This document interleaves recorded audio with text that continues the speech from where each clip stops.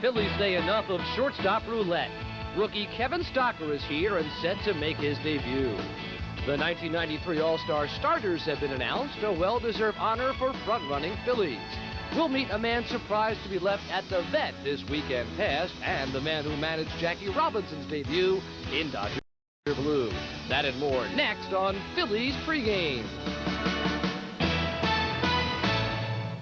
An eagerly awaited debut, Kevin Stocker wears the peppermint pinstripes for the first time at the vet next. Hi again, everybody. I'm Larry Rosen. Welcome tonight to Phillies Pregame. Tonight, it is the rubber game, the Phils and the Dodgers, after Curt Schilling again failed to find his rhythm last night.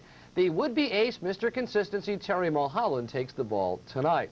Some might say he is being rushed, but truly the Phillies have shown a lot of patience, allowing Kevin Stocker a full half season to play short at AAA. The front office has been awaiting his arrival all year. Last night they finally made the move. Here is Stocker now by the numbers, the second-round pick out of the University of Washington in '91, where he was a third-team All-American. The scouting report, terrific hands, good range at short, and above-average speed. The opinions now of a couple of people in the know.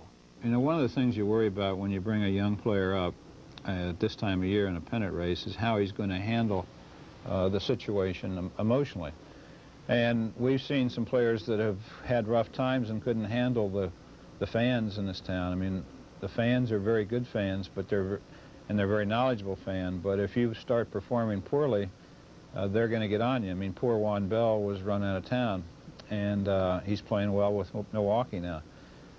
But Stocker, from what we've been able to tell, from what we know about him, and George Culver, our manager at AAA, says he's the kind of kid that's not going to be bothered if he has some rough nights, and that's going to be important. But he's the kind of guy that's not afraid to get his nose dirty and get his uniform dirty and dive for balls and leave everything he has out on the field. He's not going to ever cheat you. He does it in practice. He's got great work ethic. So Kevin Stocker making his debut tonight. Maybe, just maybe, Terry Mulholland is pitching for an all-star berth tonight. He is among the league leaders in most of the pitching categories, but a 10th win would really solidify his claim. The pitching matchup tonight is a terrific one. Mulholland, among the league leaders in earned run average innings, he leads the league in complete games. Against Ramon Martinez, he of the explosive fastball, looking for win number 8. We have Chris Wheeler and Jay Johnstone standing by. They are set with play-by-play and color commentary for tonight's game. Let us get their thoughts as tonight's rubber game against the Dodgers awaits. Gentlemen. Well, thank you, Larry Rosen. The Phillies and the Dodgers in the old rubber game tonight of this three-game series. Dodgers winning last night. Jay, good pitching matchup tonight. Terry Mulholland and Ramon Martinez. What do you look for? Well, both pitchers have great stuff. What you look for is a team that makes the least amount of errors and executes properly. So far, the Dodgers last night did a great job. They made all the plays. They got the pitching, and the Phillies had a few base-running blunders. But it's a rubber match. Phillies want to come out. They've been doing very well at home lately, so interesting game. Two guys that throw the ball well, should get the ball over the plate. We should have a good ball game here tonight at Veterans Stadium. Now back for more Phillies pregame. Let's go to Larry Rosen. All right, play-by-play in just a moment. Every now and then, Eric Davis flashes the form that stood baseball on its ear when he broke in with the Cincinnati Reds. He did so last night and powered the Dodgers to a 7-5 victory over the Phillies. And Curt Schilling still not quite back on track as the Philadelphia Phillies starter, and he was in trouble early on against Eric the Red, who's now Eric the Dodger here. Rips a base hit in the top of the first, scores Eric Karros, and gave L.A. an early 2-0 lead. Pedro Estacio could not hold that lead early. Lenny Dykstra, right in his wheelhouse, pulls this one to lead off the game for the Phillies. Home run number 9 to cut the lead to 2-1 for Lenny. Phils would get it tied on the 63rd RBI of the season for Darren Daulton. Morandini runs on the arm of Corey Snyder. Look at that throw, but tied at 2. Then the right fielders took over defensively. Watch the running grab by Eisenreich. Had it all the way. Catches in stride. Then Corey Snyder comes from out of nowhere to make the tumbling, sliding catch. Move to the top of the 4th inning. The low hands of Eric Davis. The quick bat, and it is gone to right center field. Home run number 8 for Davis. Gave L.A. a lead at 4-3-2. They would never relinquish. 1 inning later in the 5th, little 100-hopper up the middle gets by Batiste. Karros scores, 3rd RBI of the game for Davis. It's 4-2. Same inning. Bases are loaded with Dodgers for Lenny Harris. And this would be the 5th consecutive single of the inning. Mike Piazza scores, Eric Davis scores. It is 6-2, the end of a long night for Curt Schilling. Then some base running blunders by the Phils, down by 5 runs. Mickey Morandini pulls it, but Corey Snyder gets a terrific carom and in one motion guns down Morandini at second base. Score was 7-3. Next batter, John Kruk, a little one-hopper right to dial the pitcher, and Lenny Dykstra is hung out to dry, efficiently run down and tagged out. That would hurt him because the Phils were able to get close. Eisenreich lines a base hit to left field, made it a 7-5 ball game, and with a chance to really get the game tied,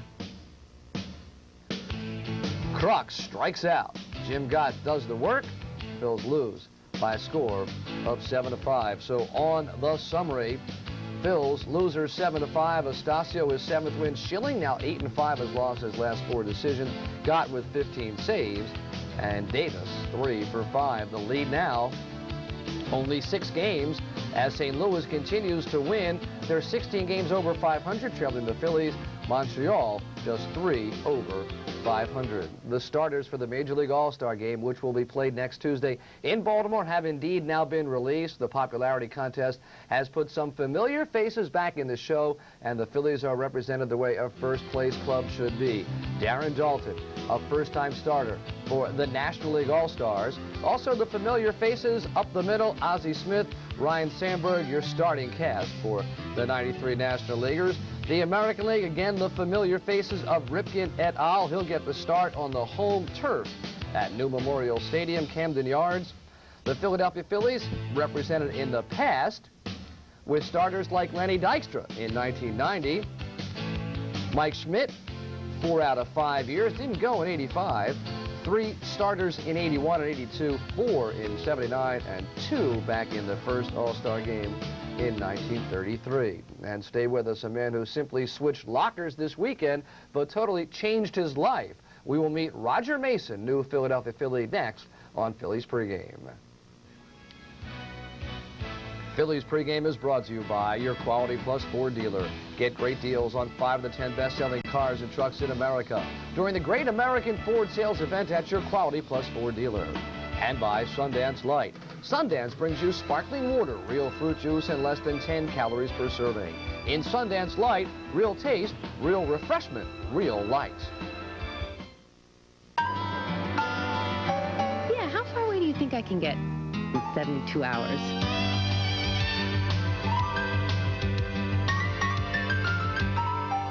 I wouldn't trust my car past the city limits.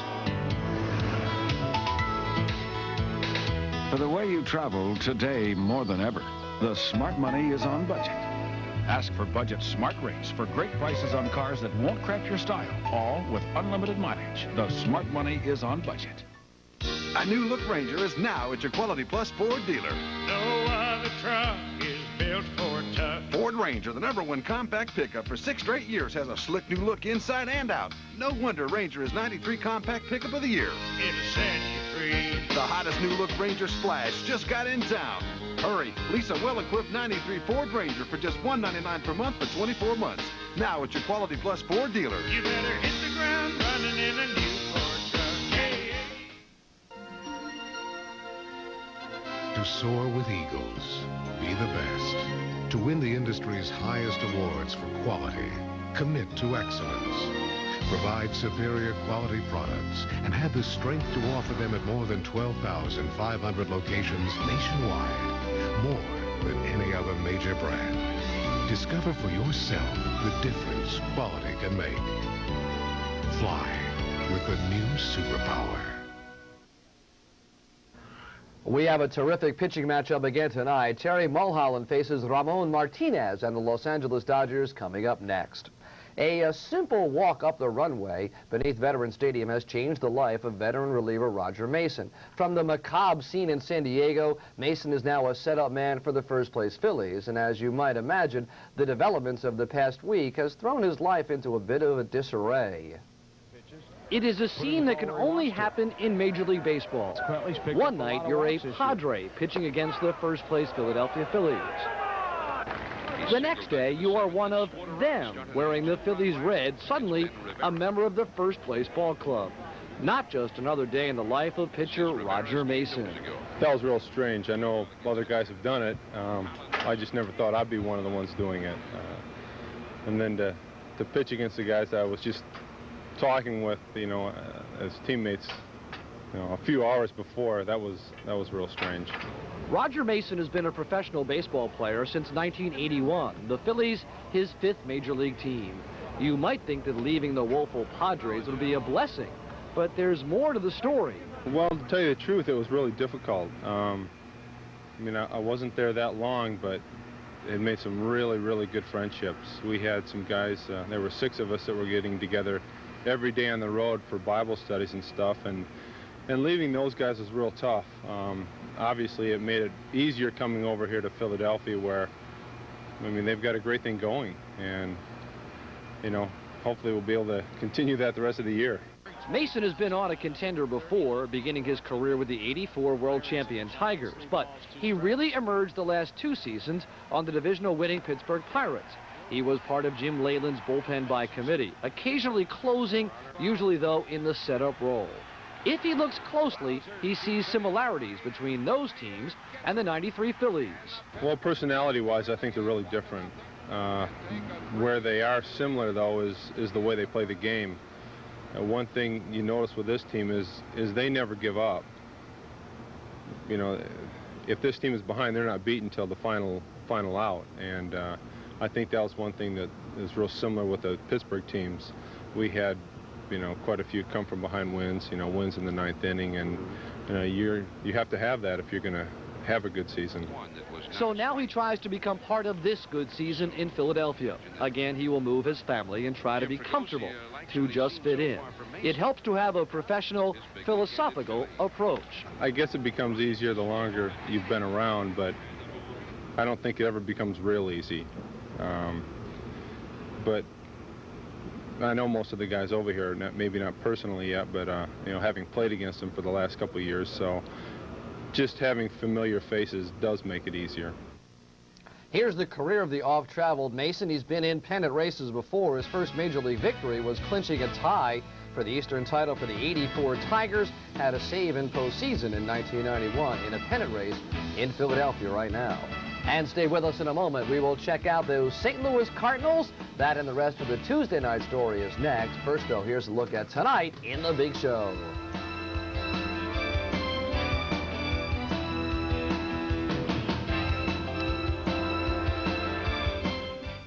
The pros who play the game of your dreams are coming to the Tylenol Kids Classic. So are some of golf's greatest weekend warriors, including Sir Charles and Eric Lindros, the Earl of Ice. It's dream golf at its finest at the Tylenol Kids Classic, July 25th through 27th at beautiful White Manor Country Club in Malvern. For tickets, call 215-565-GOLF and dream on!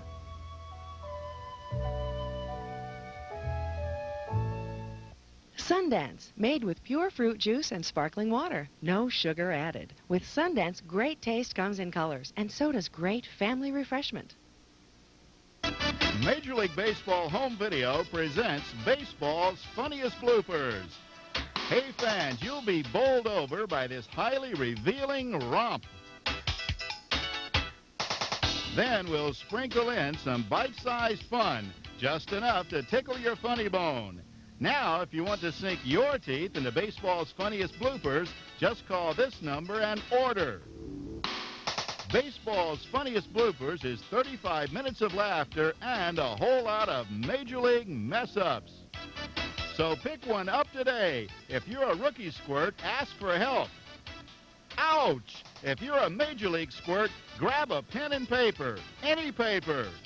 To order for just $19.95 plus $4 shipping, send check or money order to this address. Or use your credit card and call 1-800-255-9200. That's 1-800-255-9200. The rubber game, the Phils and the Dodgers, just moments away exclusively on Prism. Stay tuned. You got to give the St. Louis Cardinals a lot of credit. They've hung tough and waited for the Phillies to falter. They tried to keep the pressure on last night as our Diamond Tour begins at Busch Stadium. Cards and Braves in an off-rain delayed affair. Pick it up early on, and Greg Jeffries making a bid to be an all-star first baseman. A lot of competition there. Bob with the first two-run home run. It would be his 12th and get the Cardinals off early. Bob Tewksbury, known for his control. How about his defense? Floored him by Sid Bream. The lead would move to 3-0 as Todd Zeile base hit up the middle. Ozzie Smith scores. Cardinals look like they were cruising. Look at the great individual effort by Tewksbury. The catch, the bobble, the fall, the toss, the out at first base. However, when he turned it over to the bullpen, it got dangerous. Sid Bream, a two-run home run, his 8th, brought it back to Atlanta down by just a run. With the score tied at 3, Terry Pendleton rips a high hanger for a base hit. Nixon scores, and Atlanta had a 4-3 lead, but the Cardinals were not done. There's that man Jeffries again. Singles to tie the game at 4-4. And with the game on the line, Todd Zeile, base hit. Winningham comes in to score, make that Jeffries scores. The winning run, game's over 5-4 Cardinals. At Montreal, it was the Mike Benjamin show. There's one down the line. McGee scores to give San Francisco a lead. And the next time around, Benjamin will break the game open. In an almost identical, got to play him on the line. Double down the line, identical. Royce Clayton scores the lead up to 8-1 when Mark Carrion gets all of this one for his 5th home run of the year. A 12-1 lead.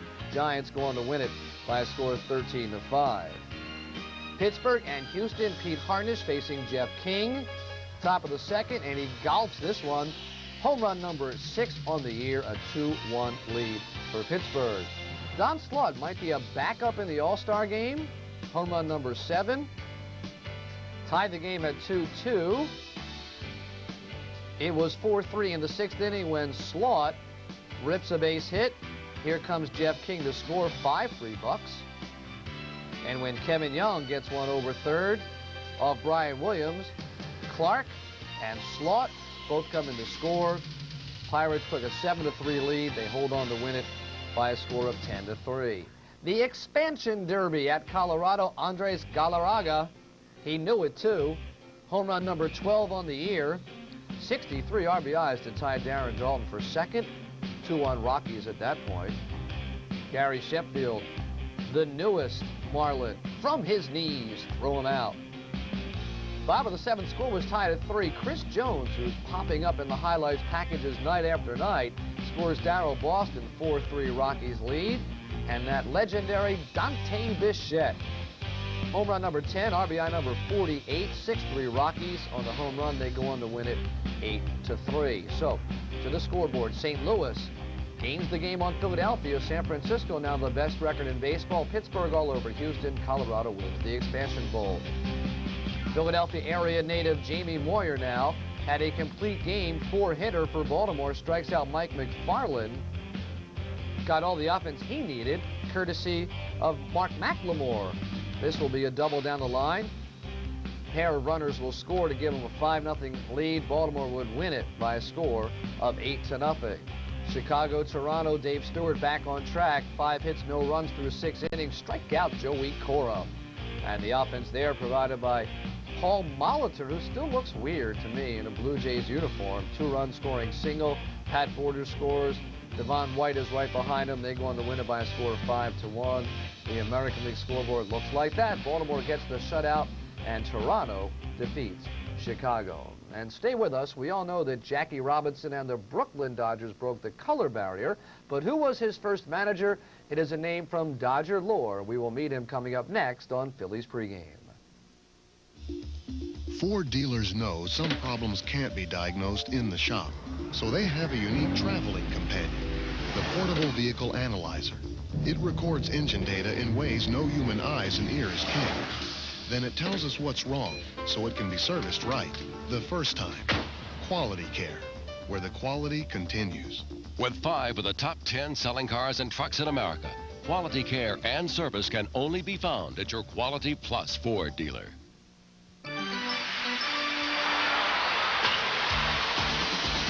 The Dodgers visit the first-place Phillies for the last time this season. Next on Prism, the home game home of the Phillies. Why is Isuzu America's #1 selling low-cab forward truck?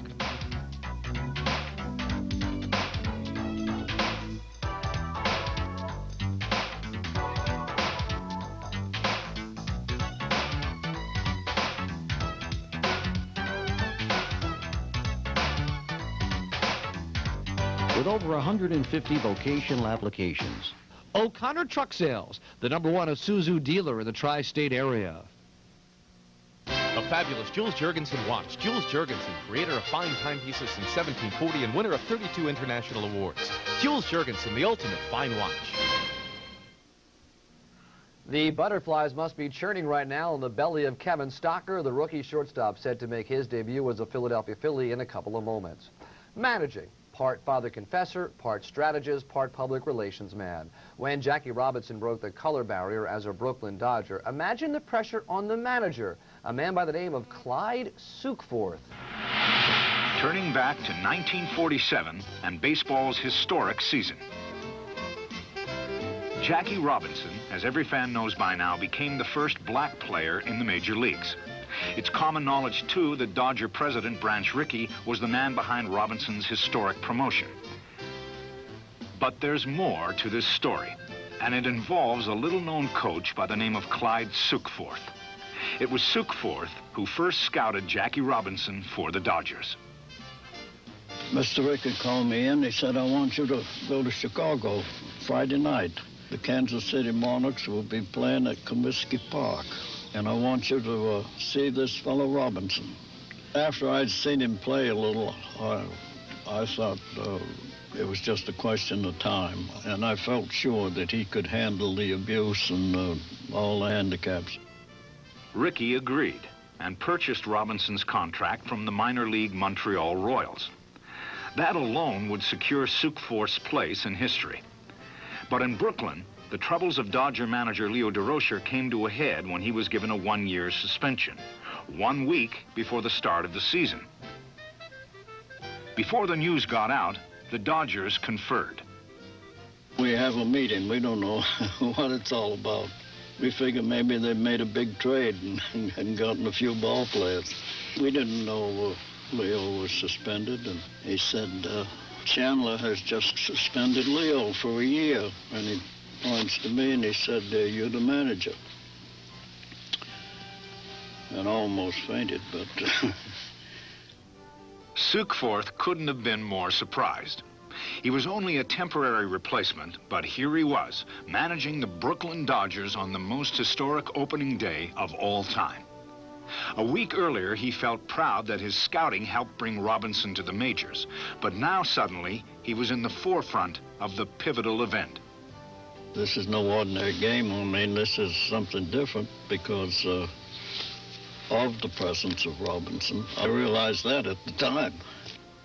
Sukeforth guided Robinson through his first day, a day that marked baseball's coming of age. The Dodgers won the opener and won again the next afternoon. But then Sukeforth was replaced. His record, a perfect 2-0. A lot about this game is being in the right place at the right time. I was only there for 2 games, but I don't think I would have won them all if I'd have stayed there. 3 days into the 47 season, the Dodgers were turned over to Bert Shotton, who would lead them to a pennant. For Sukeforth, his managing career was over. It was a brief moment in the spotlight, and it came at a time in which the course of baseball history was forever changed.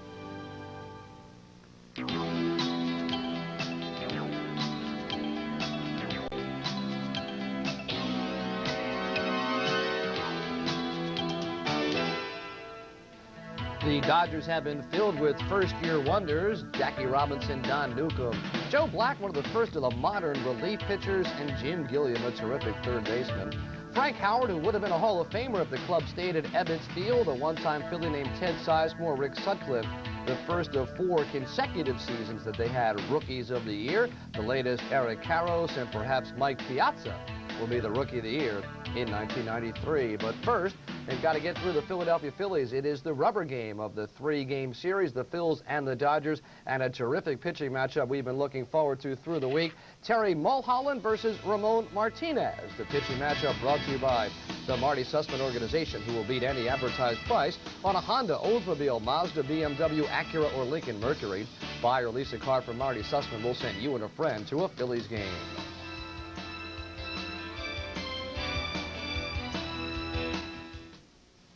Only one dealer can offer you 5 of the 10 best sellers in America. Your Quality Plus Ford dealer. Now, Ford Taurus is the #1 selling car in America. A leader in safety with available dual airbags and anti-lock brakes. Ford Taurus has been on Car and Driver's top 10 list 7 years straight. Now, for a limited time, save $1,200, including $500 cash back from Ford on all Taurus sedans and wagons. Hurry, save on 5 of the top 10 sellers in America. Only at your Quality Plus Ford dealer. The pros who play the game of your dreams are coming to the Tylenol Kids Classic. So are some of golf's greatest weekend warriors, including Sir Charles and Eric Lindros, the Earl of Ice.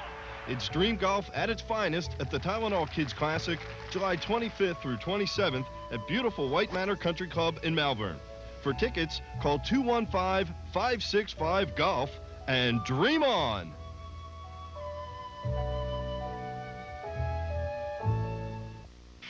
Batter up! At all 6 Marty Sussman dealerships in Pennsylvania and New Jersey, Marty Sussman says, bring us any dealer advertised special and we'll beat it, or give you 2 tickets to the Red Hot Phillies. Buy or lease any new or used car till the end of the month and get 2 Phillies tickets. Your Marty Sussman second opinion dealer will beat your best advertised deal and send you to the Phillies. The Sussman Organization. Honda, Oldsmobile, Mazda, Lincoln Mercury, Acura, BMW. Phillies pregame has been brought to you by your Quality Plus Ford dealer. Get great deals on 5 of the 10 best-selling cars and trucks in America during the Great American Ford Sales Event at your Quality Plus Ford dealer. And by O'Connor Trucks, the #1 Isuzu dealer in the tri-state area. Stay tuned. Coming up next, exclusively on Prism, Lenny Dykstra leads the Philadelphia Phillies against the Los Angeles Dodgers. It is Terry Mulholland and Ramon Martinez, your matchup. Enjoy the ball game, everybody.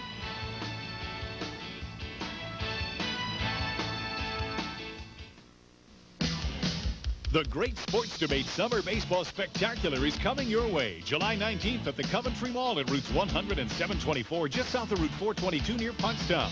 Join Angelo, Glenn, Jason, and Al for an hour of complete and utter baseball madness.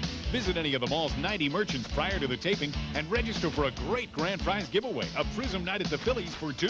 It's the Great Sports Debate Summer Baseball Spectacular, Monday, July 19th at the Coventry Mall. Be there or be a Mets fan.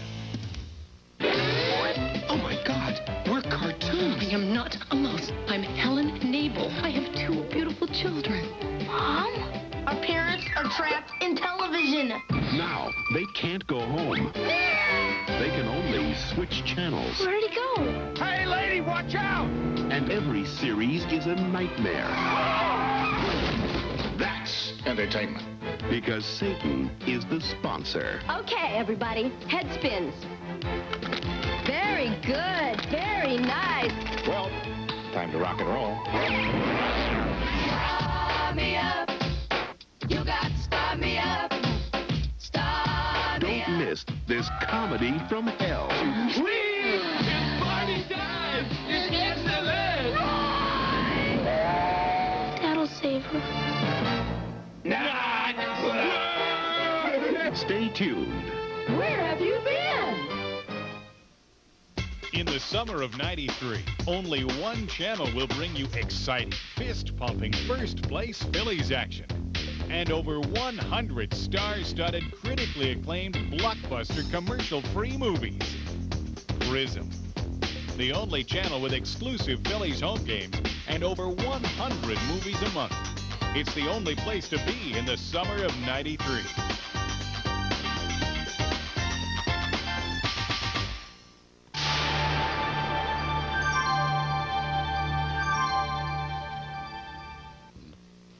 In a summer so filled with scintillating performances, one position has been like the heel of Achilles.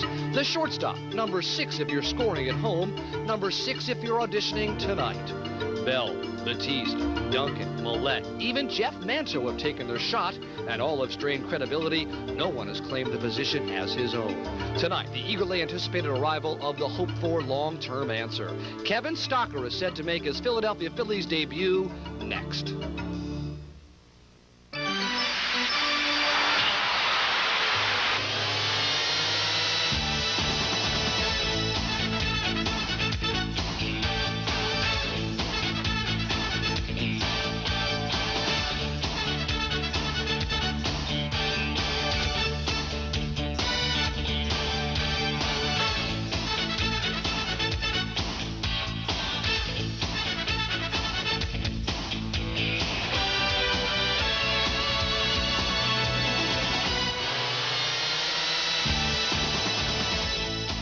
There's nothing like an opening night. We'll raise the curtain on the career of Kevin Stocker next.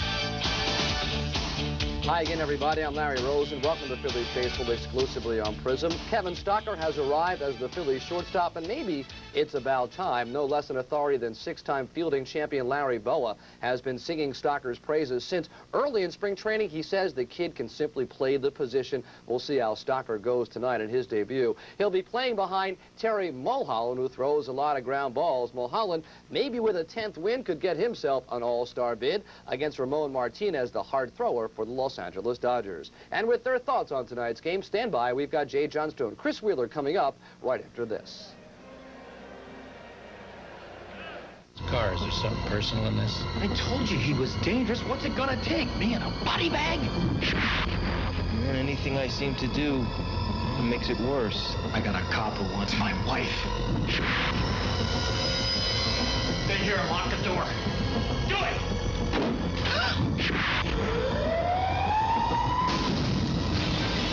She's all alone, Mikey. Turn! Back up!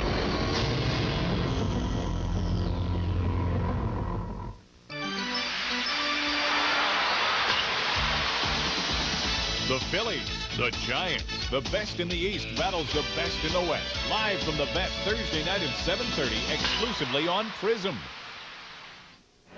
Well, hi, everybody, and welcome to sweltering Veterans Stadium, the Phillies and the Los Angeles Dodgers' final game of this 3-game series. Jay Johnstone, good news for the Phillies tonight as both Darren Daulton and John Kruk elected to the All-Star team. Well, it's they've had marvelous first halves. They've done a terrific job. They're been well rewarded by the fans for being voted at the first position. But I think that Lenny Dykstra coming in fourth somewhat left out. Now remember, fans, just because you came in fourth doesn't mean you're going to get taken on the All-Star team. I think that he should be. I mean, he leads the National League in runs scored. He's tied for first in doubles. He's had a marvelous first half. He's got his batting average up to 297. So it remains to be seen what's going to happen with Lenny Dykstra. But I really believe that he is the catalyst of this team, and he really truly belongs on the All-Star team. Lenny Dykstra, Darren Daulton, John Kruk in the lineup tonight against Ramon Martinez, and also the Major League debut of Kevin Stocker. We'll be back with the starting lineups coming up right after these messages. Phillies baseball is brought to you by Bud Light. If you want great taste that won't fill you up and never lets you down, make it a Bud Light. By your local Sherwin-Williams paint store. The pros know. Ask Sherwin-Williams, a participating sponsor of Major League Baseball. By Mellon PSFS, the official bank of the Phillies. By Bell of Pennsylvania Yellow Pages. No other book can match it, a Bell Atlantic company. Save up to $5 by joining Texaco's Frequent Fueler Club. Visit your local participating Texaco location for all the details. Texaco, star of the American road. By Coca-Cola, it's always Coca-Cola. By Cento Fine Italian Foods, the company that says trust your family with our family. Call Pizza Hut Delivery now and have your pizza by the 4th inning. By Jiffy Lube, America's favorite oil change. And by Personal Choice, the health plan that controls costs, not people. The Bud Light Spotlight's on Phillies! We'll tell you what we like with our Bud Light. Beach volleyball and Bud Light. Give me the Flyers and a Bud Light. cheesesteaks? Cheesesteaks. Cheesesteaks. Enough already with the Philly cheesesteaks. Anything goes well with Bud Light. We like Bud Light and Ben. Bud Light! Bartender, we need a Bud Light. Yeah, you're right, Judd. There's no beach traffic. Easy. I went out. There's a Coke machine. Man, I'm so hot. You certainly are. Hot as in sweaty. Okay, so crank on the AC. Air conditioning is for the weak, like yourself. I'm sticking to the seat like yourself. That Please dog is don't. moving faster than we are. All you guys ever do is complain. Your shoes are pretty. Could someone please fan me? No. Coca-Cola, anyone? Yeah. Thank you, Alan, for serving a purpose in my life for the first time. Well, I guess You're it's very quality welcome. time together. Well, welcome back to Veterans Stadium. Chris Wheeler with Jay Johnstone and Gary Maddox. Here's your Sherwin-Williams starting lineup tonight for the Los Angeles Dodgers, managed by Tommy Lasorda. Brett Butler, the only left-handed hitter in the lineup. Jose Offerman at shortstop. Corey Snyder in right field. Eric Karros at first. Mike Piazza's the catcher. Eric Davis in left. Tim Wallach at third base. Mike Sharperson at second. I lied. Ramon Martinez is a left-handed batter. And for the Phillies out there on the infield, Hollins, and welcome to shortstops. Devin Stocker at second base, Mickey Morandini, Johnny Kruk. First base, in left field, Milt Thompson. I'm okay. Jeez. Lenny Dykstra in center, Jim Eisenreich. In right, Darren Dalton behind the plate, and on the mound, Terry Mulholland. And there are the numbers on Mulholland. He's 6'3", 215-pounder. Terry, now 30 years of age, makes his home in Scottsdale, former #1 pick of the San Francisco Giants in June of 1984. Against the Dodgers, 1-0 this year. He beat Oral Hershiser 9-1 on May 2nd at LA in a complete game. He walked 3 and struck out 4. Obviously, anybody who lives in this area knows it's miserable. Oh, you got to think you're down somewhere. As we look at the temperature right now, it's 94 degrees. You got to think of palm trees and oceans and flowery things.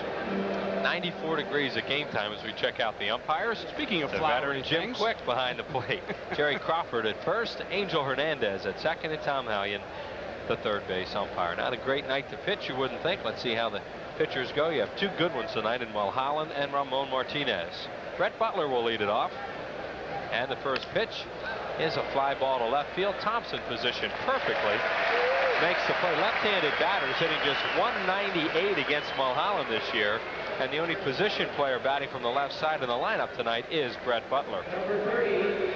Actually, Thompson had to go back a little bit on that ball. He was playing maybe 2-3 steps too shallow as we take another look at Terry Mulholland and the ERA leaders of the National League. Mulholland in second place. Andy Benes today pitched a 1-hit shutout against the New York Mets as Anthony Young lost again 2-0 on a late home run by Sinfracco. Terry Mulholland with 9 wins. If he wins tonight, he would be a 10-game winner, chance to be named to the All-Star team. They will be named later. Who hit the home run? Sinfracco. They told us that's the way you pronounce his name. Or it's a household name. Yeah. Archie Sinfracco. We were calling him Cianfrocco for the last couple years. And he wants to be called Sinfracco, so he's got it. Okay by me. Offerman fouls it off. Right-handed 255, left-handed 277. Jose with 31 runs batted in, more than he had all of last year. A career high for him.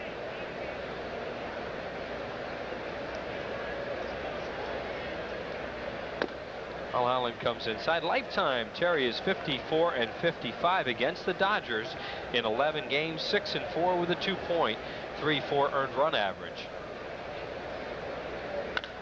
Foul ball.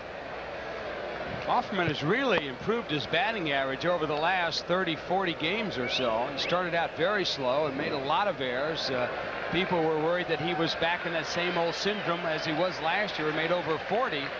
But this year, as Chris said, he's got his average up to 270s, and he's stolen 11 of his last 13 bases.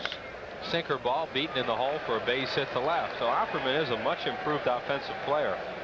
He's still very young, and they have a lot of hope for him. And he can run. 14 stolen bases in 20 attempts. Corey Snyder, the batter. There's the breaking ball out over the plate. Offerman waits with it, bounces it right on the ground by Hollins. Last year, Offerman 13 for 40, a 325 average against the Phillies. And he continues where he left off from last year with that hot pace. So Offerman asking Joey Amalfitano to run through the signs again for him. Corey Snyder at 292. He has played great defensive baseball in this series. Pete Morandini out at second base last night on a base running mistake by Mickey, but a perfect play by Snyder. And he's made 2 good catches on balls hit by Dalton. Well, this is his 49th straight game. They are very happy with him playing in the outfield. Like you said, he's made nothing but fine plays, has no errors in those 49 games. And the big thing with Corey Snyder is the fact that he's getting an opportunity to play in his hometown. He's a California boy, Los Angeles boy. He did not like playing in San Francisco, and he's responded well. Low with a breaking ball. One thing about playing in San Francisco, you never have a night like this. No.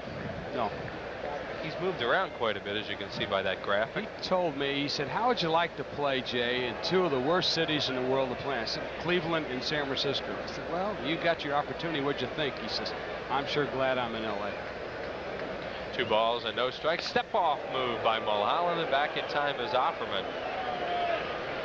Mulholland has only caught one base runner this year because they just don't lead off very far. Offerman had kind of a big lead there and was able to get back. Snyder, a fly ball, shallow right field. Jim Eisenreich, the right fielder, waits. 2 outs. You know, you look at that high fly ball by Snyder and you think, oh, that's just another out. But really, Lasorda and Ben Hines, the batting coach for the Dodgers, are happy with that because the problem with Snyder in the past, he's always tried to pull everything. Now that he's going and hitting the ball the other way, he's put his average up almost to 300. So 2 outs for Karros, the first baseman, batting in the cleanup spot with 8 homers and 33 runs batted in.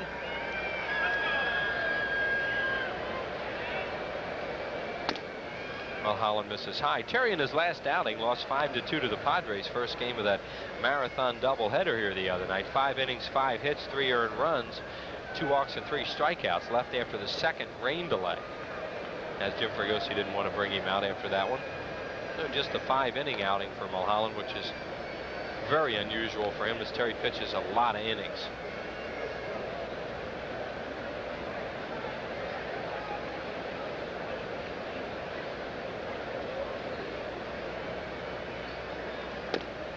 Strike called, says Jim Quick. 1-1. Piazza waits on deck. Phillies with 2 All-Stars.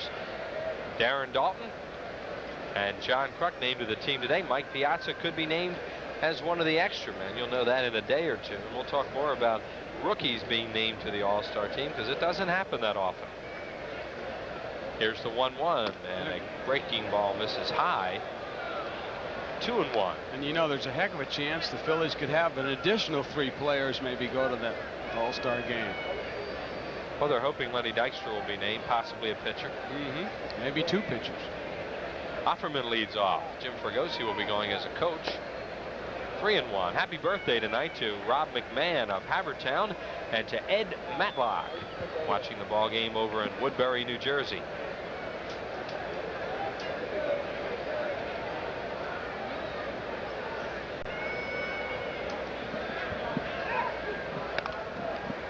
Offerman not getting a big lead at all. He knows how quick Mulholland is. And Offerman has done a pretty good job in stealing bases. I mentioned earlier, 11 steals in his last 13 attempts. 3 balls and 1 strike. Fly ball foul out of play right side, so the base runner Offerman will be off on the 3-2 count with 2 outs here in the first inning. Just underway. Final game of the series. The Giants move into town tomorrow night for a 4-game matchup between the Phils and San Francisco.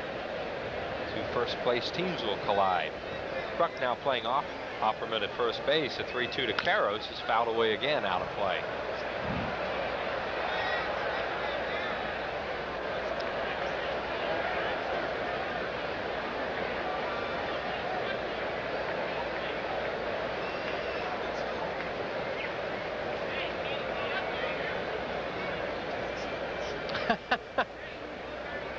That's the Hall of Famer, Vin Scully.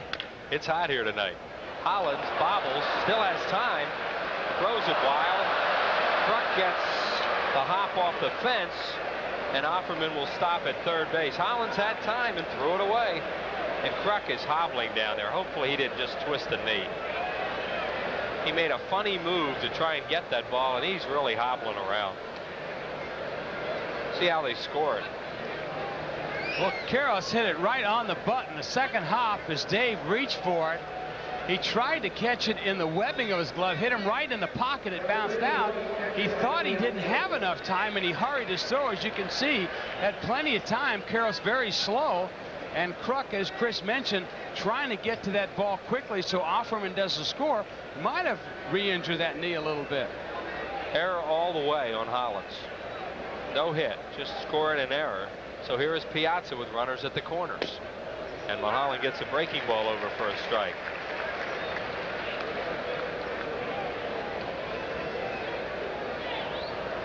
Boy, what an entourage they have here from the Piazza family and the Lasorda group.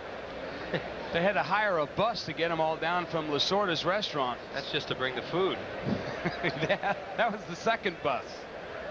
Piazza pops it up playable in the infield. Morandini waits, squeezes it, and out of the inning is Terry Mulholland of the Phillies. No runs a hit, an error, and 2 men left on base. No score after a half inning.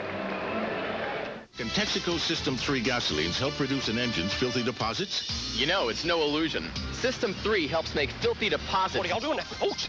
Disappear. Where's my car? All it took was System 3, and now my Bronco takes off like my Thunderbird. System 3 really whipped those filthy deposits. Well, I love it when she talks like that. When it comes to performance, in cars both new and old, you can count on every grade of Texaco System 3. Where's my car?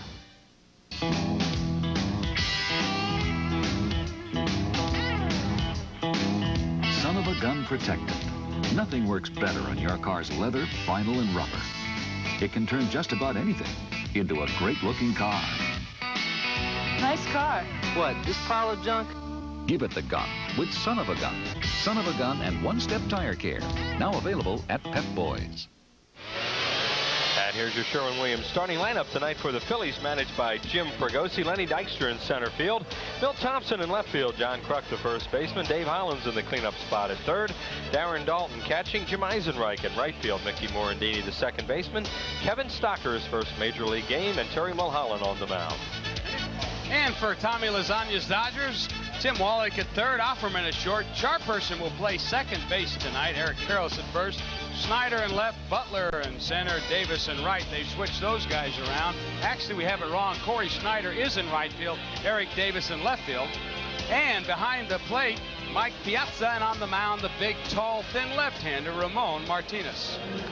Ramon Martinez is 6'4", a 176-pounder, 24 years of age.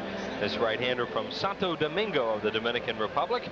And he was signed by the Dodgers as a free agent in September of 1984. Against the Phils this year, he's 0-1, losing 2-0 to Schilling on April 23rd at the Vet. 7 innings, 5 hits, 2 earned runs. Uncharacteristically wild that night, walking 5 and striking out 1. Martinez fastball, good curveball, and an excellent changeup that'll throw at any time.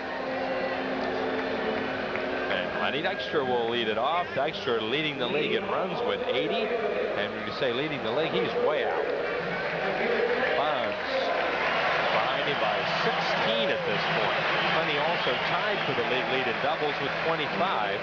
Finished 4th in the balloting today. Bonds, Andy Van Slyke, who's on the disabled list, and David Justice named to the team. Dykstra finishing 4th, which means he'll have to be named by Bobby Cox if he makes the ball club, and he should make it. Well, I would hope so. Martinez starts him with a fastball high. Lenny against Ramon Martinez is 7 for 29 with a couple of runs batted in. That's a 241 average.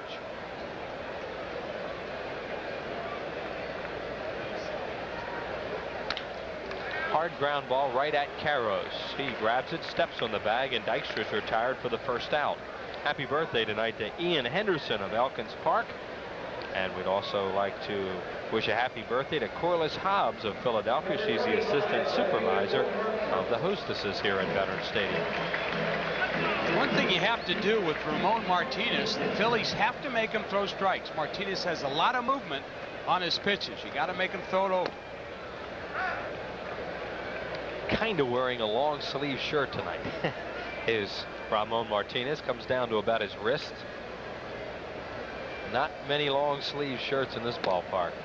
Outside to Milt Thompson, 1-1. Thompson's been a hot hitter, swinging the bat very well. And Phillies are having a great platoon situation out there with him and Incaviglia this year, even though it has not been a strict platoon. Thompson fouls it away left side. Milt batting .407 in his last 9 games with a homer and 6 runs batted in. There it is.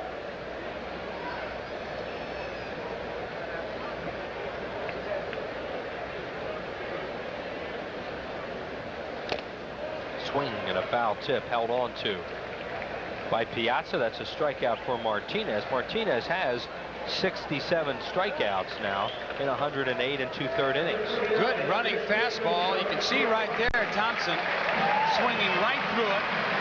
And you say, well, how can a guy miss a fastball? Let me tell you, folks, it's real easy when you got a guy that throws the ball 88, 89 miles an hour with a little movement on it. It's real easy to miss those fastballs.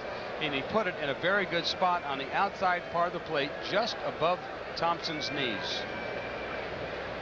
Kruk, the batter, third in the league in hitting, lines it down the left field line. It is a foul ball. Boy, it couldn't have been fouled by much, could it? Yeah, that's a blind spot. We can't see it. There we see the ball go. Now you see there's not much room between the line and the fence. Ooh. And that ball maybe by a foot, maybe by a, or even less. Kruk had a little bit of English on it. As the ball was running away from him, he kind of sliced it that way. And it missed the line, as you saw, by about 6 inches to a foot. See Kruk hitting the ball well against the Dodgers this year. He leads the league in walks with 71. As we mentioned, third in the league in hitting behind Andres Galarraga and Orlando Merced.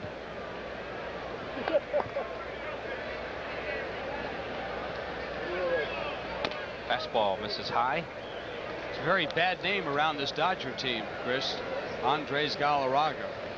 After the incident where Galarraga, who thought they were throwing at him, took a hard slide into Jody Reed, kicked him in the elbow at second base. He's been out for a couple weeks now and probably be out for a couple more.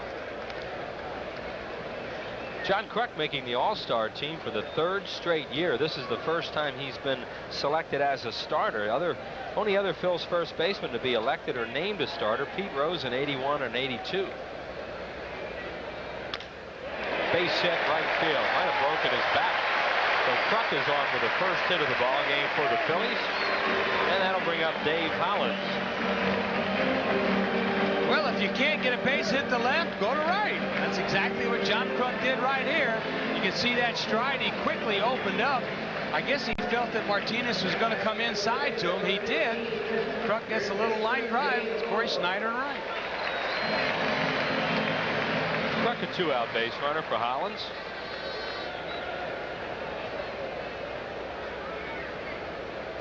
Dave at 7 for 18, 389 in his last 4 games with 4 runs batted in. He's been swinging the bat real well the last few games.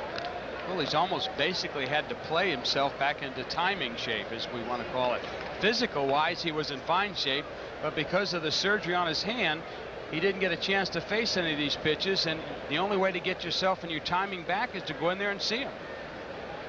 The last 4 games, he's been hitting the ball very well. Facing mostly right-handers too, so he's batting left-handed, which is not his stronger side. 253 left-handed, 337 from the right side. The Giants are going to come in here with a couple of left-handers, Bud Black on Friday and Hickerson on Sunday. Swift tomorrow night, and Burkett, 13-game winner on Saturday. Hollins takes a fastball outside. It's 3-0.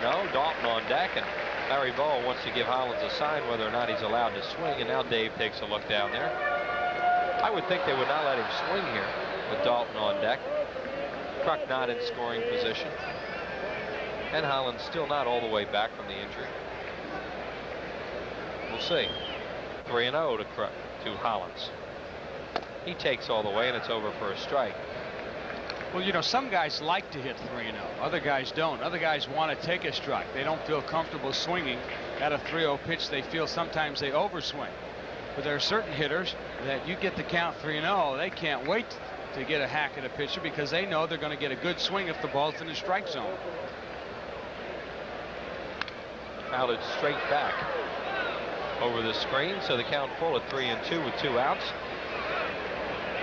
And that means, as Darren Daulton waits to bat, that Eric Karros will play off John Kruk at first base, and Kruk will be running on the pitch. You see the Dodgers first baseman ready to retreat.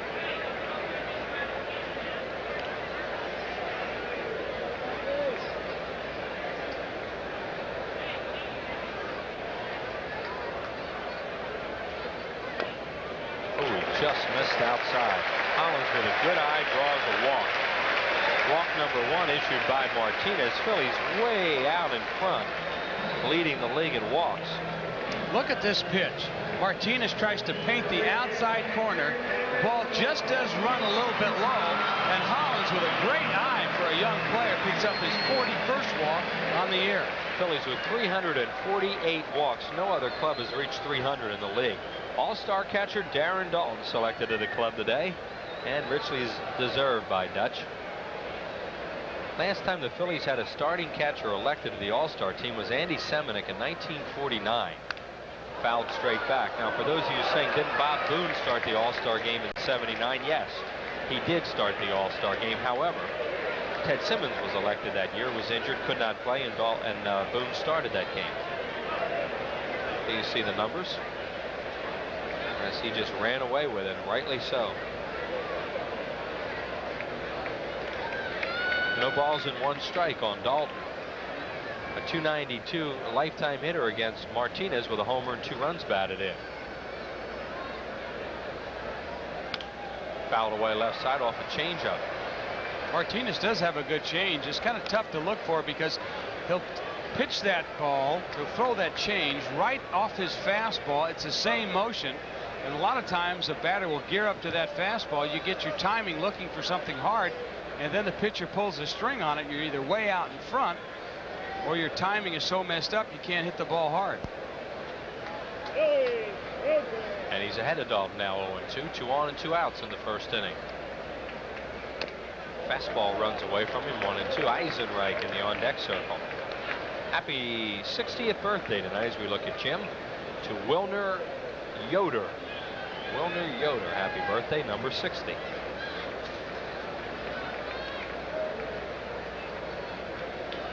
The 1-2 pitch. That's a changeup. So that one's really sinked down. How about fastball, changeup, fastball, changeup? Is there a pattern developing? There's Daulton now tied with Galarraga, who's jumped up into the number 2 spot, and Barry Bonds with 62. We'll see him tomorrow night. Matt Williams is disabled. 2-2 pitched on the way to Darren Daulton. Fouled away. That was another changeup. Changeup. Yep. So he went fastball, changeup, fastball, changeup, changeup. So there was not a pattern developing, or there was, and they got away from it. Yes, they did. He will throw mostly fastball, changeup for Ramon Martinez. He does throw a curveball and an occasional slider. Well, every now and then you see Mike Piazza look over to the dugout and get a sign from either Tom Lasorda or one of the coaches. Low with a fastball. So Daulton runs out the string at 3-2. Hernandez had him buried at 0-2. And now the runners will be off again as Hernandez adjusts his trousers, which have disappeared into his pants. Yeah. See, and that's been the book on Martinez. You have to make this kid throw strikes. He's got great stuff, but he goes for the corners, and he'll make you hit his pitch. You have to make him get the ball over to you up until 2 strikes. And you got to be a little careful because he can paint the corners. And now he wants Piazza to go through the signs again. Kruk the runner at second base, and Hollins at first. And there's your situation here in the first inning.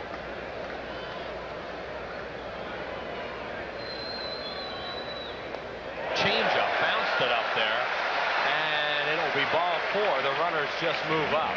No wild pitch involved.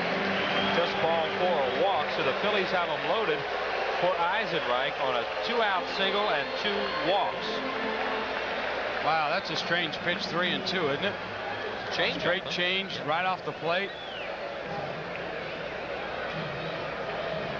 Does he throw a split finger pitch? No, he throws a straight change. It looks like he had it, he does. He James really held added it. Yeah, he really held it very funny, and that ball dropped down. Normally, when you get shots of his changeup, he kind of chokes it in the back of his hand, like and a that's what circle it was, because it was he held it very funny. You could see the ball just sink when it got to the plate. Tommy Lasorda looking on. Eisenreich got a bases loaded hit off the glove of Ackerman last night. There are the numbers on, Jim. 31 RBIs, more than he had all of last year when he had 29 in Kansas City.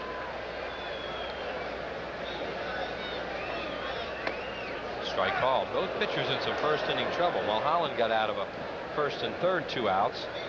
And now the bases are loaded with 2 outs for Eisenreich, with Morandini waiting on deck.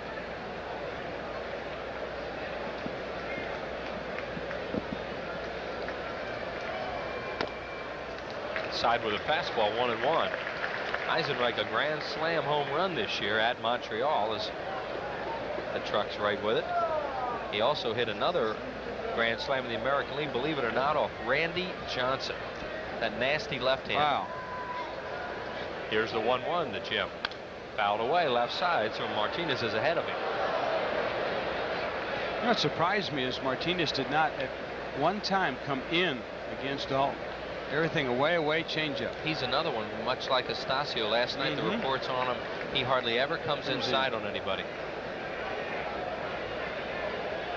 But Estacio throw more breaking balls. 1 ball, 2 strikes now to Eisenreich. Struck him out on a fastball. 2 strikeouts in the inning for Martinez, who gets out of the jam. No runs, a hit, no errors, and the Phils leave him loaded. No score after 1. My mama told me you better shop around, shop around. You better shop around. My mama told me you better shop around, shop around. You better shop around, I always go to the shopping center 9 out of 10 people use. The genuine New Jersey Bell Yellow Pages. 9 out of 10 use it. No other book can match it. A Bell Atlantic Company. Who's your favorite Philly? Darren Daulton? No. Lenny Dykstra? Terry Mulholland? Well, who is it? Everyone loves the Phillies, and every kid loves the Fanatic. If you're 6 to 12 years old, you could be the Fanatic's special pal at the August 14th Phillies-Mets game. You'll spend the 5th inning with the big green guy, and you'll get really excellent seats for the rest of the game. Send a postcard with your name, address, telephone number, and age to this address. It's a fantastic, fun-filled contest just for kids from your Fanatic friends at Prism.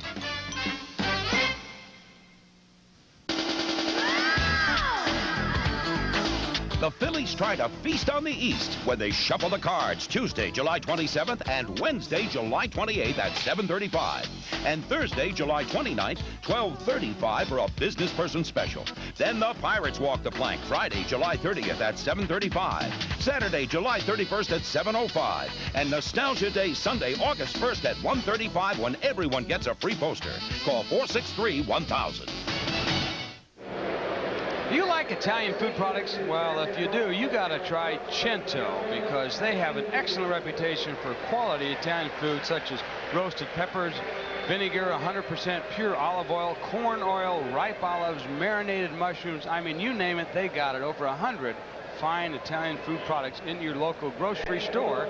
And each time the Phillies hit a home run, bang, $200 going into the coffers of the Philadelphia Child Guidance Clinic. Compliments of Cento.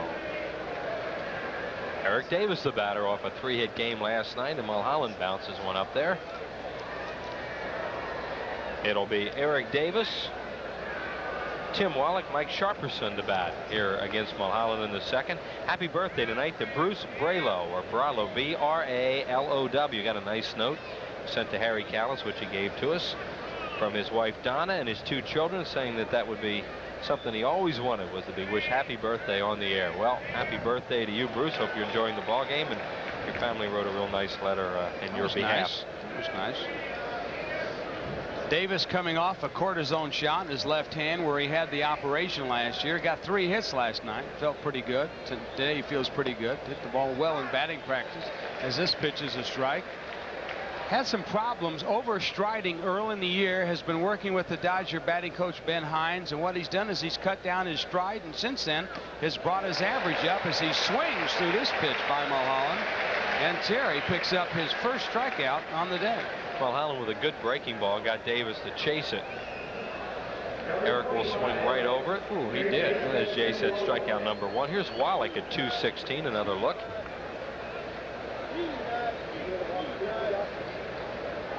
Well, he went for all the marbles on that one, didn't he?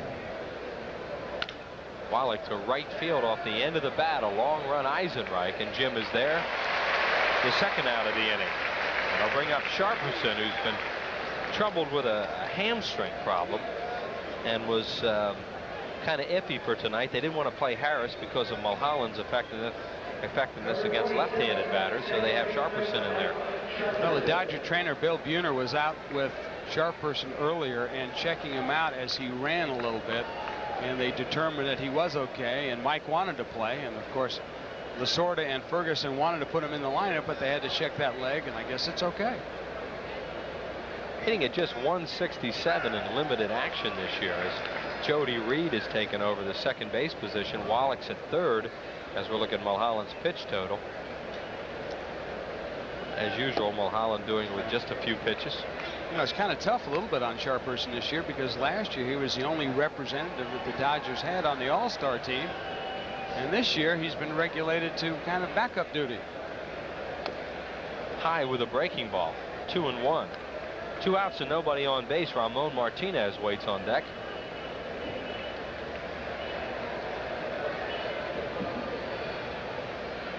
Chases that sinker ball down and away.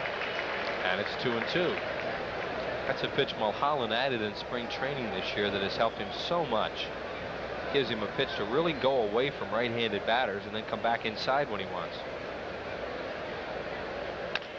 Out over the plate. 2 more. Morandini. Mickey throws him out. And the Dodgers gone in order in the second. No runs, no hits, no errors, and nobody left. To the bottom of the second, no score.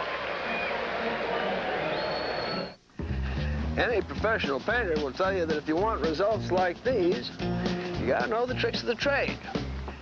You got to ask Sherwin-Williams. Now, these are guys you can trust. They've got good paint, good price, good advice.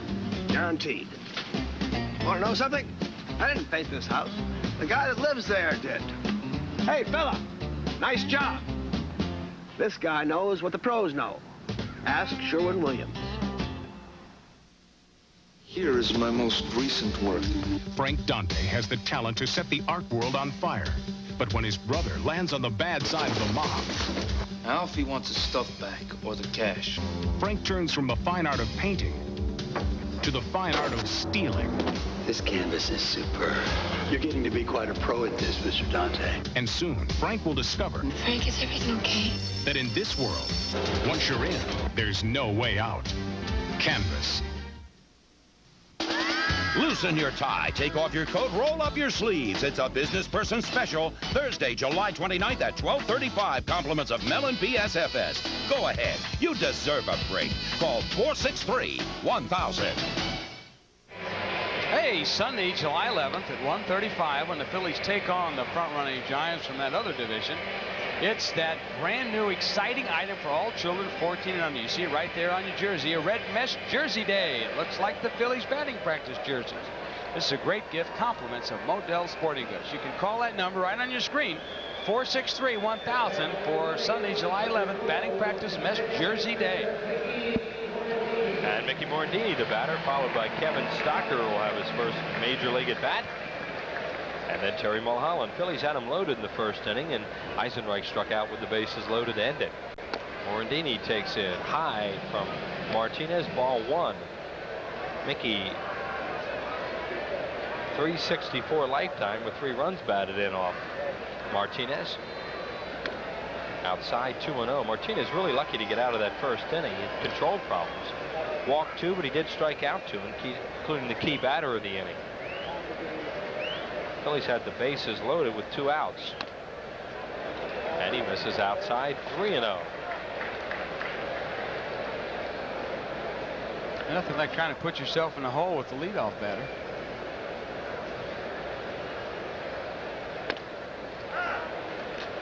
Even the strike he just threw then was outside. Butler, the center fielder for the Dodgers, has Morandini played about 7-8 steps towards left field. And Martinez continues to throw outside, and he walked him with another outside pitch. Walk number 3 issued by Martinez, and that will bring up Kevin Stocker, a switch hitter. Here's the hand for him. Well, you almost kind of wonder when some of these pitchers are going to go inside. You just can't constantly pitch outside the whole game. Here you see the numbers on Kevin. He had a 16-game hitting streak between June 8th and June 19th. Committed 15 errors at Scranton Wilkes-Barre, but did not commit an error in his last 17 games, so he continued to improve offensively and defensively, so they decided to bring him up. And the pitch is low, ball 1. Phillies saw quite a bit of Stocker during spring training. And the fact that he's a switch hitter can only help him here in the big leagues. Can run. Oh, yes, look at that. Stole 17 bases in 23 attempts.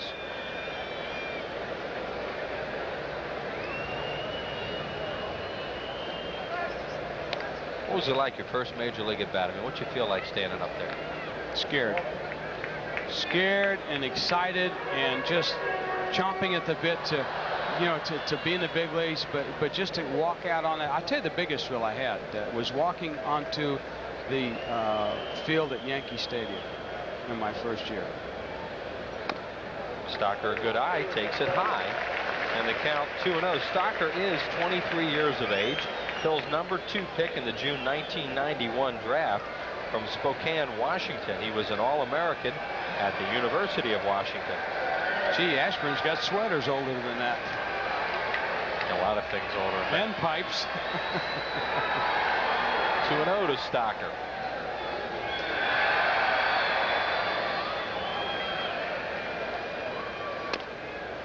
Whoop.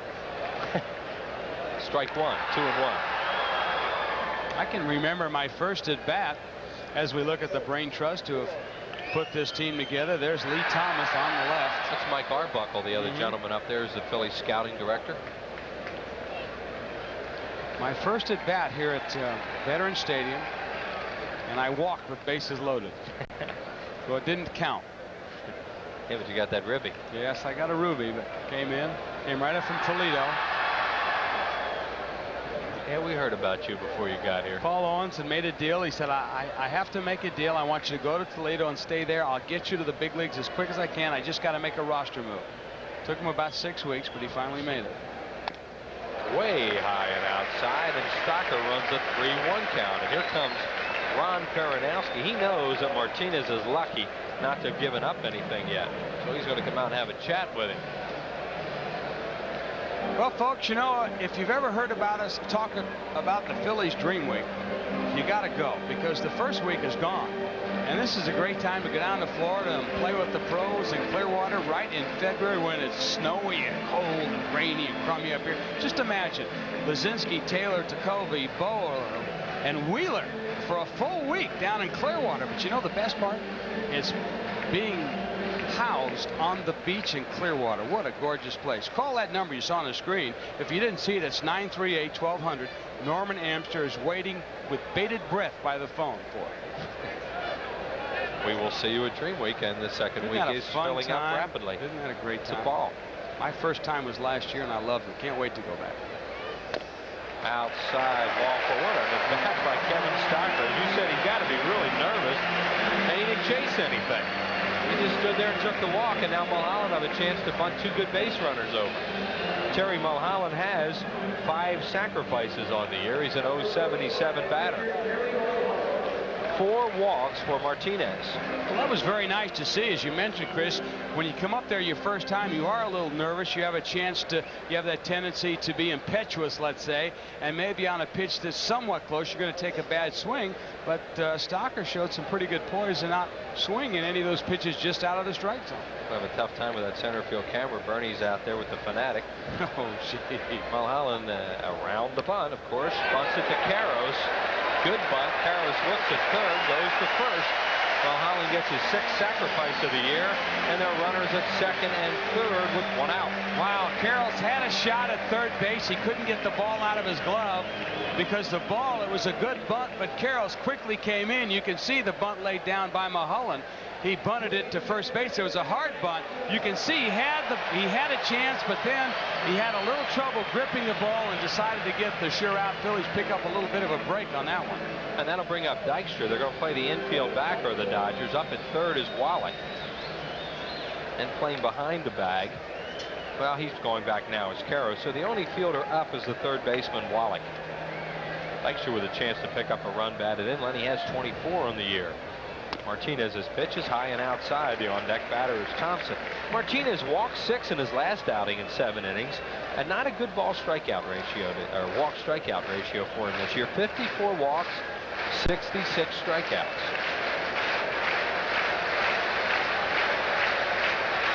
That's the crowd doing that. I don't think the Fanatics got the camera going.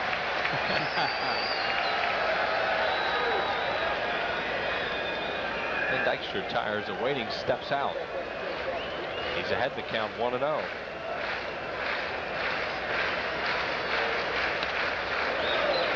Change up, and he fouled it back. Martinez's changeup goes down and away from the left-handed batters.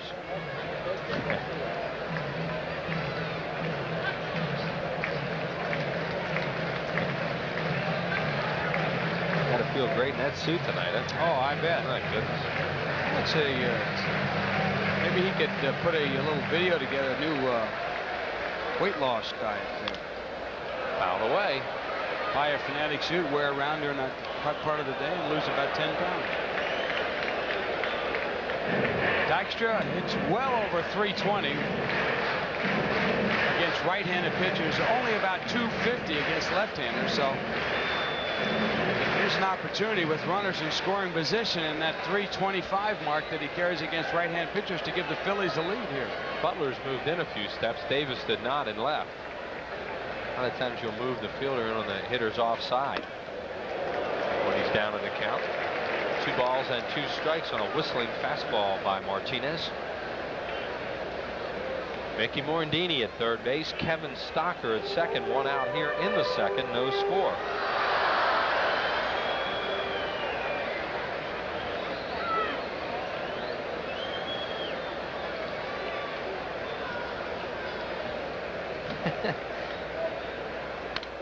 Dykstra fouls it off. The facing of the upper deck just beside us and back down into the crowd.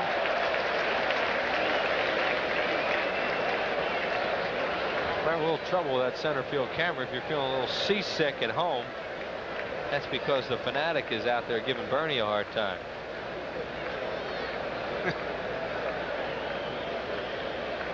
You know, you can say all you want about that guy in San Diego called the Chicken.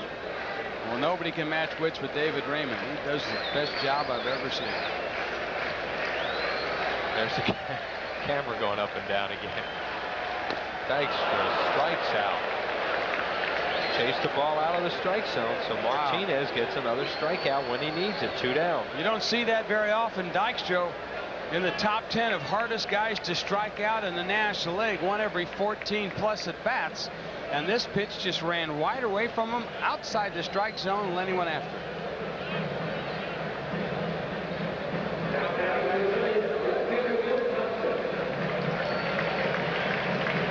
So now it's up to Thompson, who struck out his first time up.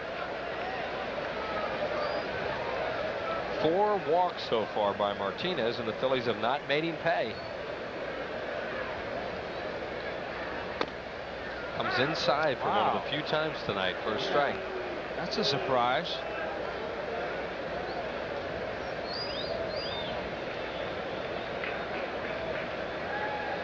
Martinez throwing a lot of pitches in the first 2 innings.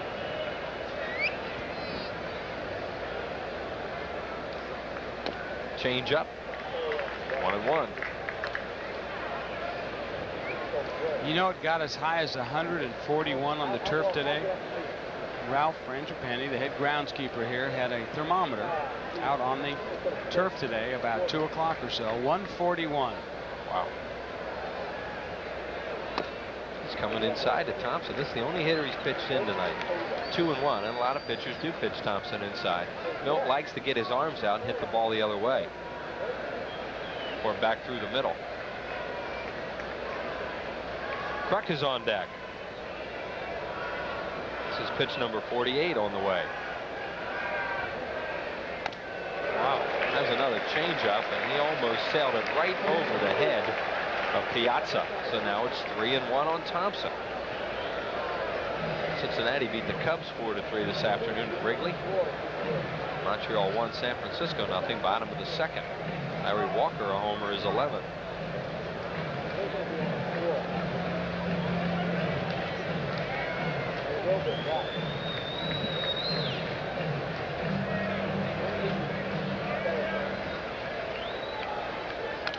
Foul ball out of play off a fastball. You know, you talk about Larry Walker, the good right fielder for the Montreal Expos. I've often wondered if he was in a better hitter's park, how he might fare. Like, let's say he played in Veterans Stadium or Wrigley Field or one of those places where the ball carries a little bit. Very tough to hit in Montreal, not because of necessarily surroundings and it's an indoor stadium. It's because it's hard to pick up the ball there. It's very tough to see that ball. Thompson, little looper to left, a long run, Offerman and Davis, and it drops. Both runs score, and Thompson has a bloop double, and the Phils lead it 2-0. Milt might have chased ball 4 there, but he gets 2 runs in on it. Well, the Phillies catch a real lucky break because Davis playing maybe back a little further than he should have, but you don't expect Milt Thompson to hit a little bloop like this. Look how far Davis had to run. And Davis, as you see, did not dive for the ball. Davis has been known to dive for a lot of balls in the past, but somehow ends up injuring himself. So this time he elected to let the ball bounce off his body, keep the ball in front of him, because if he dives and the ball gets by him, Thompson might have an inside the park home run. Well, we just talked about how he's probably playing too deep for the left-handed hitters on their offside. And there's a perfect example. Jay was too deep. Ball dropped in front of him. And now Kruk gets a shot. So the Phillies do make Martinez pay for the walks, even though he made a pretty good pitch to get Thompson out. Right, and it was a pitch. It was not a strike, Chris, as you saw the replay. Started Kruk with a changeup and missed. Phillies 2, Dodgers 0 in the second inning. And the big reason that the Phillies were able to pick up those runs was the fact that Terry Mulholland, as a pitcher, did his job and sacrificed him over. Not a bad job by that young man in his first major league at bat, too, taking a walk. Kind of looks like an old Dennis the Menace. He is a very mature guy. I mean, he's a college kid. You know, he's not like you're bringing up. You know, you hear some people talk like the Phillies were bringing up a high school kid today. I mean, he's 23, 24 years old. He played in college, and he's played a couple of years in the minor leagues. Like Fergosi was talking about, he played in the major leagues when he was 19. Out to talk a little bit to Martinez to settle him down. Martinez really not even close to the strike zone. Phillies did not bring up a babe in the woods today to offer to the baseball gods for sacrifice. Boy, Martinez is really struggling early on. Well, Lasorda's going to let him pitch out of it because the Dodgers have nobody up in the pen. 3-0 to Kruk, who leads the league in walks, and he swings 3-0 and misses. Hand flew off the bat as he tries to wipe some of the perspiration away.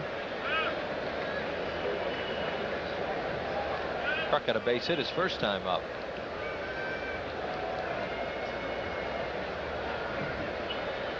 Milt Thompson at second base with 2 outs and a couple of runs in for the Phillies.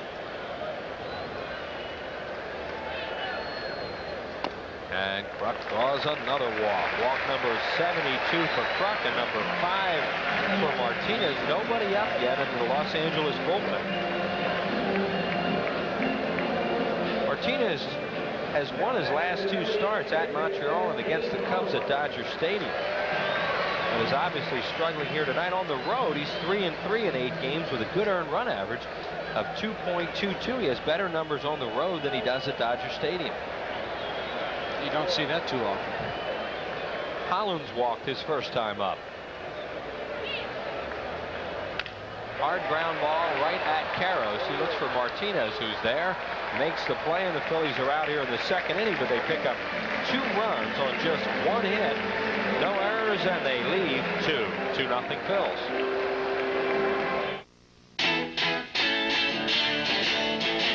Live from Philly, it's Bud Light. Bud Light is in the house! I'm talking about Bud Light. Bud Light is slam! We just want a Bud Light. Is that so wrong? Salute. Hola, amigo. Hey, the Bud Light, yeah! Birdman loves Bud Light. I need a Bud Light. We live in Philly and we love Bud Light. Ask for Bud Light. Do you want your car done right? If you want your car done right, bring it to a place that puts its money where its mouth is. Bring it to Jiffy Lube, where millions of cars every year are covered by our pledge of satisfaction. Everybody says they'll do the job right, but at Jiffy Lube, we guarantee it. One more reason Jiffy Lube is America's favorite oil change. We got experience at Jiffy Lube. Upon completing the rear axle assembly diagram set using a 9-inch gripping wrench, tighten the C diagram set and secure the frame extenders to the housing mount. Congratulations, you built a tricycle. While the simplest things can be made complex, the challenge is making the complex simple. But that's what we do at Bell Atlantic Mobile, with straight answers, clear explanations, and with no assembly required.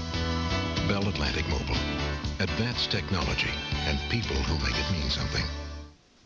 Kids 14 and under get a really neat mesh jersey free. Compliments of Model Sporting Goods when the Phillies take on Barry Bonds. Will Clark and the Giants Sunday, July 11th at 1:35. Call 463-1000.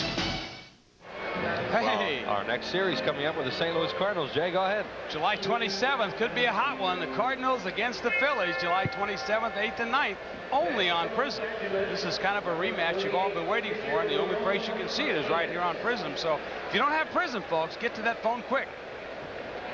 Cardinals pulled one out in the 9th inning last night. Big win for them as Martinez will bat against Mulholland and grounds one to second on the first pitch. He's a good runner. He runs it out on this hot night. I was a little disappointed in Atlanta last night watching him with that lead go down the tube, you know. Well, the Cardinals did what they had to do in the 9th. They gave up the lead in the 8th and then won at the bottom of the 9th. They're within 6 of the Phillies. Phillies trying to win here tonight. The Cardinals will begin their game against the Braves in about 10 minutes out in St. Louis. Make it an interesting matchup here. Going to have a profile on Roger Mason coming up after this half inning with Larry Rosen. Butler led off the game with a fly ball to left field. Thompson playing very shallow as he was in the first inning because Butler will line a lot of balls in front of the outfielders if you play them too deep. Holland's way up at third anticipating a bunt from Butler. Here's your left side.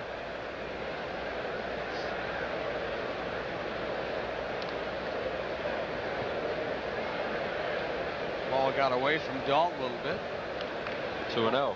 Plate umpire Jim Quick kind of looked back to check where it was. Ball boy got it.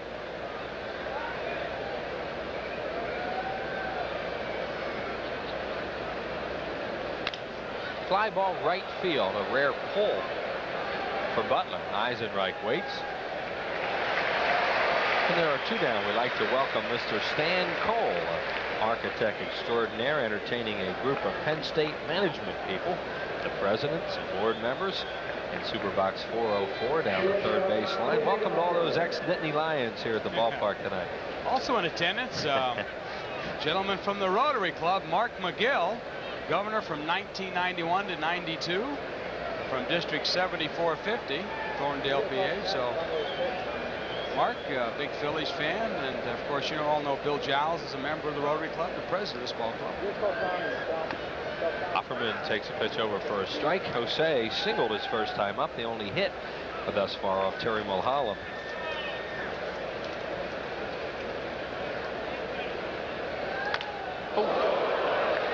Right back through the middle. Offerman, pretty good looking hitter from the right side tonight. Took that pitch down and away and hit it back to center field. A little pop from the right side. It really gets that bat head through there. Good bat speed. You can see it kind of shocked Mulholland. Watch where he gets his pitch. It's a breaking ball out over the plate. and it comes right back over his shoulder. You can see Terry really late in getting the glove up. And Terry reacted as if he thought he should have caught it. Yeah. Thankfully, it didn't hit him. Corey Snyder, the batter. Snyder, a fly ball to right field his first time up. Hit it shallow.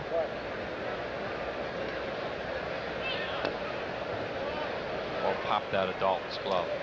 1-0. Phillies play Snyder to pull. They have Morandini shaded well over towards second. Stocker drifting towards the hole. Kevin yet to have a defensive play tonight. He scored a run after walking in his first major league at bat in the second inning. 1-1 to Corey Snyder.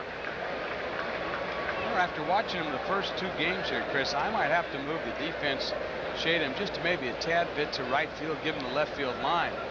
He's been concentrating on hitting a lot of balls to right field, trying to go with the pitch. Coming inside on him, and he swings through it. I also want to wish a get well recovery to John Simone, recovering in a hospital in Philadelphia here. Just came off major surgery, so hurry up, John, get back in a good health picture again. There's a breaking ball off the end of the bat, and there he goes to right field again. And Eisenreich right there to grab it. That'll do it here in the third inning for the Dodgers. No runs to hit, no errors, and 1 left. We're going to the bottom of the third. Phil's lead at 2-0.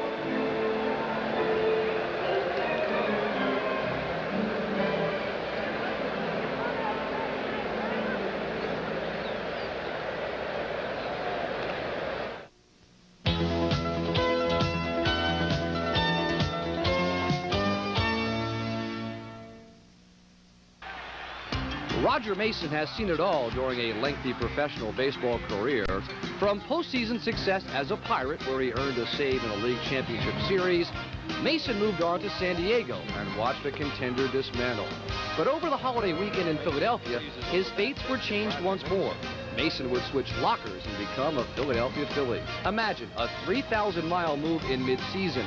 Mason and his family doing a bit of a scramble. My family had just gotten out to San Diego, so fortunately, right after All-Star break, Philly is in San Diego, so I'll have a chance to go back and pack some things up and try to get everybody moved out here. So you want to be a big league ball player, huh? Sometimes you got to move real fast. Real fast. Hey, kids, if you love the Fanatic, Prism wants to give you the chance to be the Fanatic special pal at the August 14th Phil's Mets game. You can spend the 5th inning with a big green guy and watch the rest of the game in some great seats. If you're 6 to 12 years old and you want to be the Fanatic's pal, just send a postcard to the address on your screen or get Mom and Dad to do it for you. It's a fantastic Fanatic contest from Prism, the only place to be in the summer of '93. A hot, steamy night at Veterans Stadium. 94 degrees at game time. It's probably gone all the way down to 93 at this point. Oh, yeah, at least. Yeah, it's brutal. Hey, there's Roger Mason. We see his left shoulder there. Nice little article by Larry Rosen. And like you said, Chris, sometimes being a big league ball player isn't all roses. Everybody forgets all these little things. These guys got to do things just like everyone else. Like the dishwasher breaks, the car doesn't work, toaster burns up the toast. Uproot the family, that's the tough part. Just like a normal human being. Lock the keys in the car. Dalton, the batter. Darren walked his first time up. Martinez has walked 5, struck out 3. We are only in the third inning. 2-2-1 for the Phils. No runs, 2 hits, no errors for the Dodgers. Changeup outside, 1-1. Basically fastball changeup tonight for Martinez. Very few breaking balls. There's the line on him thus far. He's struggling to get that fastball over too. That's a changeup, and he gets Dalton out front, pops it up. Wallach doesn't see it. Here comes Karros, and they're going to collide, and Martinez just makes the play. Martinez saw that Wallach didn't see the ball, and he didn't know Karros was coming. Well, you know who's got to help him, and that's Piazza. Piazza's got to be calling him off right then. He's got to let him know. Piazza's the general behind the scene there. Okay, Wallach doesn't see it. Piazza's got to see that. He's got to look in front of him and see Karros and get Martinez out of there. Martinez catches that towering pop-up. Once in a while you'll see a pitcher catch one of those little jammers. The Wallach's out there going, I don't know where that was. Eisenreich, the batter. Jim, a strikeout victim in the third inning. Batting at .329.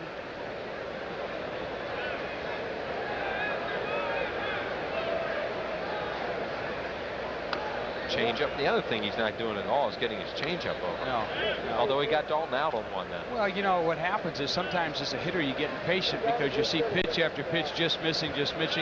You go and swing at a bad pitch. Now there he got a pitch right over the center of the plate. Eisenreich with a short, quick stroke. Just kind of got the bat on the ball and laced it to right. Eisenreich, a quiet guy but very competitive, is kicking himself for what he did in the first inning with the bases loaded, so he comes back with a base hit here. See right there, actually that ball was a changeup also. He took a lot off it, and Eisenreich waited, and still a little bit out in front of it. But because Eisenreich is so quick, he's able to wait till that ball's almost on top of the plate before he swings. Mickey Morandini, the batter, walked and scored. And this pitch is outside, ball one. On deck is Stocker.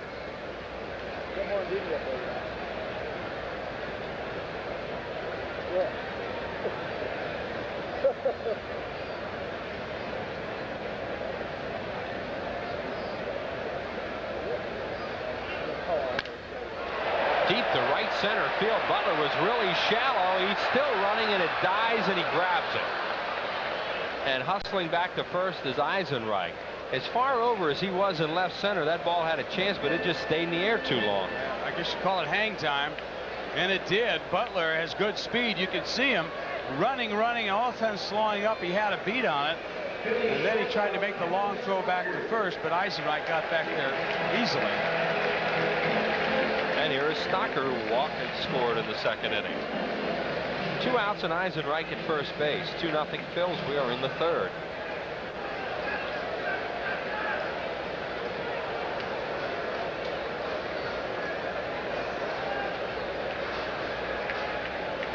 Kind of a nice crowd out here for a Wednesday night. As hot as it's been.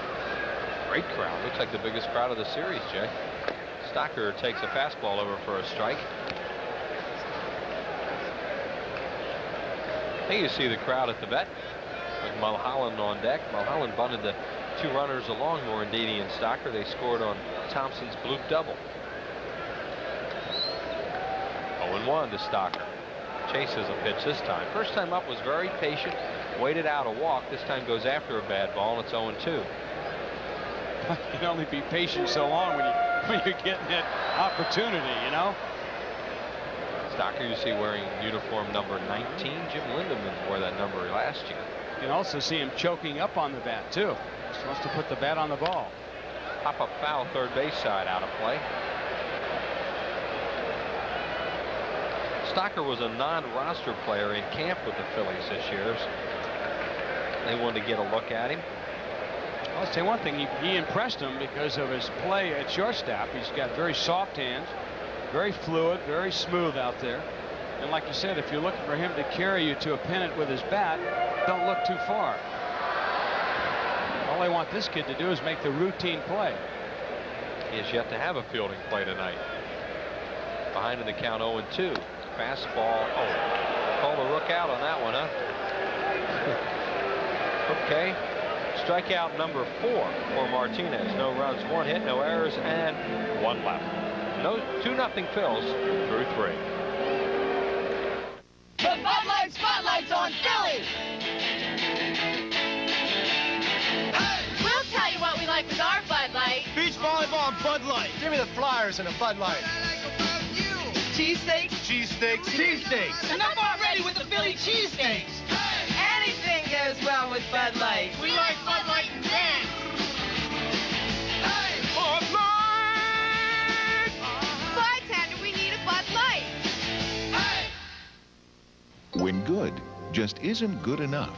Well, yeah, looks like you got a new pride and joy. Well, it's not exactly new, but it's new to me. And I see you're putting in super premium. You bet. I saved every dollar I made for 2 years to buy this, so I'm giving it nothing but the best. Nice car. See what I mean? So when good just isn't good enough for you, experience our best. Fly with the new Superpower. Sit Go. The Phillies try to feast on the East when they shuffle the cards Tuesday, July 27th and Wednesday, July 28th at 7:35. And Thursday, July 29th, 12:35 for a business person special. Then the Pirates walk the plank Friday, July 30th at 7:35. Saturday, July 31st at 7:05. And Nostalgia Day Sunday, August 1st at 1:35 when everyone gets a free poster. Call 463-1000. And we're back at Veterans Stadium with Gary Maddox. One more with the Dodgers tonight. Then the Giants, a first-place team, come in right before the All-Star break. An important series? Well, I think it's important that the Phillies play good the rest of the way out. I think when you look at the newspapers and you see that the Phillies are 6 games ahead, that's 6 games if you count the games in the win column. In the loss column, they're only 5 games ahead. And what that means is they're 6 games ahead because they played 2 more games in St. Louis. So it's very important that they not lose sight of what's going on here and the importance of these last few games. 2 more games that the Cardinals could win, of course. Exactly. It's in their hands. It's in the Cardinals' fate as far as those 2 games go are in their hands. Karros the batter. He got on an error by Hollins in the first inning. It'll be Karros, Piazza, and Davis, right-handed batters, all with power to face Mulholland. Looper. Here comes Dykstra, and Lenny's there and grabs it. Hit it off the end of the bat. Dykstra got a good jump on it, 1 away. Middle of the Dodgers lineup, guys that swing big, try to hit the ball out of the ballpark. Terry Mulholland is doing an excellent job of pitching at these guys. I mean, it's the downside of that is one mistake in the game could be tied up or something, but as long as he pitches his style and keeps his mistakes to a minimum, he's doing a good job here. Mike Piazza with a chance to make the All-Star team, should be named to it. If in fact he is, he'll become the first rookie catcher named to the squad in the National League since Gary Carter in 1975. And there have only been 18 rookies selected to the National League team. And one of them is right here in the ballpark tonight, located about Richie Ashburn, 20 yards from here. Right. Richie Ashburn in 1948. Whitey was selected to the National League All-Star team as a rookie. That year he was Rookie of the Year. Whitey likes to watch that monitor, so. In those days they used to just rotate it. Everybody had a chance to play in the All-Star game. Look at him looking away like he's not like he doesn't know he's on. Broken bat. Good play, Morandini. He'll use the turf, and they can't get him. Jerry Crawford was going to call him out, and then the ball was juggled by Kruk. So it's going to be a base hit, no question about it, but a good play by Morandini, ranging far to his right. He just reached out there as he did in his first at-bat, Piazza. Morandini firing over. It's the second hop, and that sweep by Kruk. Either get him or you don't on those. Do or die. So Piazza on with a base hit, and Eric Davis, the batter, struck out on a breaking ball. Mulholland has not thrown many breaking balls, and he's thrown a lot of fastballs and a lot of that sinker ball down and away. One that does come to mind, though, is that breaking ball he struck Davis out in his first at-bat. There he throws him one, and it's on the inside corner. Davis didn't like it. Well, you can call it the inside corner because you called it a strike. That ball was inside. I was up at Tommy Lasorda's brother's place, the Lasorda restaurant up in Exton. Yep.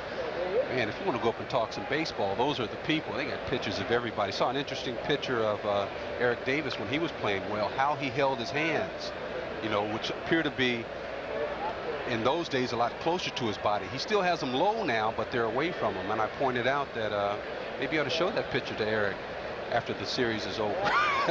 After the All-Star break. Yeah. No, after the games after the All-Star break. He had a good game here last night. Hit a home run to right center, 2 other hits, knocked in 3 runs after getting a cortisone shot in his sore right hand. I wish I could tell you the importance of keeping your hands down there, but I don't. I'll tell you what, it's tough to keep your hands down and hit. I mean, most hitters have their hands up. On the run is Hollins, and he got Davis at first base. 2 outs. Piazza moves to second. Mostly, you're right. Guys start their hands in different positions. You look at where John Kruk starts his, but they all kind of have. Look at where his hands are right there. He drops them and then brings them up. That's what's a problem for a lot of guys. There's just not a lot of time to start them down low and bring them up. Yeah, you got to be so quick to be able to do that. And I think when he was a younger player, he was quicker and could get away with it more. Well, again, the ball he hit last night, we saw why if you pitch him low, he has a better chance of having success against you. But a good athlete. Wallach with a fly ball to Eisenreich in right field his first time up. 2 outs. And a breaking ball over for a strike. Phillies 2, Dodgers nothing. We're in the 4th. Ramon Martinez and Terry Mulholland.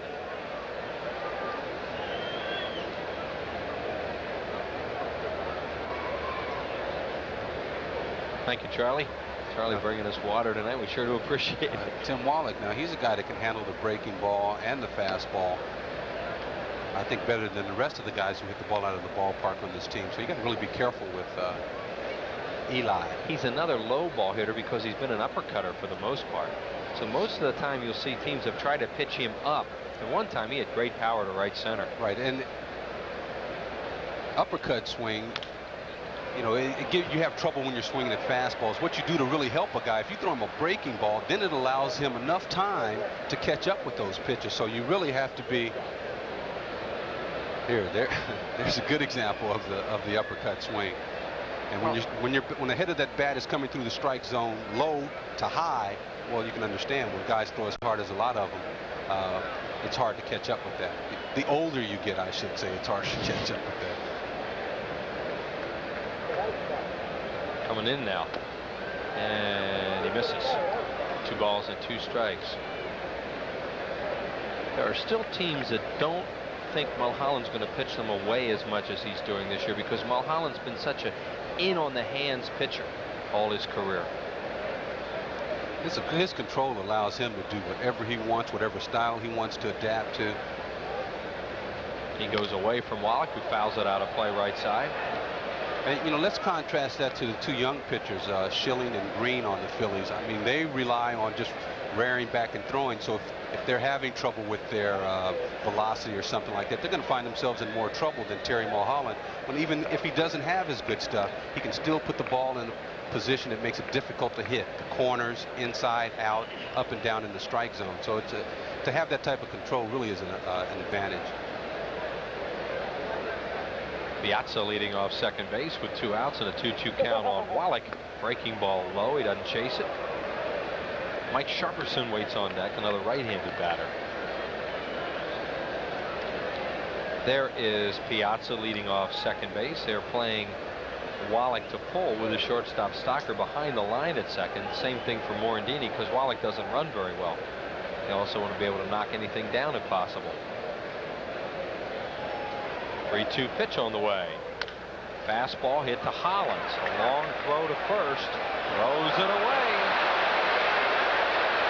Piazza scores. Wallach to second. Another error on Hollins, who's throwing the ball poorly tonight. Well, I think even though he had not made any throwing errors in the past, we could still see the strain that he was having getting the ball over to first base, and his wrist has a lot to do with it. But he's deep this time, and he really has to reach back and sling that ball. He almost hit the runner with this throw. Second error of the game for the Phillies, both of them on Hollins. Wallach safe at second base. Dodgers have a run. It's 2-1. And unfortunately, it's not going to get any better as far as having the ball hit somewhere else, because when Terry Mulholland is throwing that breaking ball inside, a lot of the balls are going to go to third base. And none have gone to short so far. And that's probably why, because of the breaking balls he throws so far in, and they're off speed. And the fastball, you know, you hope that they'll hit the other way. So the Phillies, with some shaky defense here in the 4th inning, cost themselves a run. The team they're playing tomorrow, the Giants, they don't make a lot of defensive mistakes. They lead the league in double plays by a lot. Well, I think the Phillies are ahead in this ball game because of a defensive lapse on the Dodgers' part. So another team that does not play good defense, although they're better this year than they were last year. Of course, that's apples and oranges when you consider how bad the Dodgers were. Well, I think being competitive is what makes you good defensively. I mean, because if you're going for a championship or something, it's easy to concentrate on defense, and you make sure that you're not the one that's making mistakes out there. Sharperson thought that was outside. It's called a strike. 2-1. When you're out of the pennant race, all you're thinking about are those offensive stats. And on defense, you do what comes naturally.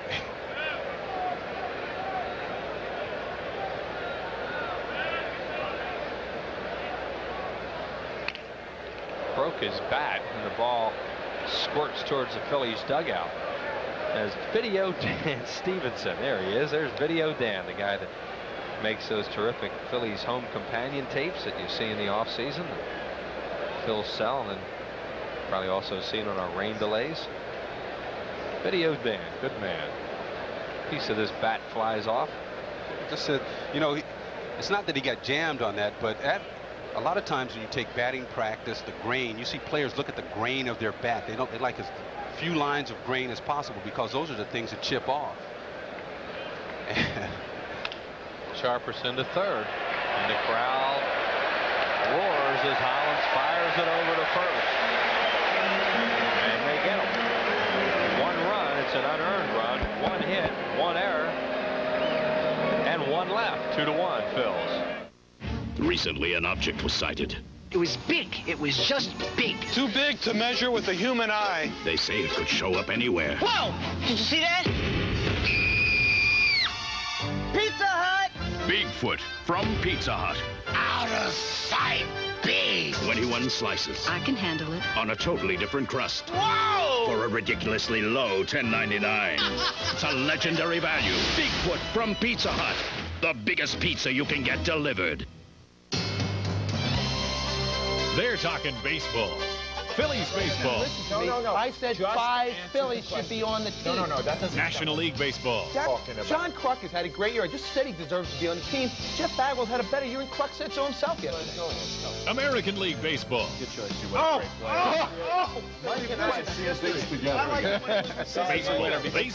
Baseball. It would be fun to have a pennant race because this is the last year we'll ever have them. That's right. Oh, you're so wrong on that. You with your realignment nonsense. You're wrong before and you're wrong again. This is the last. It's the Great Sports Debate Summer Baseball Spectacular. 1 hour of complete and utter baseball madness from Angelo, Glenn, Jason, and Al. Taped in front of a baseball-crazed crowd at the Coventry Mall in Potsdam. The Great Sports Debate Summer Baseball Spectacular. It may not be the last word on baseball, but it's certainly the loudest. You are so desperate to have people like you. No. Business person special number 3 coming up against the St. Louis Cardinals on Thursday, July the 29th at the normal starting time at 12:35. They say get your excuses ready, so get them ready, and we'll see you out here. Always fun in the sun. A great head-to-head matchup, the Phillies and the Redbirds, and it's compliments of Mellon PSFS. Call 463-1000, or if you're downtown, why not stop by the Mellon PSFS ticket office. That's the Phil Center City ticket office at Broad and Chestnut Streets. Terry Mulholland leads it off for the Phillies at top of the order, then Dykstra and Thompson.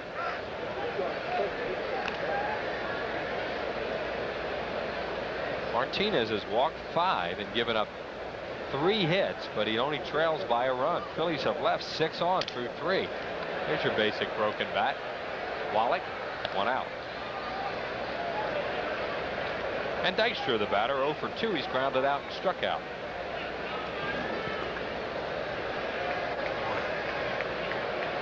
I mean, there's a lot of work that went into that bat. Look at the pine tar just right, the tape on the handle. He probably got it from one of the players. You know that's not Mulholland's bat. All that work on it. You wouldn't think a pitcher would spend that much time on a bat. Well, they have that 4 days in between. To ask him about that, whether he works on his bats or someone gave him one. Dykstra takes a fastball outside. Dodgers playing Lenny to pull in the infield, the other way in the outfield. You see him against right-handers and left-handers. Dykstra had his average up to 297 at one point last night. Change-up misses, 2-0. You know, when I played the outfield, you know, I made sure the outfielders around me moved according to the count. And if there's any hitter that you want to move according to the count on, it's Lenny Dykstra. I mean, if you check his home runs, they always come when he's ahead in the count, and that's when he takes that big swing. So I would be moving as long as Lenny Dykstra's ahead in the count. I would be more over in right field. Even though Martinez doesn't pitch anybody inside? Even so, I think behind in the count, you don't really look inside, you look down the middle. And if you get a pitch, that's your mentality. Outside, 3-1, and Butler now Butler's moving. As we look out there, he moved a couple steps to his foot. Now he went back. Guess the turf is hot in that spot. 3 balls and a strike to Lenny with Thompson on deck. Ahead in the count. That's what I mean. Exactly. And I think that shows up on any scouting report. You sometimes maybe get a little lazy in the outfield, or, you know, it's a lot of teams their concept is you just bunch them. You just play everybody close together and give them the line. So that could be it as well. 75 pitches already for Martinez on this hot, humid evening. Oh. Look out, Ramon. Hit number 4 for the Phillies. They continue to put base runners on. Lenny Dykstra benefiting from his last at bat when he struck out. He did try to maybe pull the ball against Martinez in his last at bat. This time he knows, and all he's trying to do is go right back up the middle, and does a good job of it.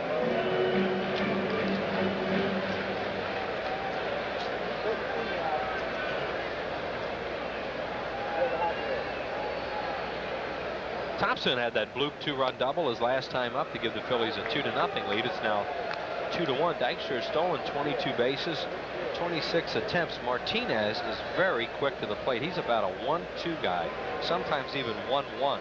For a tall pitcher, he's very quick.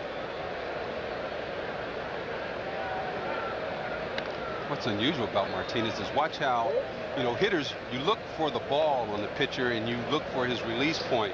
With Martinez, he gives you a really good look at the ball because he takes it out of his glove so early before he starts his delivery. From right here, he'll just take the ball out of the glove and let you get a look at it. Fouls it away. It's always looked to me like he kind of pushes the ball up there too, like he might be a little. That changeup of his, he has such great arm motion. Oh, man, he'd catch you looking for anything other than that fastball. You're in big trouble. He used to throw 90 plus consistently. He doesn't do that anymore.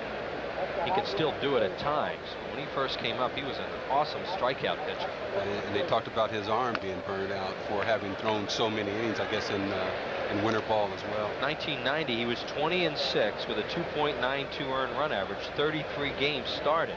He was second in the Cy Young Award balloting to Doug Drabek that year. And he led the majors with 12 complete games. Fouled away again. That season, he had 223 strikeouts. Yeah, I think that type of power has to take its toll on you. Well, the other guys that he trailed that year were Doc Gooden, Nolan Ryan, and David Cone. Cone led the majors with 233 in 1990. 2 balls, 2 strikes to Thompson. High, ball 3. Good running situation now. Thompson not a guy that swings through a lot of pitches, so we'll see. Kruk waits on deck.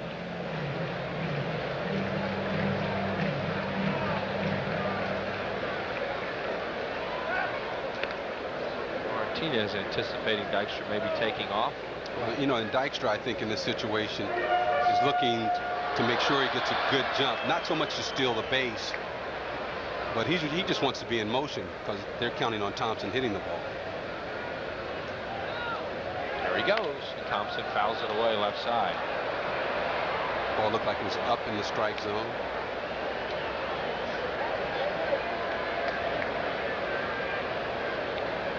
Lenny Dykstra returns. Thompson's a high ball hitter.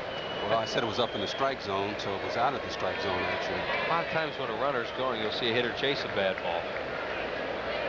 I know a lot of guys have trouble hitting with runners moving, especially from second base to third. There he goes, and Thompson chases another one. He gets jammed, and Wallach looks like he has a play, and he does. So Milt got himself out there. Last time up, he chased a ball like that and looped it into left field for a base hit in front of Davis. Actually a double that knocked in 2 runs. And Kruk, the batter, he has singled and walked. The walk for Kruk is 72nd of the year, leading the league.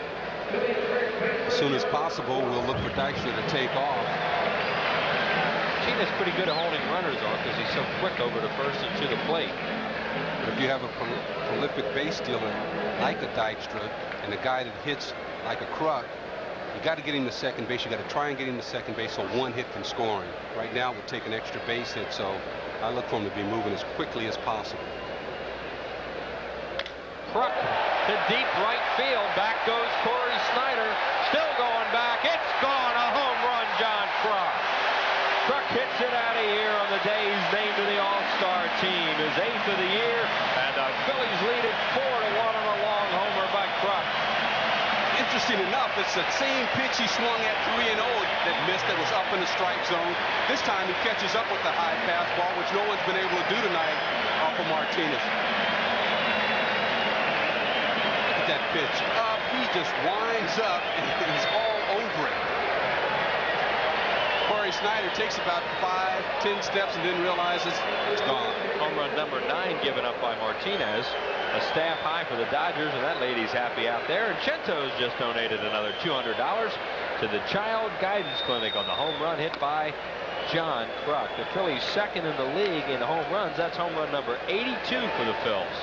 You add it up, Gary Lee. No, I can't do that. I do want to make one correction. It's now called the Philadelphia Child Guidance Center and not clinic. I just happen to be a favorite charity of mine, so I thought I'd correct our cards on that. Okay, we will correct it. There is John Kruk, the starting first baseman for the National League in the All-Star game this year. And he's given the Phillies a little breathing room here in the 4th inning. Breathing room is really important on this muggy night. Hollins takes it over for a strike. 2 balls and a strike on Dave, 0 for 1. It's good to see John Kruk get elected to the starting team. I mean, it shows that, you know, not only here in Philadelphia is he appreciated, but he's starting to get some recognition throughout the country. Phillies have picked up their 4 runs tonight with 2 outs, which is a good sign. Strike call, 2-2.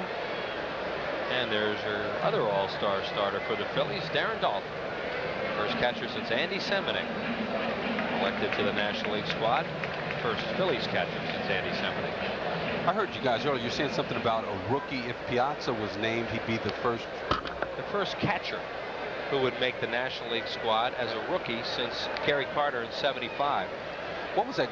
I thought the guy from Atlanta was old, but did make the... He was on the team. Or on the team, you mean Greg Olson? Right. He was added to the team. He was not selected. In other words, he wasn't voted onto the team by the fans. Hollins takes it low, ball 3. The last National League rookie to join the All-Star team, elected to the All-Star team, was Steve Saxon, 82. Of the Dodgers, there's Lasorda looking on.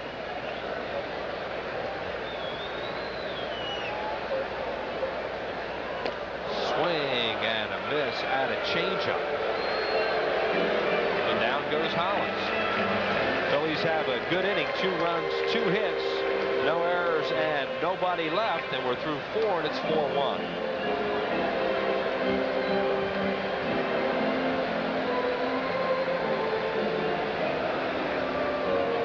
Mr. Carr, is there something personal in this? I told you he was dangerous. What's it gonna take? Me in a body bag? Anything I seem to do makes it worse. I got a cop who wants my wife. Stay here and lock the door. Do it!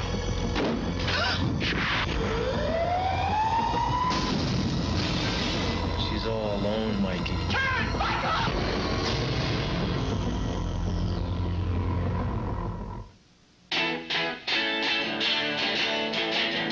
Hey, Jersey, I'm buying.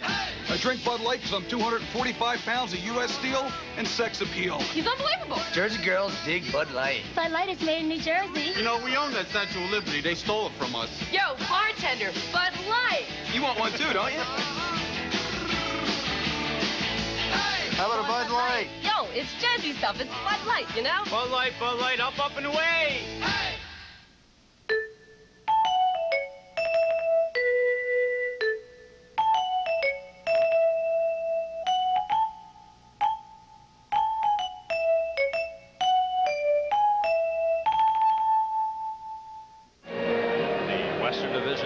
San Francisco Giants coming to town tomorrow night. 4 games, see Thursday and Friday at 7:35. Saturday afternoon, the national TV game at 3 o'clock, and then on Sunday at 1:35. That's Mesh Jersey Day, and we'll be on Prism tomorrow night beginning at 7 o'clock with Larry Rosen's pregame, and the game at 7:30. Danny Jackson will pitch for the Phillies.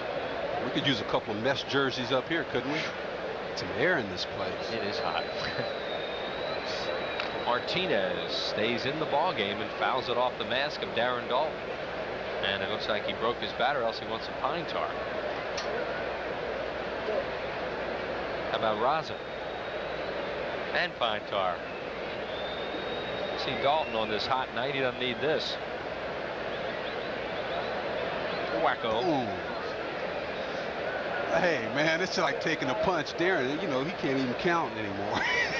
You know, every time you get hit, it's like taking a punch. Your brain gets jarred. Here's a guy who needs the All-Star break off, but he made the team today as a starting catcher, and he's honored to go, of course. But both he and Kruk could use a break.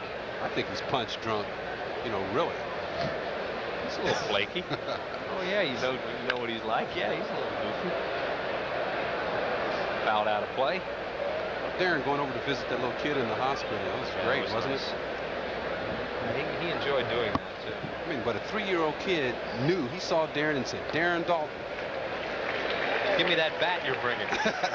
Strikeout on Ramon Martinez. Strikeout number 2 for Terry Mulholland out of the top of the order in Butler. Or pitch out of the strike zone, a little slider. Don't have any mercy on him. Pitchers throw him sliders, everything. Put him away. Butler is line to left, fly to right. Brett 0 for 2. This is a situation where you really want to look for a bunt from him, although he doesn't bunt as much on turf. But he's just trying to get on now. The Dodgers need runs, trailing by 3. Hollins is way up at third. Well, he's already done a good job right there, having Hollins come in that close. You know, you've already increased your chances of getting a base hit. And what he does so well is he hits the ball in the third base direction. So he really benefits from having bunted, and he's tailored his game to so where he tries to take advantage of it with the bat. Still no plays tonight for Kevin Stocker. Butler with 15 bunts this year. He shows it. The thing about him is he deadens the ball so well, but what else he does is he runs his hands up so fast. There's Hollins, who's had a tough time throwing tonight. Way up at third. 1-1 on Brett Butler. Good breaking ball by Mulholland. Now Hollins can retreat. 1-2. That's funny. He retreats to what is in close on most hitters. It looks like the infield's up. Right.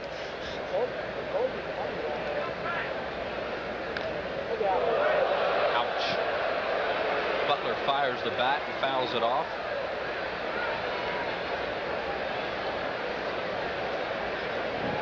Here you go. Foul tip. Coming into the game tonight, left-handed batters batting just 198 off Mulholland. Look at that slider away. Boom.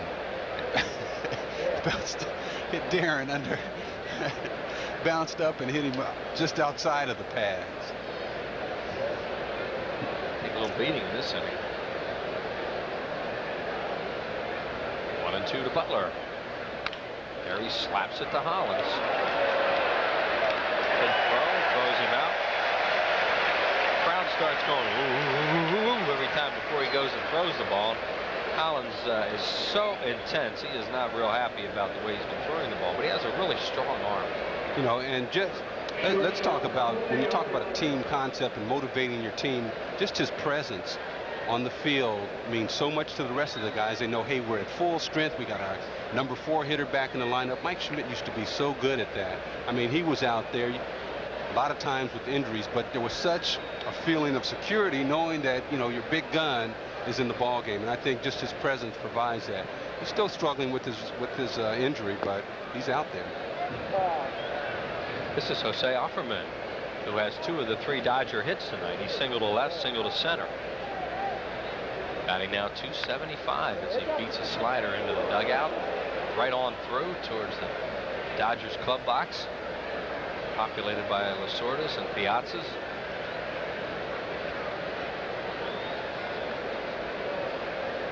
Look out, cameraman. Oh.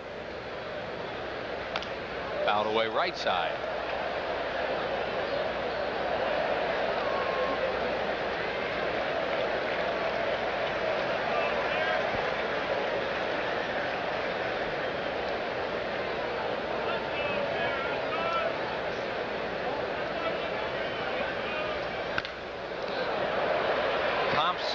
Can't make the play, keeps it in front of him. Offerman on his way to second.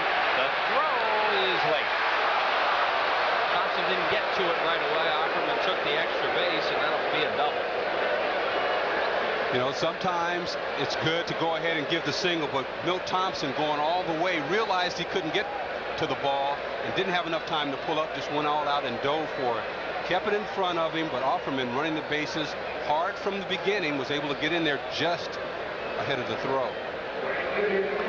So that's hit number 4 off Mulholland, 3 of them by that gentleman. It's amazing how you can see a guy one game and he's struggling, and then he's the only guy that can handle Mulholland, it seems. He's really gotten quick right-handed.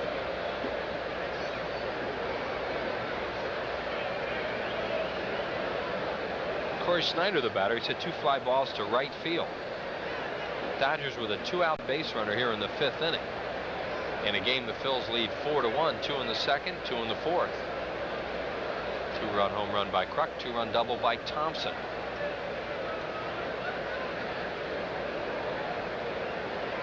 And now Mulholland and Dalton will go through the signs again. Offerman not really going anywhere with his club down by 3. Interesting, and it's the second time he just stepped off without making a pitch, and he looks at Offerman as if Offerman is giving some type of a sign in there, and then just steps off. Oh, that hit the bag. That hit the bag. It hit the cutout. And it'll be a base hit. On his way to second is Snyder. The run scores, and Corey Snyder has a double on a bad hop. So it's 4-2. Well, you're going to see on this that Holland starts to retreat as soon as the ball hits. He anticipates not being able to get it on that first hop, and just starts backpedaling, and then gets. Watch him. You see him going back right now. Then it hits that cutout and goes straight up. I mean, just if it had been a normal ball, he may have just caught it, which would have meant no run. Right. Caught it, probably just held on to it. So there's Corey Snyder with a double and a run batted in his 28th of the year, and Karros, the batter, he's 0 for 2. Dodgers scoring a 2-out run. They got their other runs. All the runs in the ball game tonight have been scored with 2 outs.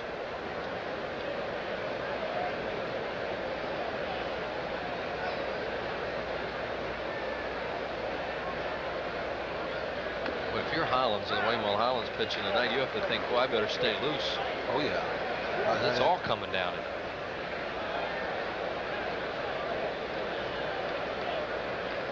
Well, I think, you know, what happens if you're having trouble in the field, you're not asking for more balls to come to you.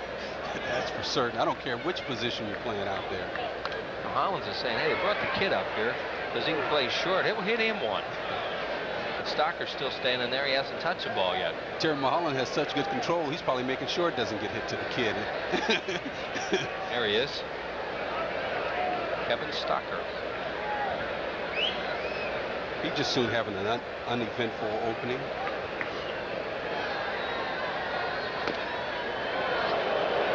Outside. And it's 2 balls and 2 strikes now, and Eric Karros batting in the cleanup spot for the Dodgers. 4, 5, and 2 for the Phillies. 2, 3-0. 3-0. Nope, it's got to be at least 4-0. Yeah, there's some bulbs out. It's 5-0. There's some bulbs out on the board out there. It's 2, 5-0. Late swing by Karros, fouls it off. Spoiled a pretty good pitch. I tell you, if I were a hitter, I would not. In fact, I know if I were facing Terry Mulholland, I would look breaking ball and try and hit the fastball. He's keeping it away and just try and take the fastball to right field. But most hitters, if they get ahead, want to look for that fastball. He got too much of the plate with that one. He's been getting well inside on most of the hitters. Fouled it off, did Karros down the left field line. Well, he got it inside enough, I think, but he didn't get it down to where he wants it, where you normally see a guy swing over the top of that. He got it so far inside that, and that's what saved him. And Karros, all he could do was really pull it foul. See if they go back inside or stay away from him. Dalton is setting up away, and Mulholland overthrows a fastball. 3 balls and 2 strikes now on Karros, with Piazza waiting on deck.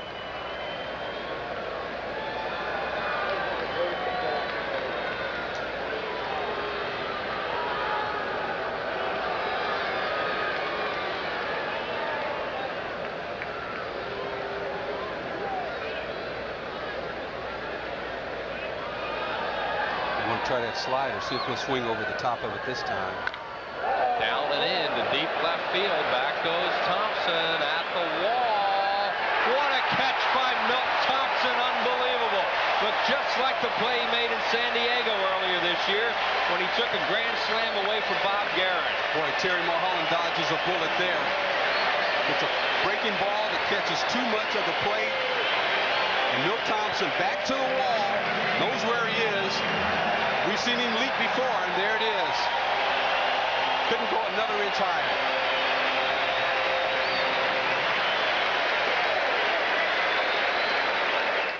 Well, sports fans, the All-Star break is coming up, which means that summer is half over, and some of us still have a little painting to do. That's why Sherwin-Williams is having their America's All-Star sale. Their best-selling A100 exterior flat is only $13.99, and Style Perfect interior flat is just $8.99. The sale's over July 31st, so you better hustle. We both got a lot of work to do. I heard you guys got a great deal on the '93 Ford Escort. Not a deal, a whole new way of buying. 4 Escorts, one price, $10,499. Not so fast. I want power steering, rear defrost, and a good stereo. Still one price. All right, I want air conditioning. And what if I want a hatchback or a sedan? $10,499. Now you can get any of 4 new 93 Escorts, all well-equipped for $10,499. No gimmicks, no hidden costs. See your Quality Plus Ford dealer today. How about a wagon? $10,499. Just checking. When my doctor said to start exercising, I knew I wasn't 25 anymore. But that's when I called Bill, my Nationwide insurance agent. Jim had some questions, so we did a nationwide care review. We talked about his financial plan, life insurance, disability coverage, even retirement. Yeah, we covered everything. It turns out Jim was okay just the way he was. Insurance-wise, right? Right. The care review from Nationwide, because things change. Nationwide is on your side. By Nationwide Insurance. Nationwide is on your side. Your Nationwide agent in Warminster is Stephen Hain. Boy, this is Karros right here. Almost hit the ball out, but you see him show some strength there. Ball inside, and he thinks it has a chance, but Milt Thompson has other ideas. This is all timing, getting back and leaping and making that play. All timing, and Milt Thompson does a good job of it. You see him back there to where he thinks he's as far as he can go. Now he leaps up. What a play. Well, most guys don't have to jump for that ball. They're a little taller than Yeah, right. Yeah, he'll want to hear that. Good defensive play. That sure was. As you said, he timed it perfectly. Terry Mulholland congratulating him as he was heading towards the dugout. In San Diego, the fences are lower, so he was able to leap up over the fence and pull it back on the ball that Guerin hit that would have been a grand slam. These walls, you can't jump over these walls. I'll tell you, for a guy who plays the outfield like Milt Thompson, that's just as good as getting a double right there. You know, you get a tremendous amount of satisfaction whenever you get a base hit. There's that same exhilaration when you make a nice play on defense. Well, Thompson's knocked in 2 and saved a run there.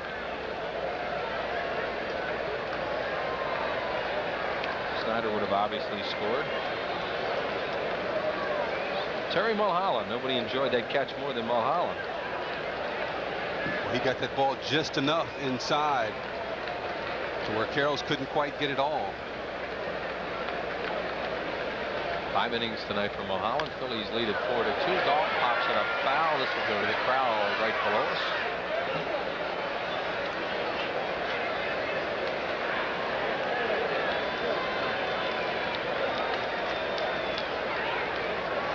Darren Dalton, as he did last year, starting to tail off in average as we approach the All-Star break, showing signs that he needs a rest. And you remember the adjustment he made during the All-Star break? A smaller bat.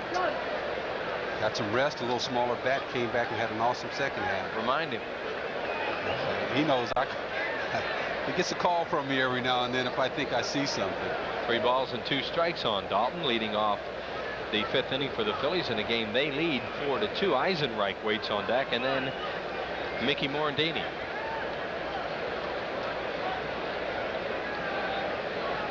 Look at that. It's playing a lot. 2 left-handers coming up in the Giants series, so Todd Pratt will probably see some action. Dalton gets jammed, loops it down the line, fair or foul. It's a fair ball. Bounces past Eric Davis, and Dalton will go into second with a jammer double. Dalton's double, his 18th of the year.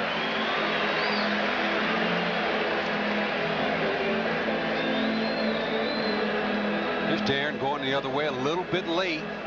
Again, we mentioned how tired he must be at this time. Here's Eric Davis coming in. Now you can understand him not getting to a ball hit by Darren Dalton that way. But he makes a good play, recognizing he can't get it, then holds up and not let the ball get by him.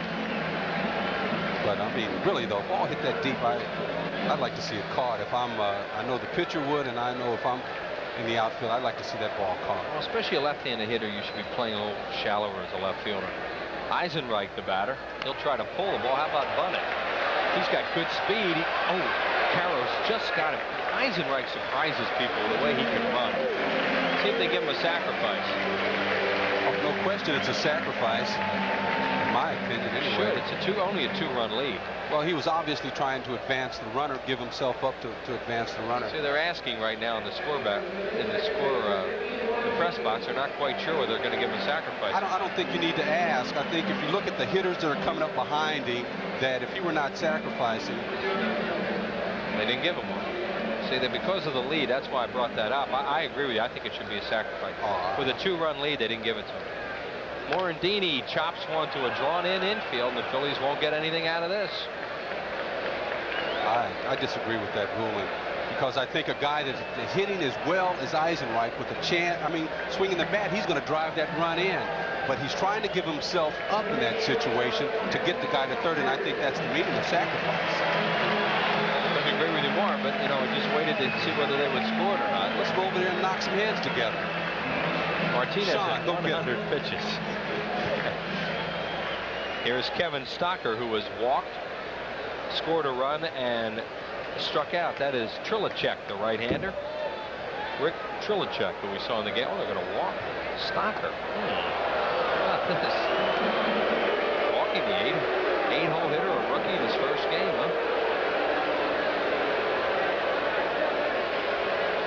This is number 6 for Martinez. Mulholland, of course, will bat. You know, even if Mulholland doesn't deliver here, you like this because it turns the order over and lets Dykstra lead off. It sure does. Jim Fregosi is a manager who almost never walks the 8-hole hitter. Now Tommy decides he's going to do it here. Fregosi will walk 8-hole hitters late in the game. Stocker trots down to first. I don't think there's any set rule, Fregosi method or the sort of method. It's what the manager feels, and he knows his team, and he goes about doing it that way. It's an absolute feel. Whatever you want to do as a manager. And it's just two different styles there. Mulholland has sacrificed and grounded out. Terry is 0 for 1, batting at just .075 with 3 hits on the year. So Dalton with a leadoff double at third with 2 outs. Ground ball to short. Offerman has it. He will flip to second. That'll do it. And we are through 5. Phil's lead at 4-2.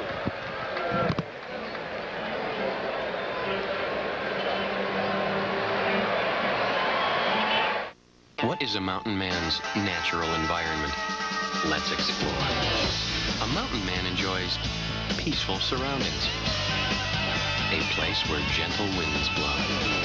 And the beauty of nature is all about. Only here does the mountain man find true happiness with a smooth bush beer or an easy drinking bush light. So, head for the mountains and find out how the true mountain man can make any environment a more natural one. Hazy sunshine this afternoon, high close to yesterday's 96 downtown.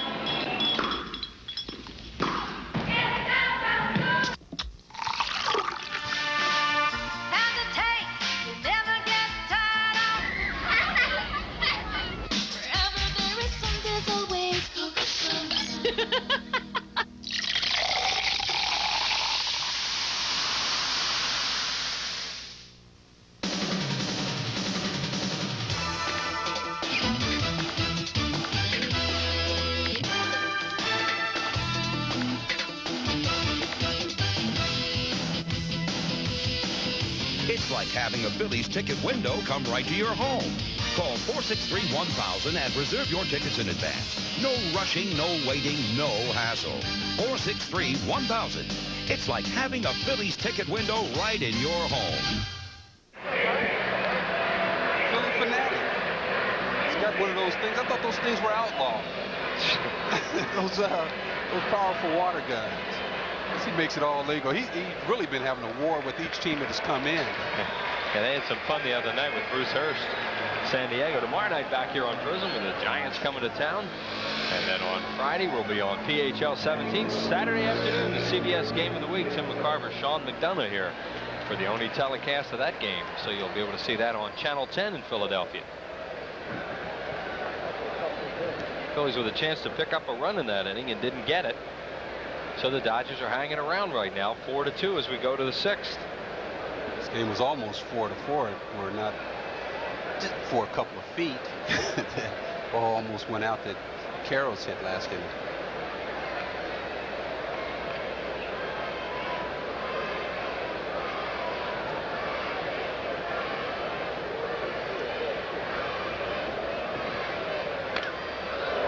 He's strong.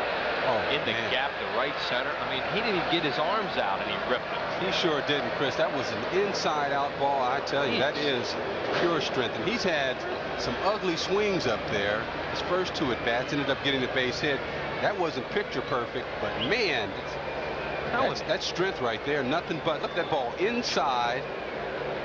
He just muscles it out there. Still, just watch where it hits close to the warning track.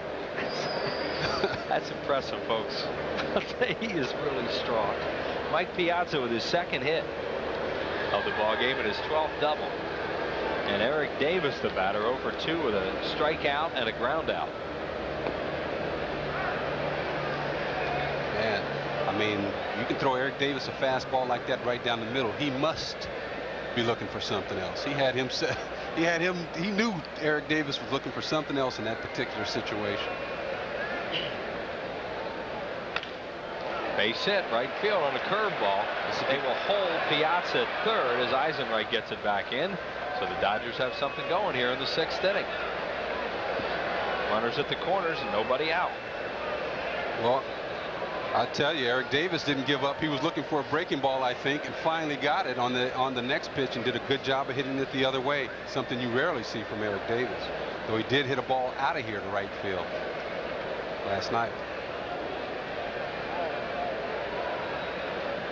Piazza the runner at 3rd and Davis over at first base with Ben Hines and Tim Wallach the batter, followed by Mike Sharperson and Martinez due to bat, although the Dodgers have Omar Dahl, the left-hander, up in the bullpen. We've seen him in the first 2 games. Well, I tell you, what a great night for a game. You know, it's a little warm here, but the atmosphere, I think, is just fantastic. Should really be good here tomorrow night, too, when the Giants come to town. And it's supposed to be just like this through the weekend. If you like it like this, something wrong with you.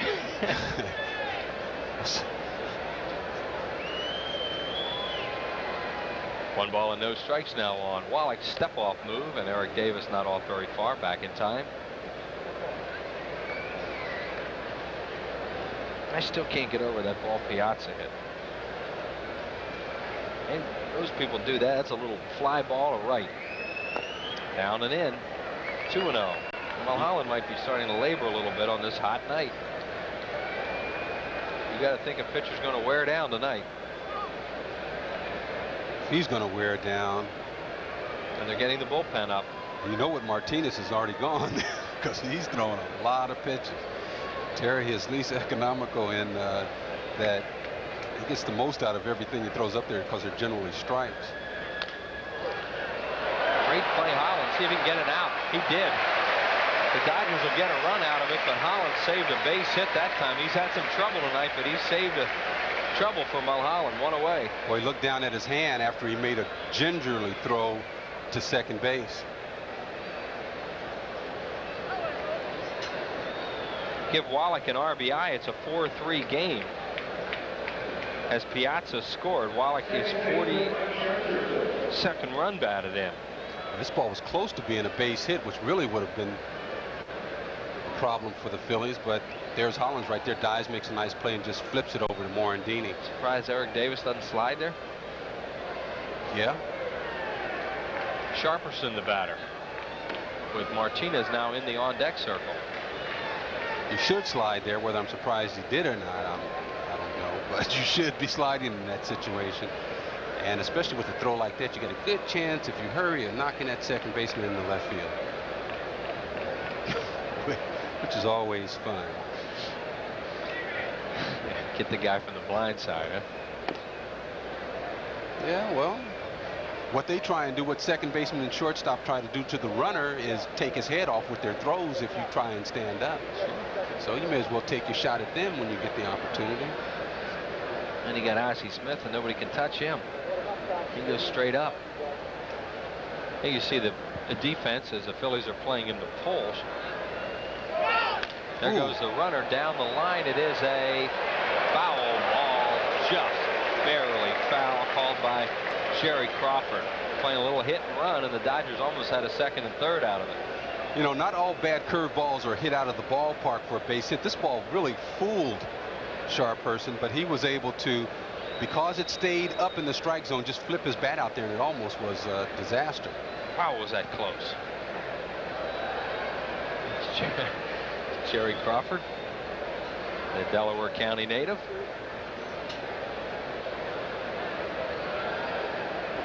He had a very, very close call to make there.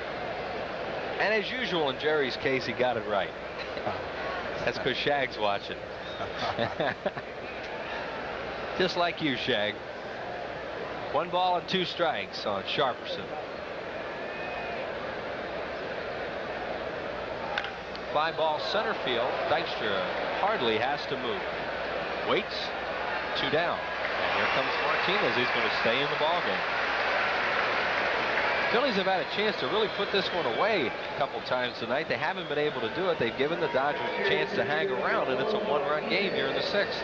Dodgers have gone 1-1-1 in the 4th, 5th, and 6th. I think the Dodgers have had some opportunities here to really cash in and have a lead. In fact, Holland's a good play. The ball just barely goes foul. The Sharperson just hit. Milt Thompson, a great play. So it's starting to even out a little bit. It looks like Mulholland's starting to run out of gas, too, which you would expect tonight. Big and strong as he is, it's a difficult night to pitch. Whoops. Oh, somebody was angry. That might have been Sharperson. Nailed the sunflower seeds. You don't have to see him do. You don't have to see a person do it to know that somebody was not happy when they threw that out there. Oh, there he is. He got it again.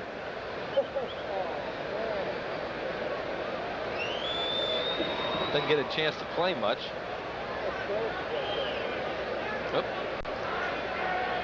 And he's only mad at himself. Probably some, you know, you talk about, Chris, you don't get a chance to play. There's a lot of frustration that gets pent up inside of him. Unless he thought he had a pitch to hit, obviously. Martinez bunts through that ball. It's 0-2. Mike Sharperson, formerly in the Toronto organization. He's frustrated too, Gary, because he's not playing this year. He's an all-star last year. Oh my. An 0-2 breaking ball looked like to Martinez, and he just served it into center field for a base hit, and the inning stays alive. And the ball that Sharperson just missed hitting fair to right field, I think this is the same type of pitch. You know, it seems to fool the hitter, but stay close enough or stay enough of the strike zone to where they can just reach down and put it in play. And Terry Mulholland's breaking ball is normally a lot sharper than that, so that if you don't have a good swing at it, you know, you usually can't put it in play. And that'll give Butler a chance. He's 0 for 3. Thompson moving in shallow and left. Dykstra towards left center. So, Chris, I think it's a good observation you made about him getting tired. He looks like his breaking ball does not have that normal snap to it that it usually has. He did make the last out, of course, in the 5th inning, what we talked about when they potentially walked Stocker to get to him. The Phillies do have the bullpen up. Wallach at second base, not a good runner. Anything hit to left field to Thompson, who's a good thrower. You might have a play at the plate if they send him. I think this is good time to be watching this guy. Broken bat to Holland, just steps on third. And that'll do it here in the 6th inning. The Dodgers get one back. 1 run on 2 hits, no errors, and 2 men. The left on base. 4-3 after 5 1/2 time now for Mining the Miners as Larry Rosen profiles pitcher Mike Grace, a starting pitcher with a long road back.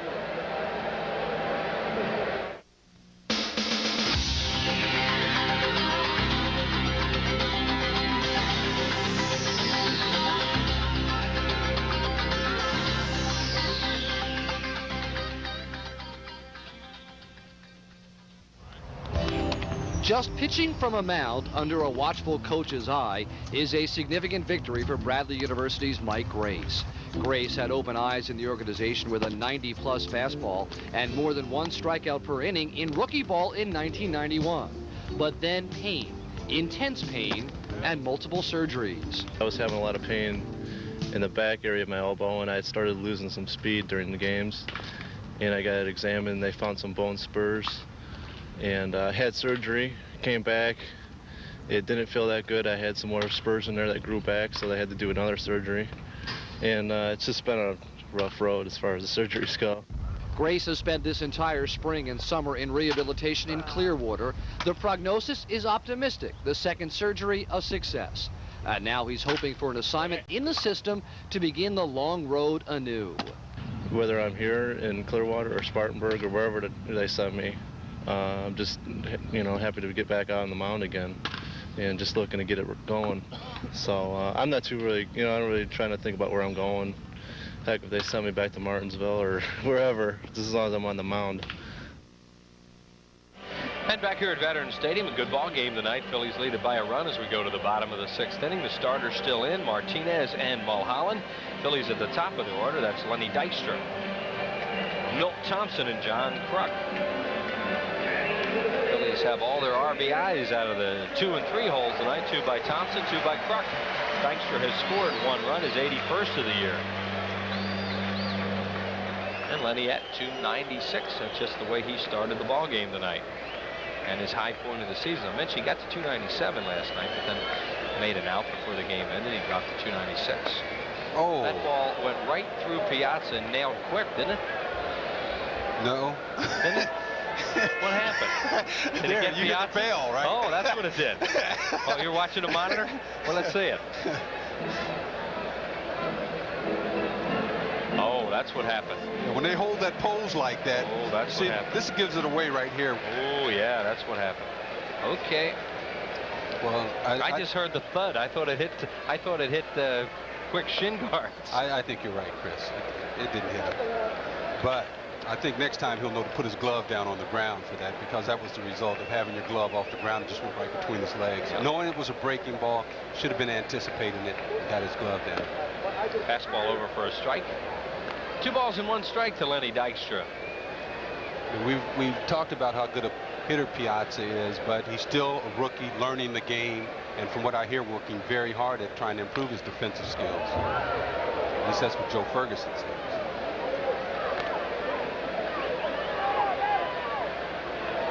Yeah, well, we know he's strong after that double he had last inning. Seen enough of his home runs to know that. Look at him. He's talking to Lenny like Lenny would know him after the game if he saw him standing right next to him. He's in another zone right now.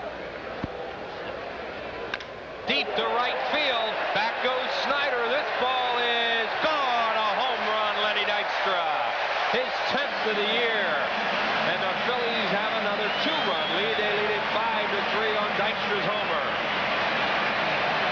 Well, it's a fastball. Lenny's sitting right on it.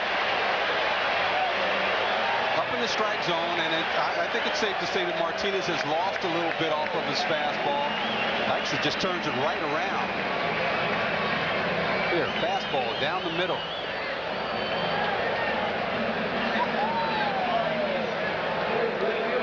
Right off that Florida Marlins side. That ties his career high. And we're at the halfway point, or approaching the All-Star break, just a little bit over halfway point as far as total game. And once again, Chento's donated another $200 to the Child Guidance Center. Yes, sir. Yes, sir. On the home run hit by Lenny Dykstra. I know they're approaching like 16,800 or something like that. 82 homers. Yeah. 16-4. There it is. That's approaching the other number. 0-2 on Thompson. Jammed him to Offerman on the run. Throws low. Karras dug it out 1 away.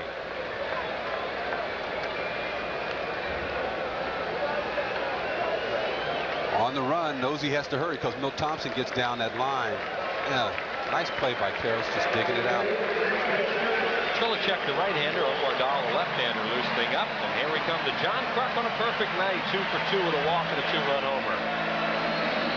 Kruk are up to 354. Gained 5 points on his average tonight.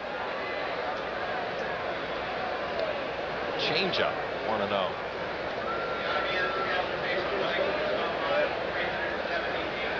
.378 on Lenny Dykstra's home run.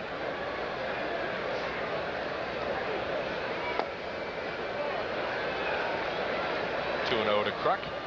On deck is Hollins. Phillies 5, Dodgers 3. Here in the 6th inning. Phillies have hit 2 homers tonight by Dykstra and Kruk.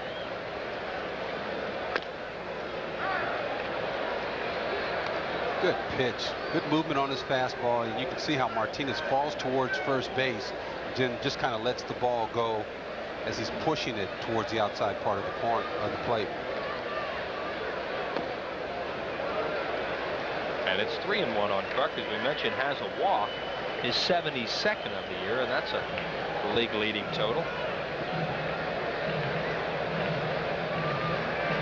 Tommy sort of just said something about a fastball. Right. Like maybe you should throw more of it. He said something about a high fastball, which is what Kruk hit out the last time. The 3-1 changeup, it looked like, was off speed, and Kruk kind of jammed himself out to Eric Davis, and Kruk retired for the first time in the ballgame, and that'll bring up Hollins 0 for 2. I'm sure it must seem like to make no sense to a pitcher. If a guy just hit my heater out, why would I want to throw him another one? So he tried change-ups with John Kruk. But the truth of the matter is, you can tell a guy what's coming, and they're still going to have trouble hitting.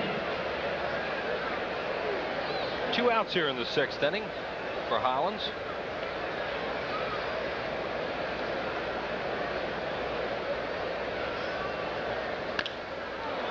Fly ball shallow left field. This is another play for Eric Davis. Coming on in, slaps the glove and makes the play. We'll see Gary tomorrow night.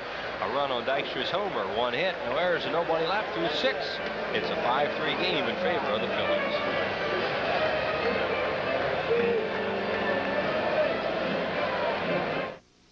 Do Texaco food marts really have everything? Oh, they have gum, cheese, candy. Many reasons I come to Texaco. Chips, cereals, nice people. There are many, many, many, many, many reasons. You want it, they got it.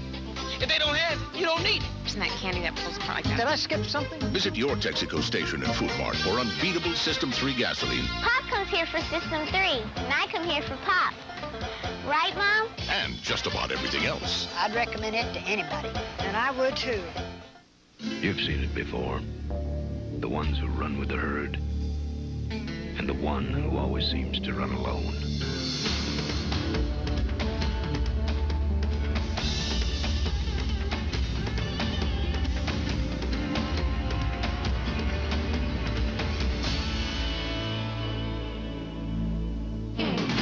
You don't see him often enough, though.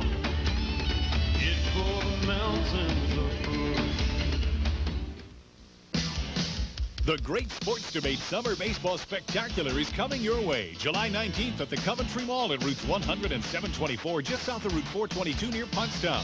Join Angelo, Glenn, Jason, and Al for an hour of complete and utter baseball madness. Visit any of the mall's 90 merchants prior to the taping and register for a great grand prize giveaway, a Prism night at the Phillies for 2. It's the Great Sports Debate Summer Baseball Spectacular, Monday, July 19th at the Coventry Mall. Be there or be a Mets fan. Hey, is that... Yeah, it's my new Wagner power painter. Can you edge with it? Yeah, like this. In fact, it'll take care of just about any project you've been meaning to do. Why am I painting this by hand? Get a Wagner. Here's the sound of Lenny Dykstra's bat on a Ramon Martinez fastball.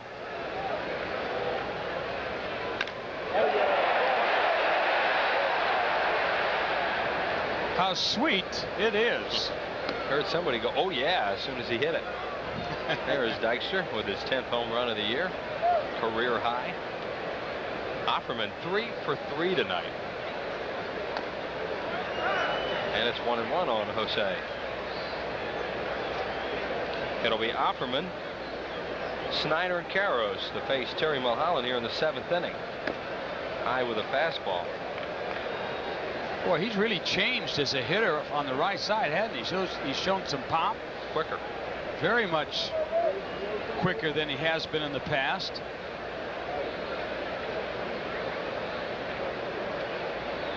still on a pace, though, to have 40 errors on the year.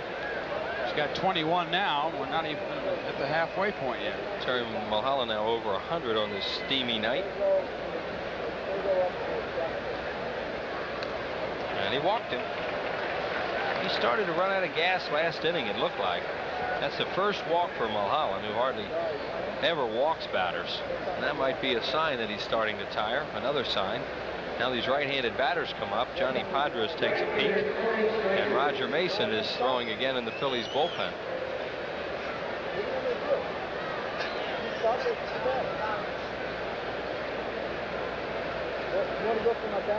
Snyder is 1 for 3 tonight with an RBI double, 2 fly balls to right.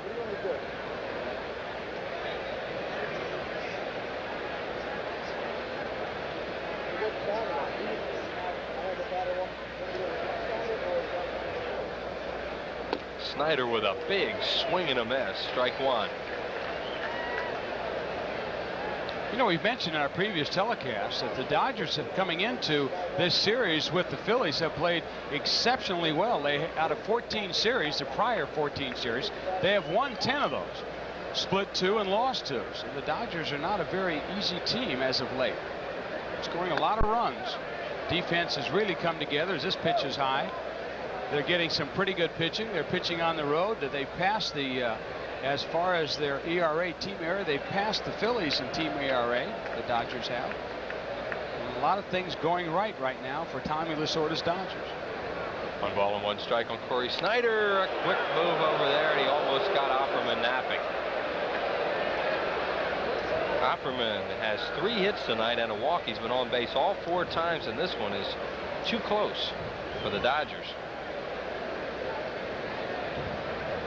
1-1 on Corey Snyder. Swinging a foul tip held on to by Dalton. 1-2. The line on Mulholland, pitching 6+ innings. Nobody out here in the 7th.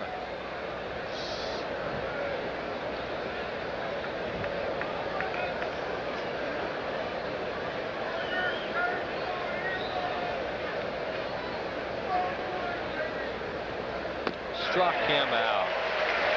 Looked like Snyder was trying to go the other way at the last second and swung through it. Strikeout number 3 for Mulholland.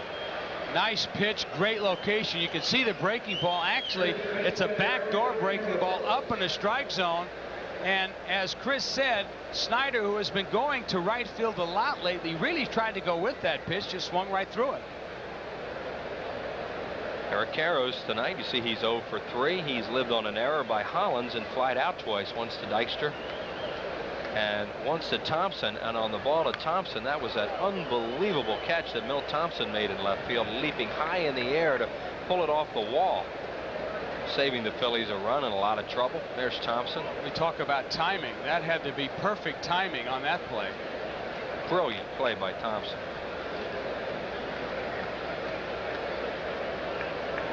Mike Piazza waits on deck. 1 out in the 7th. Side corner, strike 2. I think Karros really thought he got all of that one after he hit it, because he started to go into his trot.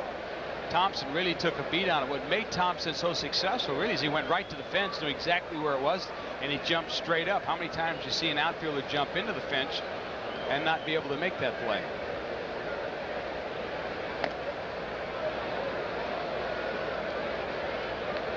One ball and 2 strikes on Piazza.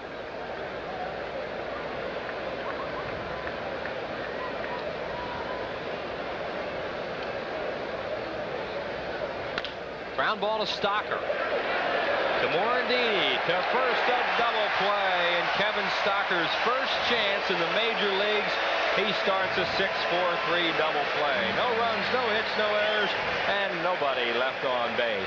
We're into the 7th inning stretch, and the Phillies lead it 5-3.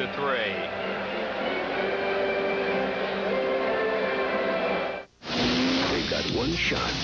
What am I going to do? Point at the track guys and shoot! To get the goods on the bad guys. But this once, I would like to hear you scream. Play some rap music. Bruce Willis, Damon Wayans,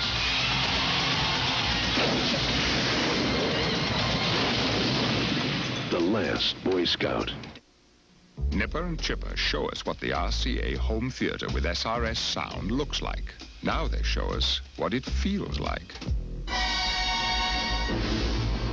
Looks like, feels like. Looks like, feels like.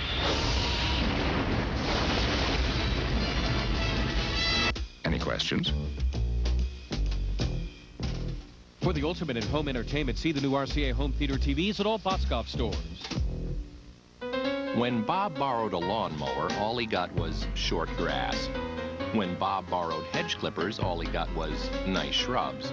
When Bob borrowed a ladder, all he got was red shutters. When Bob borrowed a hose, all he got was wet. But when Bob borrowed money, he got indispensable banking services. The Mellon PSFS Smart Accounts. The package accounts for people who borrow as well as save. I'm Dick Vermeil. Can diet help control diabetes? The American Diabetes Association recommends a high-fiber, high-complex carbohydrate, low-sodium, low-fat diet. A good diet consists of 60% carbohydrates, less than 30% fat, and the rest protein. And part of the crowd here at Veterans Stadium tonight. Seeing a good ball game. Both starters still around. Ramon Martinez and Terry Mulholland. Phillies lead it by 2 at 5-3. Kruk and Dykstra with homers. Darren Dalton leads it off. Dalton has walked, popped up, and then hit a bloop double to left. Darren batting at an even 250. Martinez with a fastball outside. He has walked 6, one of them intentional, struck out 5.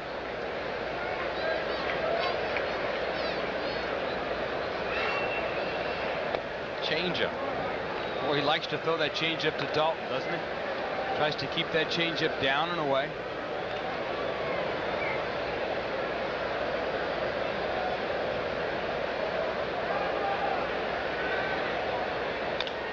Popped him up. That looked like a 2-0 changeup. Straight change. Sharperson, the second baseman, the call, the play, one away. Well, he's got such good motion with the change. The motion is the same motion that he uses with the fastball. It's just at the last second where he holds the ball in the release. And we'll show you. See how the ball's deep in the palm of his hand? And it just comes in. He's got a little bit of movement on it, but it looks just like a fastball. So you, the hitter, gear up, have your fastball swing, and you're way out in front. That's that circle change that kind of choke in the back of the hand. There's a changeup, and Eisenreich hits it off the end of the bat in the left field for his second base hit of the night. Eisenreich now 2 for 4. That was kind of like 15 love out there. He hit it the same way Martinez threw it. Yeah, let me just serve that change. See the wide stride that Eisenreich took? He knew it was a change. He had to wait longer, so therefore the wider stride he took, it enabled him to stay back, a little further back with his hands. He was able just to kind of flex it right out there. Mickey 0 for 2 tonight. He's also walked and scored a run. And a fastball over for a strike. Dodgers have the bullpen up once again. Second might be Dahl again. He's the only left-hander they have. And he has pitched in the games on Monday and Tuesday. Martinez has thrown well over 100 pitches. This hot night. Mickey, a fly ball to left center. Butler calls off Davis, and he grabs it 2 down. Back to first goes Eisenreich, and that'll bring up Kevin Stocker. 0 for 1 tonight. He has walked twice and struck out. One of the walks intentional. And a nice hand for him as he comes to the plate. Ricky Jordan has moved into the on-deck circle to bat for Mulholland, so it appears that Terry is officially done for the evening. We thought he might be after the 6th, but he got one more in.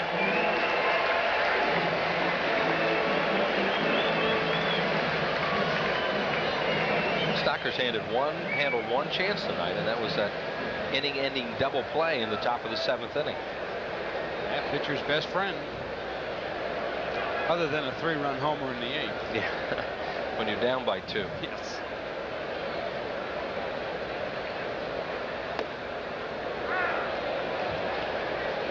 An off-speed pitch. If you take the chart on Hernandez or Ramon Martinez tonight, it has to be almost all changeups and fastballs. Not all. There you see 126. Very, very few breaking balls, in other words. He has been a 2-pitch pitcher, which he is most of the time.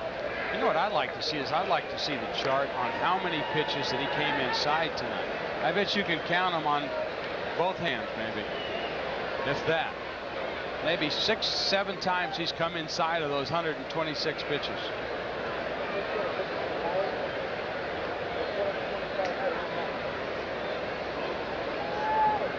There's Mulholland, as we said, he is probably finished for the evening, as Ricky Jordan has moved out to bat for him. There he is.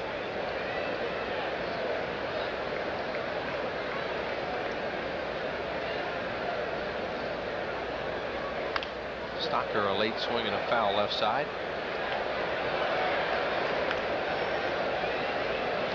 Try to foul off that pitch that was going out of the strike zone. Kevin Stocker, Jim Fregosi says, is going to play. Well, Fregosi, of all people, should be a judge of a good shortstop. Fregosi, Boa, Menke, Vukovic. Yeah. They all felt that this was a move to make. That's pretty credible. Fouls it away. I mean, there are those who disagree, and that's a great thing about baseball. Everybody has an opinion, but when you find 4 ex-players who played the position, Vukovic was a third baseman, but an infielder, who all felt that this move should be made, and not a bad idea to run with. And then Lee Thomas, as we look at Vukovic there, Lee Thomas, the general manager, just decided to go for it.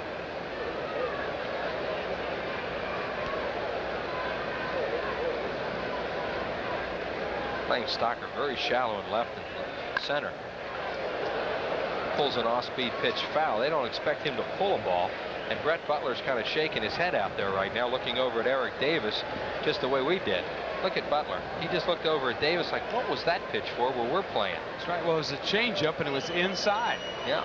That's how you really can foul up your defense. You start throwing those off-speed pitches in bad locations, and the guy pulls them in the other way. And Stocker, a wicked foul into the stands. Eddie Stefanski, the shot, has just stopped into the booth to say hi. Larry Rosen's basketball partner on Prism during the offseason. Those guys do a good job in the Big 5 games. Eddie Stefanski, great shooter. A local legend. 1 ball and 2 strikes to Stocker. Low 2-0. He's had a good eye tonight. 2 walks. Questionable call on a 3rd strike, but when you're a rookie, you got to swing the bat. Oh yeah, he get rung up a little quicker. Jim Quick's a good umpire, home plate umpire. He doesn't have a quick fuse. Does a good job back there. 2-2 to Stocker. Beats a foul off his foot, stays alive. There's Eddie Stefanski.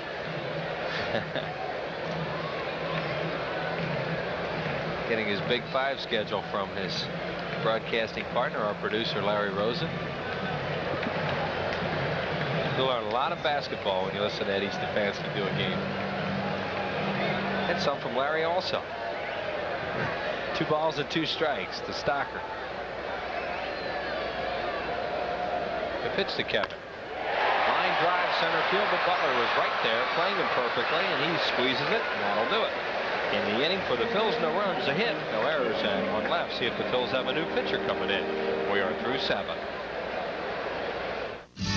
The 3-7 strong innings for Terry Mulholland. He has finished for the night. Martinez has gone 7 innings also, and you see 6 walks, and some of the walks have hurt him. Dykstra and Kruk have homered for the Phils in the ball game. And here's a new Phillies pitcher, the big, tall right-hander Roger Mason, just acquired over the weekend from the San Diego Padres in exchange for Tim Mauser. Right-handed hitters hitting just .214 against him. He made his Phillies debut on Independence Day Sunday night against San Diego, pitched 2 innings, 1 hit, and gave up 1 unearned run. Roger Mason. See, his 1-loss record is obviously not good pitching for the Padres, but his stats are good. 18 walks, 39 strikeouts.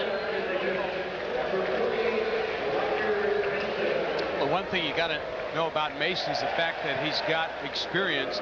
He's pitched with the Pirates in the championship series in the National League, so he won't fold under pressure. And I, for one, like the stuff that he has, as we see Piazza now getting ready to hit tonight. 2 for 3, 5 for 9 on the series. And a big series here in his hometown. Hit an unbelievable double last time up when he just waited till the last second, was jammed, and hit it in the gap in right center.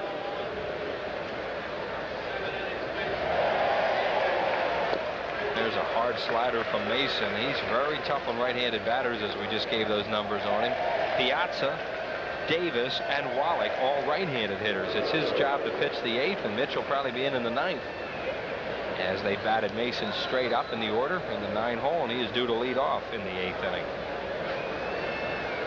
And Piazza tires of waiting and steps out.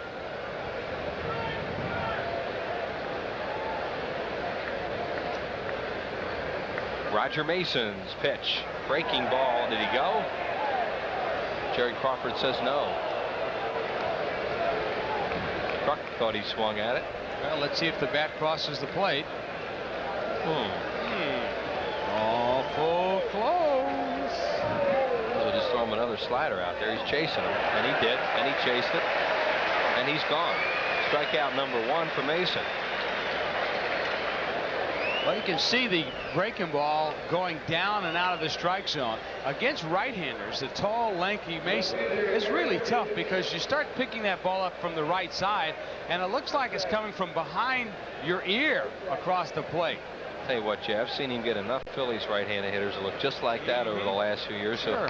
So, ooh, boy, he comes busting in on Eric Davis, and that hit him on the hand. No, I think Jim Quick called it a hit batter. Jerry Crawford just called him out at first that the ball was batted. I think Quick looked like the ball hit off the knob of the bat, and Quick called it a fair ball. Crawford called them out. Lasorda will come out to argue. No, it's either got to be a hit batter or a fair ball, doesn't it? It's a fair ball. It's not foul. Can't be foul. No, he's out. It's a fair ball. See, I mean, there's no way. It's one or the other. Now here comes, you don't usually see both. Now, when's the last time you saw both managers out there at the same time? That's because these guys get along so well. This is very strange. Yes, you don't see them together. That is a great picture right there.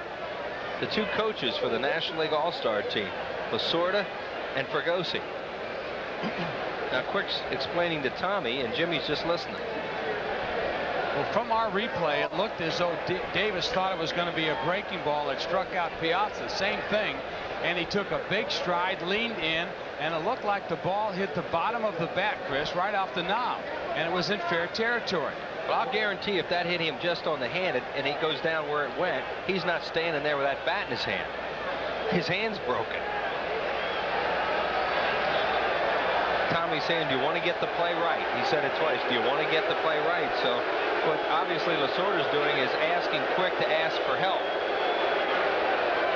I'm not satisfied, he just said.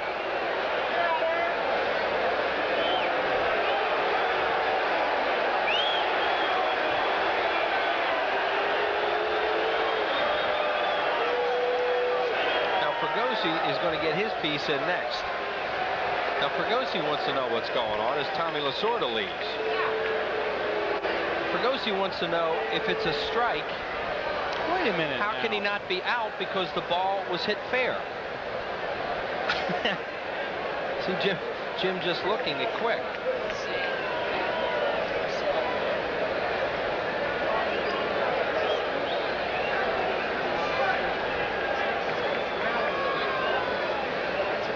And he's going to say he fouled it off his hand and the bat, and it's not a fair ball.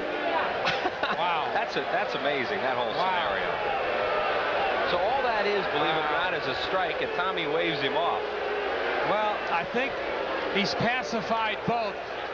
Watch where the ball hits off the knob of the bat. Look at this. Look at this. See that? The ball hit off the knob of the bat because he is shaking. Then he's out. Left hand, of course he's out. But he's pacified both teams. It's a foul ball. He's not out, and it's not a hit batsman. I never saw a call like that. High in the air, here comes Dykstra, waves off Eisenreich, so Davis is out. What Lasorda was saying is it hit him on a hand, he should go to first base. Fregosi saying it hit the knob of the bat, the ball stayed in fair territory.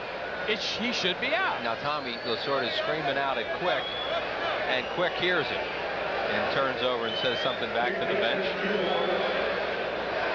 Well, it was kind of a weird call, don't you think? Yes, very. 2 outs and nobody on, and here's Wallach. Wallach is 0 for 3 tonight. with an RBI is 42nd of the year. And Lasorda's still boiling in that dugout. Well, he was mad, and he still is mad, obviously, because the home plate umpire did not ask for help from one of the base umpires. That's what he was saying. And then you could see him saying, "You're going to ask him after the game, aren't you?" Said you want to get the play right. Mason has 2 outs here, and now has run a 3-0 count on Wallach, another right-handed batter on deck, Sharperson. They have 4 left-handed hitters on the bench and a switch hitter, Mitch Webster, because the right-handed batter started against Mulholland tonight. Mason misses outside. He walked him on 4 pitches. And Sharperson will get called back, and Lenny Harris will come out and hit for him. So they'll use up one of those left-handed hitters.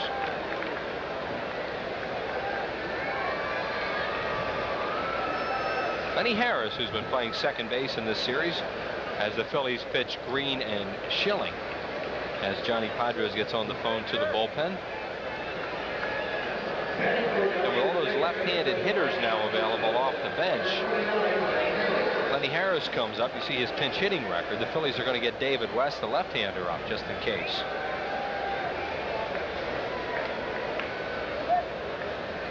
Still wanting to save Williams for the 9th inning.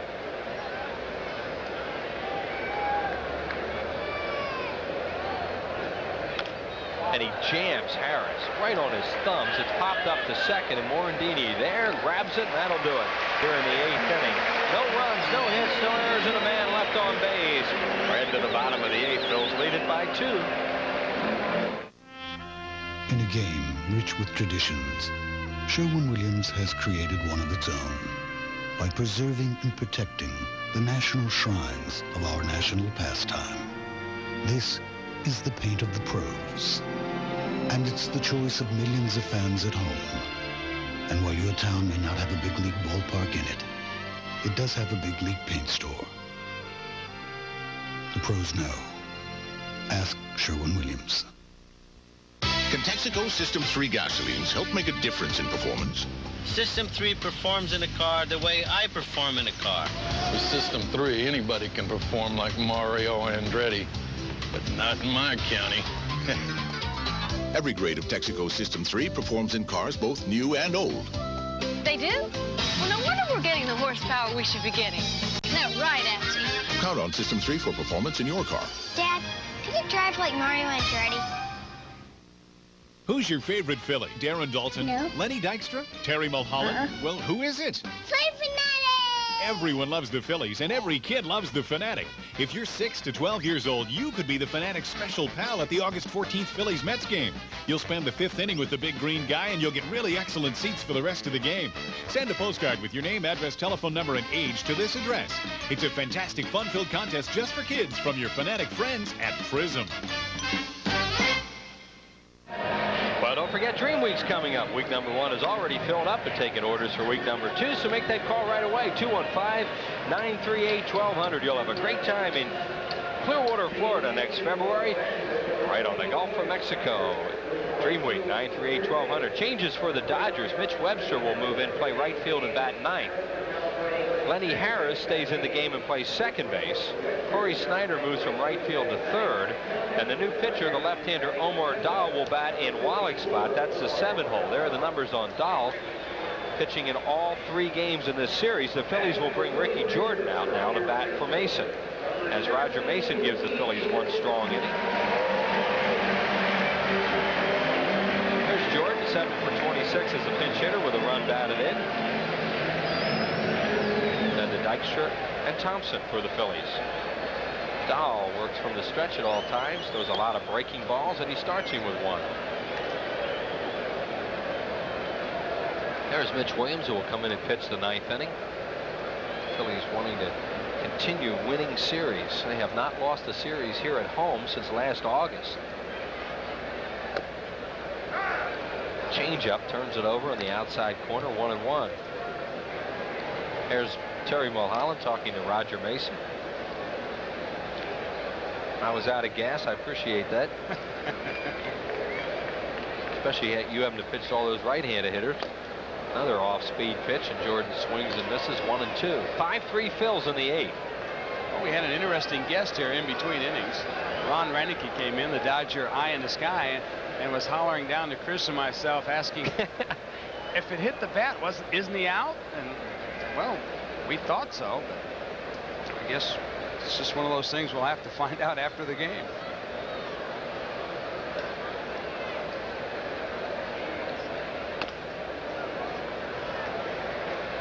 It's very surprising, partner, to see that the Dodgers only have one left-hander in the bullpen.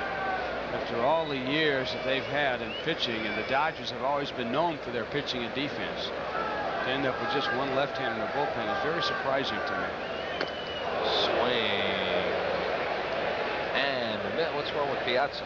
Swing and a miss, struck him out. He might have caught the backswing on Jordan's swing. Yep, that's what probably happened. He got him with the bat.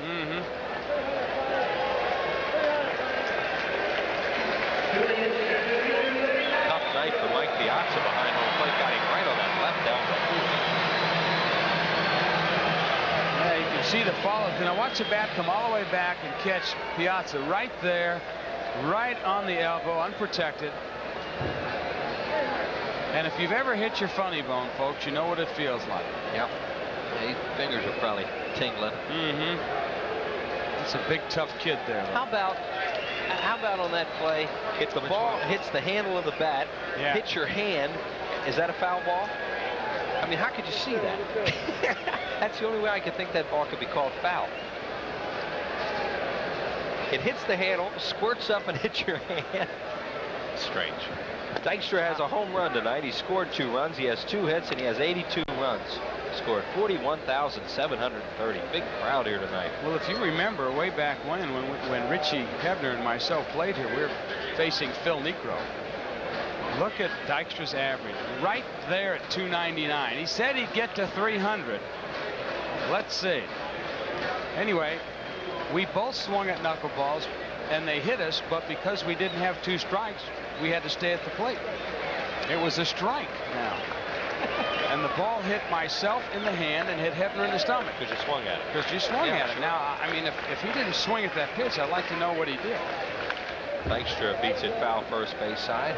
You know, Lenny's taking a little peek up there. He knows he's at 299 with 100 hits on the air. His 100th hit, a home run. He'd like to go into that Giants series tomorrow night, a 300 hitter.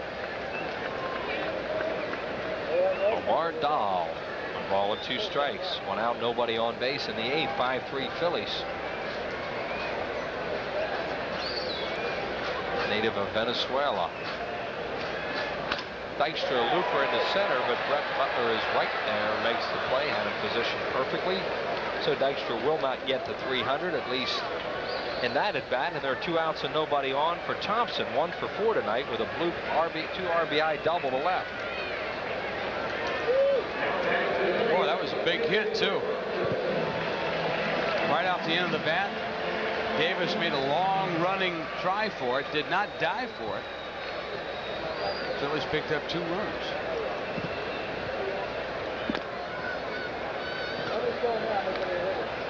And they lead it by 2 here in the 8th. Mitch Williams will be coming on to try and close it out for the Phillies.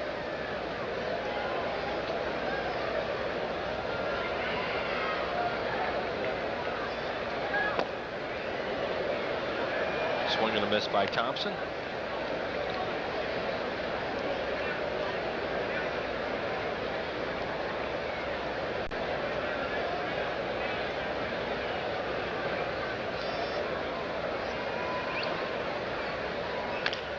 Grounded to second. Lenny Harris, the new second baseman, up with it over to first, and we are going to the 9th. No runs, no hits, no errors, and nobody left on base. Come on back. It's Mitch Williams time.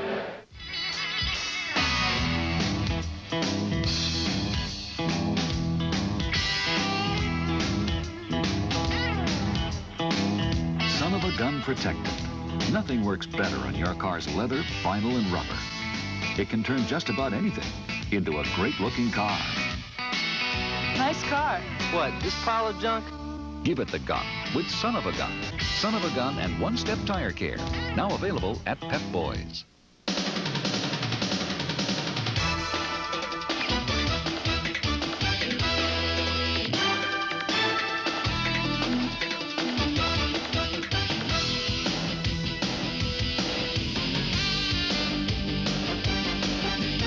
got a group of 25 or more, we'll give you a great time at a Phillies game.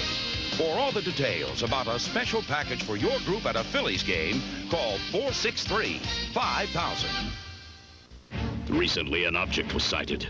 It was big. It was just big. Too big to measure with the human eye. They say it could show up anywhere. Whoa! Did you see that? Pizza Hut! Bigfoot from Pizza Hut. Out of sight, big. 21 slices. I can handle it. On a totally different crust. Whoa! For a ridiculously low $10.99. It's a legendary value. Bigfoot from Pizza Hut. The biggest pizza you can get delivered. St. Louis and Atlanta in the 6th inning. Cardinals with a 1-run lead. Montreal got a rookie pitcher tonight named Kirk Reuter go 8 1/3 in his major league debut to win that. San Diego beats New York on a 1-hitter by Bennis and Gene Harris. Cincinnati over Chicago. Mitchell 14 and 15. Sammy Sosa number 17. Pittsburgh over Houston in the 5th. Tim Wakefield a homer and Jeff Conine a 2-run homer. Florida over Colorado. To the American League where Detroit beat Minnesota 8-4. Cecil Fielder number 23. Milwaukee over Texas. 4 A's pitchers combined on a 4-hit shutout in that game with Cleveland. Seattle beats New York. Ken Griffey number 22. California over Boston. California 3 in the 9th to win it. Chicago over Toronto in the 8th. And Baltimore 4, Kansas City nothing. Chris Hoyle's a 3-run home run, his 15th home run of the year. We go to the 9th inning. Mitch Webster batting in the 9 hole will lead it off. And then the top of the order to Butler and then Offerman. New York lost again with Anthony Young. 26 in a row. 26. Wow. And Mitch Williams, as we said, is in the ball game. There are the numbers on him.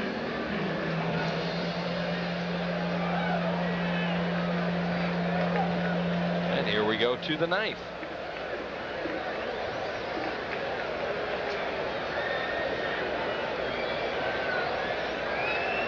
Mitch has 18 saves and 21 opportunities. Webster in his last 21 chances, 23 saves overall.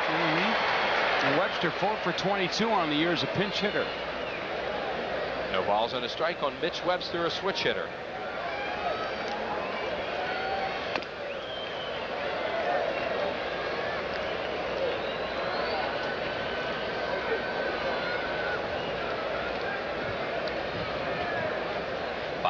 Phillies. We are in the 9th. Webster last year, outstanding job as a pinch hitter for the Dodgers. 17 for 47 with a couple of home runs and 12 RBIs. That's .361 as a pinch hitter. One of the toughest jobs in baseball coming off that bench in the 9th inning. In fact, those 17 pinch hits set a franchise record for most pinch hits in a season, breaking an old mark of 16 back in 1936. Mitch Webster's been around a long time and a good player. Here's the pitch. He walked him. So Mitch Williams is going to make it interesting. He walks the first batter he faces, and Fregosi goes to the chew. Johnny Padres looks on, and here's Butler. 0 for 4 tonight.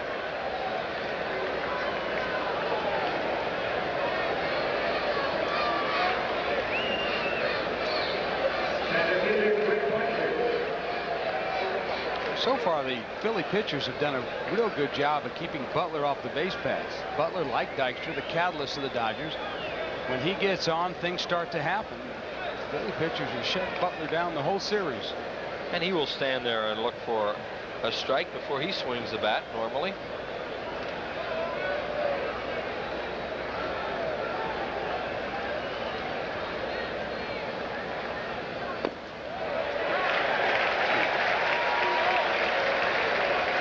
Dave Holland's way up at third. Butler might think about bunting, trying to get on.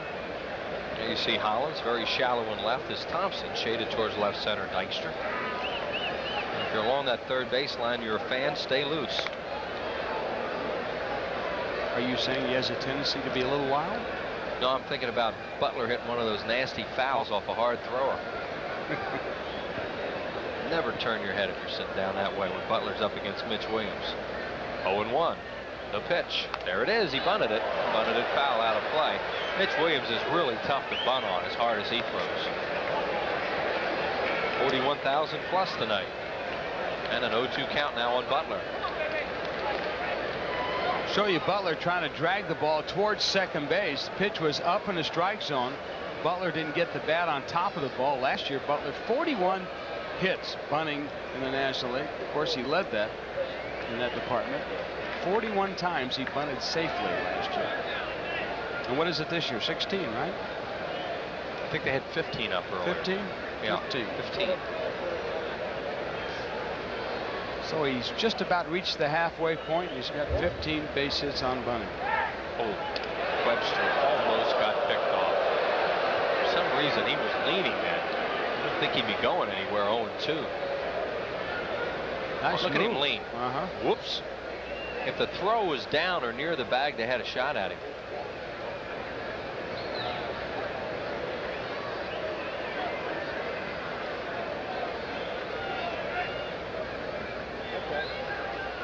Struck him out.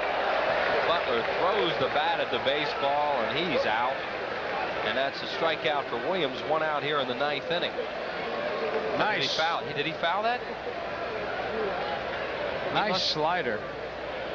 He didn't touch that. Nope. Wait a minute. Didn't see Quick go up with any sign. He must have fouled it somehow. Foul ball. Sure did not look at from our replay, did it? So he fouled it. Aaron Dalton, no argument. No balls and 2 strikes again to Butler. That was inside and high.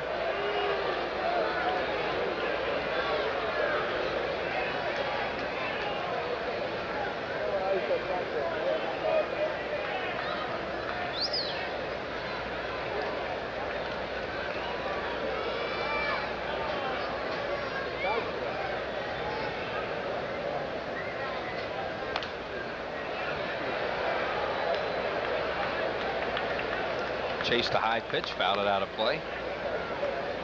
We're in the 9th inning. Phillies had a 2-run lead. The Dodgers have their leadoff man, Mitch Webster, on. And the Dodgers now at the top of the order.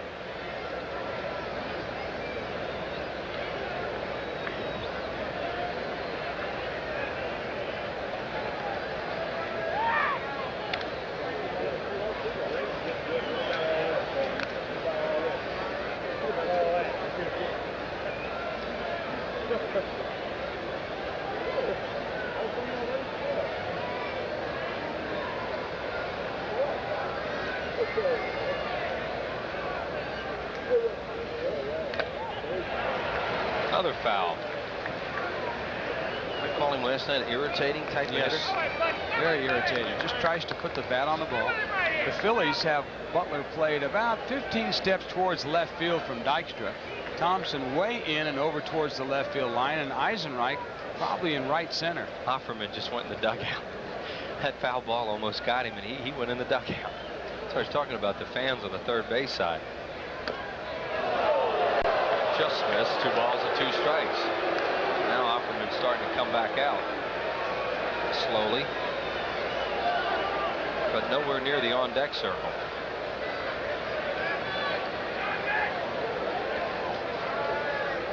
One guy that the Phillies used to have exactly like Butler was Larry Boa, batting left-handed. Used to do the same thing.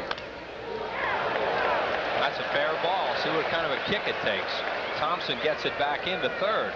So the Dodgers have 2 on and nobody out here in the 9th inning. And here comes Offerman. All Butler did on that pitch was just choke up on the bat about 4 inches and watch him just put the bat on the ball. Real short swing. He waited till the ball was right over the plate. And you can see just kind of served it right out over Holland's head. So another adventure is underway here in the 9th.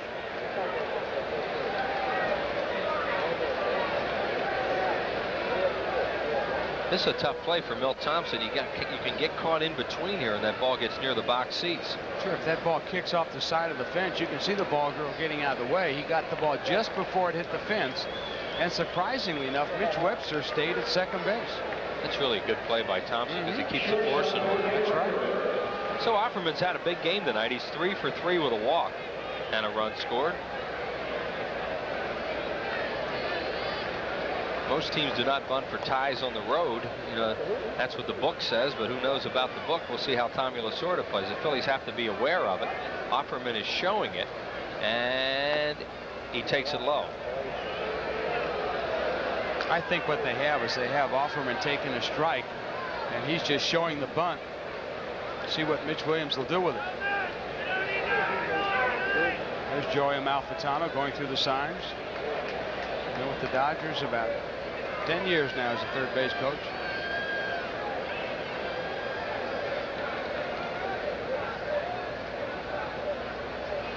He's bunting. Takes it high, 2-0. There's Larry Anderson getting up. And this is Mitch Williams' role to come in this game and get it done. But the Phillies do not want to cough this game up. This is a very important game to them. They worked hard all night to get this lead going into the 9th inning. And they wonder why managers do those Maalox commercials. See Menke, he's just going to take a walk. Kind of hoping that when he comes out of the bathroom back there, it's over. Joey Amalfitano has a talk with Offerman, make sure they know what they're going to do. He's shown bunt on the first 2 pitches, taking them for balls. There he goes through the signs for the base runners.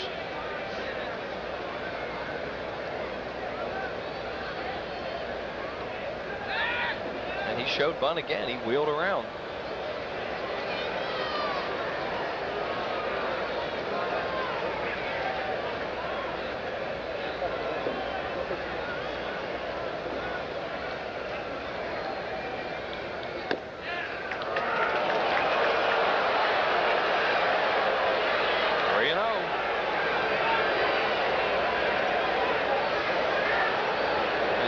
Up here trying to give himself up right now, right?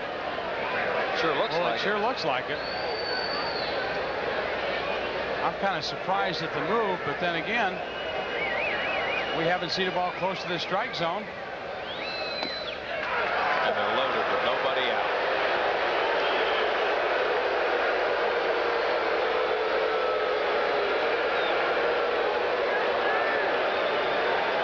And here comes Corey Snyder. 3 right-handed batters in a row can hit him. Snyder, Karros, and Piazza, and then Eric Davis. Nobody out.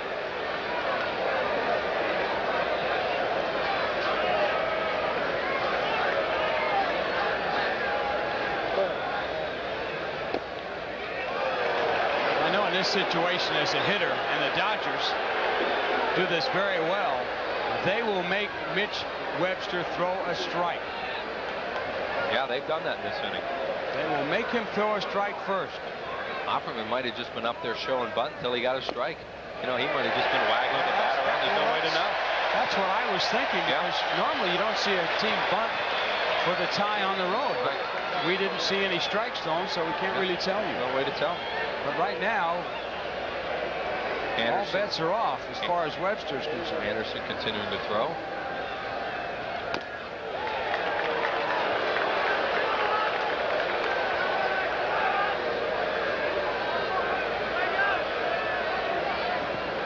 Pitches already.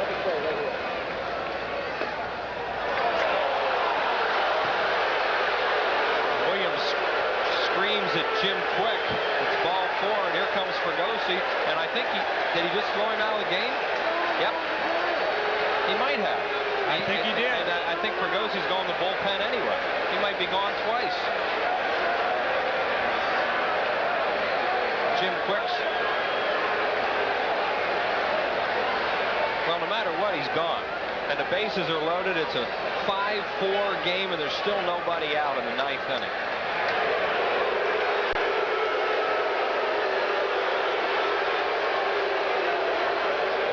Williams and Jim Quick are going at each other.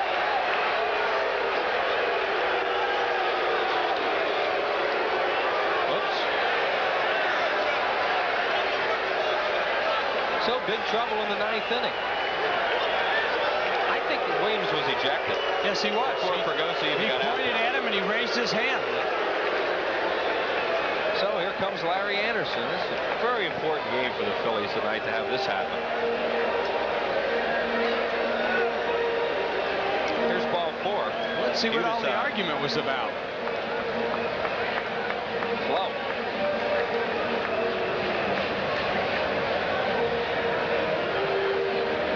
Well, Mitch Williams thought it was a strike. Looked like the pitch was low. And Larry Anderson coming on in all kinds of trouble. It's a 5-4 game, bases loaded, still nobody out. We'll be back after this.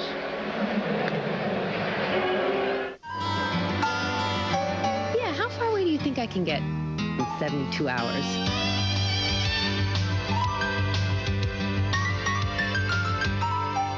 I wouldn't trust my car past the city limits. For the way you travel today more than ever, the smart money is on budget. Ask for budget smart rates for great prices on cars that won't cramp your style, all with unlimited mileage. The smart money is on budget. To soar with eagles, be the best.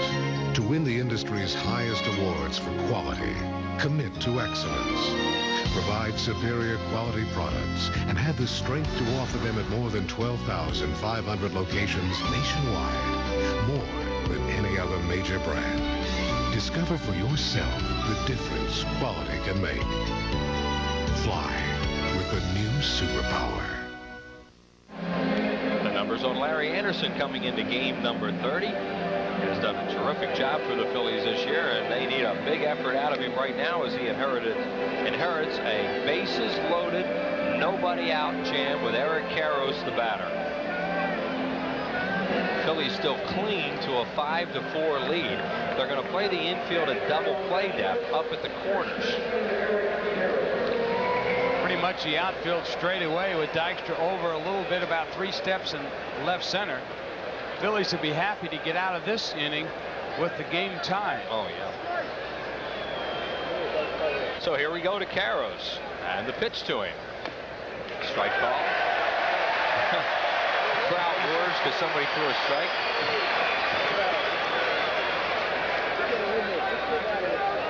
If the Dodgers do tie it, it's too bad because Mulholland really pitched a good game.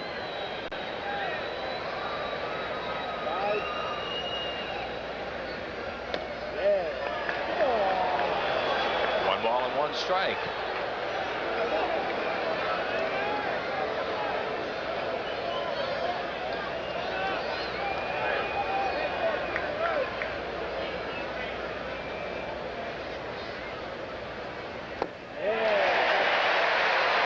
That's a break there for the Phillies. Karros going after that slider that Anderson has. Anderson really likes to throw that slider down and away to right-hand batters and out of the strike zone. There's Mulholland looking on, knowing that his 10th win is in grave jeopardy right now. 1 ball and 2 strikes to Karros. The pitch. Slider bounces off Anderson. He'll get nobody. Tie ball game, and they're still loaded. That's it for Mulholland's potential win. And the Phillies are having a disastrous 9th inning. Base hits. That's too bad because when Hollins picked it up, he looked at home. He should have gone right to first, so to watch him look at home, and then it was too late. So Piazza will be the batter with them still loaded. Boy, oh boy, oh boy. Yeah, this one had a nice little neat bow on it, and now it's turned into a problem. Anderson just couldn't handle it. He's thinking home to first, double play, and they get nobody.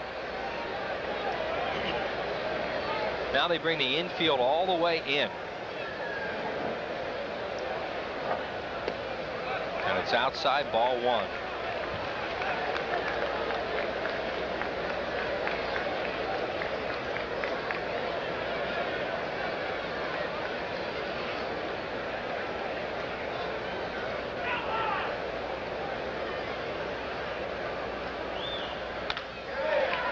Ground ball to Stocker. He's going to come home. What a terrific play by Kevin Stocker. Wow. Wow. He's right. He caught that ball with the momentum going towards third base. He threw it across his body. And chances are, here's a kid that they just brought up. It's the second play in the game. And look at the throw he makes. Makes a perfect throw right to Dalton. Across his body, too, falling away. That's really a good play. A lot of poise on that play by that kid. Wow. Is right. Now let's see what they do with the infield. Here's Eric Davis. They're going to go back and play a double play depth. Take a shot at it. It's a tie game, 5-5. Anderson's pitch. Davis fouls it back. Dave Hansen, a left-handed batter, moves out to bat for Dahl, the pitcher, who's hitting in the 7 hole.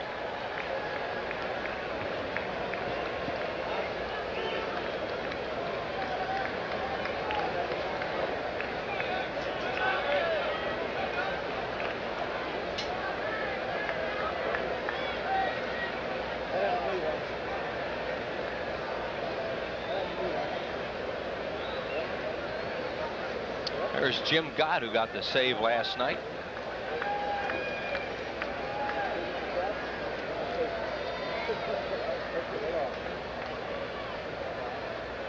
Davis fouls it away, and Anderson's ahead of him,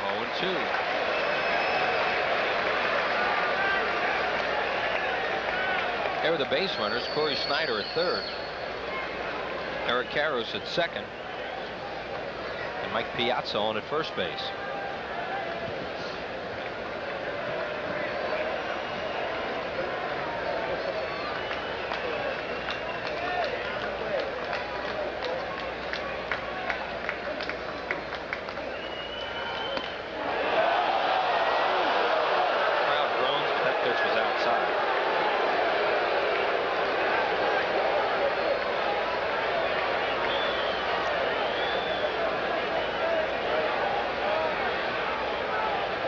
One ball, 2 strikes now on Eric Davis with him loaded, 1 out.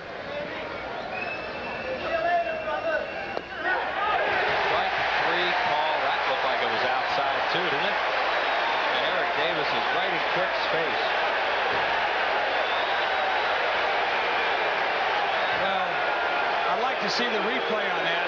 Davis really a pretty cool guy. Doesn't argue too much, and he is visibly upset. You can see him pointing the finger at Jim Quick, and surprisingly enough, Jim Quick taking a lot of abuse. This pitch is outside, though. I mean, the Phillies get a big break on this. That's ball's way outside. Wow. I mean, no wonder he's so upset.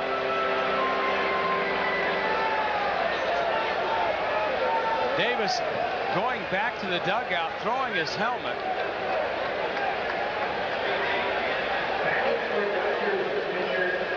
Quick really let him go a long way. Yes, with that he did. argument. I was very surprised. Well, that's a huge break for the Phillies, and let's see if Anderson can get one more as Eric Davis sits down very upset, and Dave Hansen will come out, a good left-handed batter. He will bat for Dahl. Everybody can move back now. Don't have to even worry about double play depth. As we mentioned last night, Hansen, the best pinch hitter so far in the Dodgers this year, 9 for 26.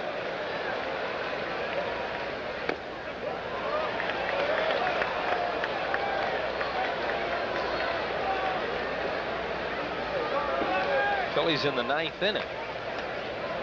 Have Kruk, Hollins, and Dalton do. The pitch to Hansen. Foul away.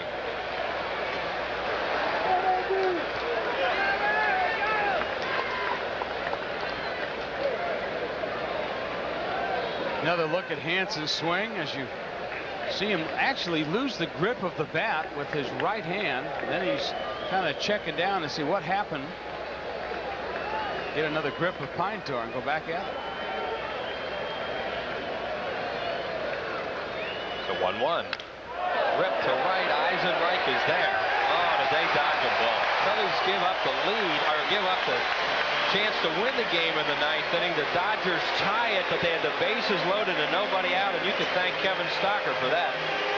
2 runs on 2 hits. We're going to the bottom of the 9th. shop around.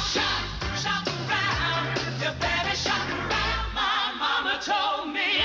You better shop around. Shop around. You better shop around. I always go to the shopping center 9 out of 10 people use. The genuine Belle of Pennsylvania Yellow Pages. 9 out of 10 use it. No other book can match it. A Belle Atlantic cover. Oh my God, we're cartoons. I am not a mouse. I'm Helen Nabel. I have 2 beautiful children. Mom? Our parents are trapped in television. Now, they can't go home. They can only switch channels. Where'd he go? Hey, lady, watch out! And every series is a nightmare. That's entertainment. Because Satan is the sponsor. Okay, everybody, head spins. Very good, very nice. Well, time to rock and roll. Start me up. You got to start me up. Start me up. Don't miss this comedy from hell. Sweet! It's party time! It's excellent! That'll save her. Stay tuned. Where have you been? All fans receive a great-looking poster, compliments of Thriftway. The teams wear uniforms from 1933.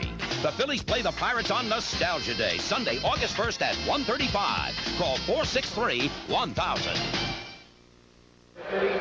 Well, the closer is coming in a tie game. Gott closed it out last night for his 15th save. We're in a 5-5 game. The Phillies in the wheelhouse of their order. In a game that it looked like they had a heck of a chance to win, and then had a real good chance to lose, or at least lose the lead, and they're tied. Well, big play of the inning was Kevin Stockner's throw to Dalton, and of course the strikeout. Nice job by Anderson. Larry Anderson right there. The strikeout by Anderson of Davis, a questionable call.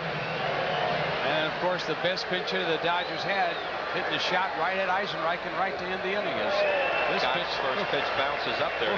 Kruk tonight is 2 for 3 with a home run, a 2-run homer.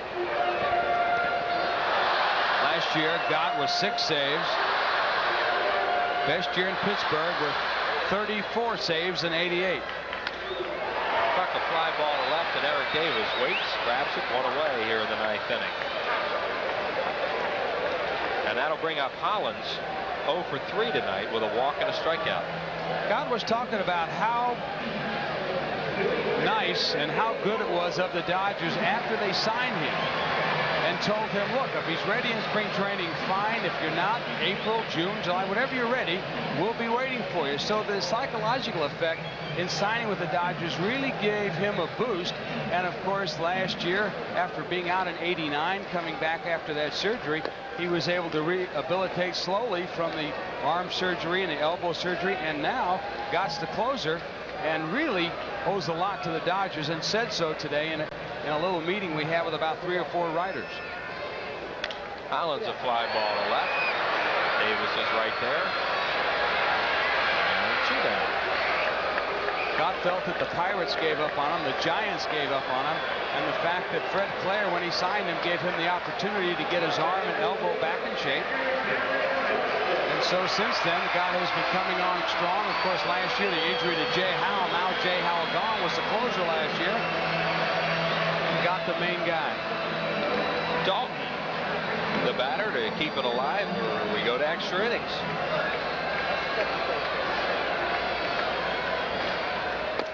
Tried to check. He struck Dalton out on a breaking ball to end the game last night. He threw him one there. Dalton was swinging first ball fastball, maybe trying to end it.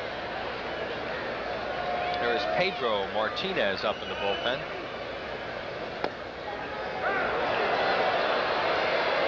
Tommy Lasorda comes with his closer here in the 9th inning of a tie game. The Phillies will go to David West after Larry Anderson pitches a terrific inning behind Mitch Williams. Outside, Eisenreich is on deck. You think they may just have brought Gott in to face the heart of the Phillies order? And I can't believe he'll go more than one.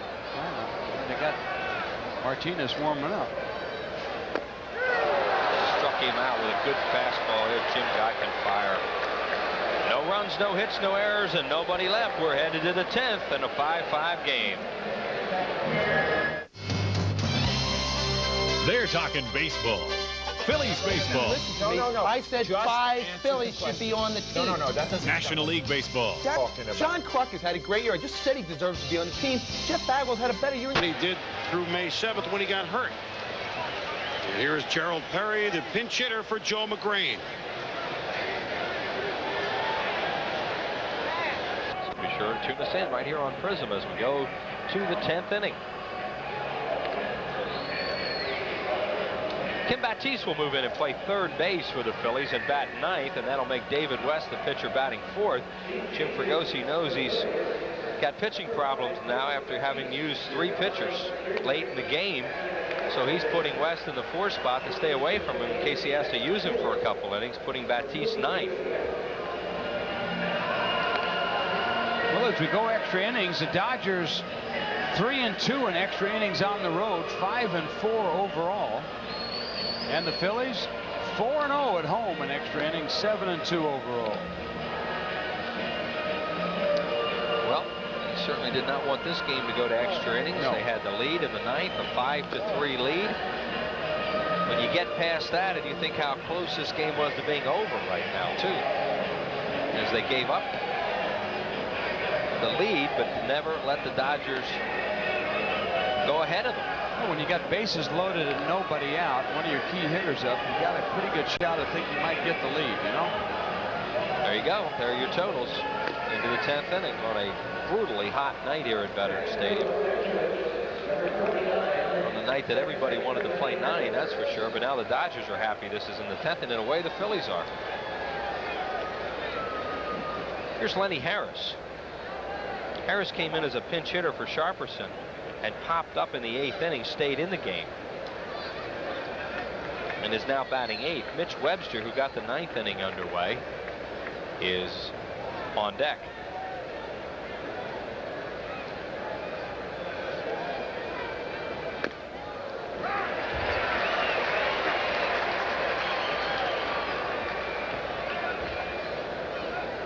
David West, left-hander acquired from Minnesota from Mike Hartley. Harris takes a breaking ball and down low, 1-1. It'll be Harris, a left-handed batter, the switch hitter Webster, and then Butler, another left-handed batter. See if they keep Jim Gott in the ball game. Webster swinging a foul tip held on to by Dalton. Here's Lasorda, who's run a gamut of emotions in this one. Well, Martinez has stopped warming up.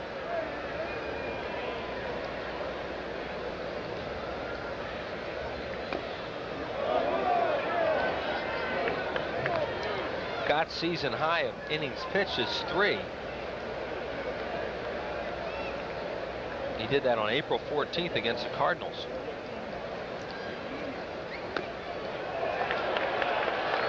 That just missed. 3-2.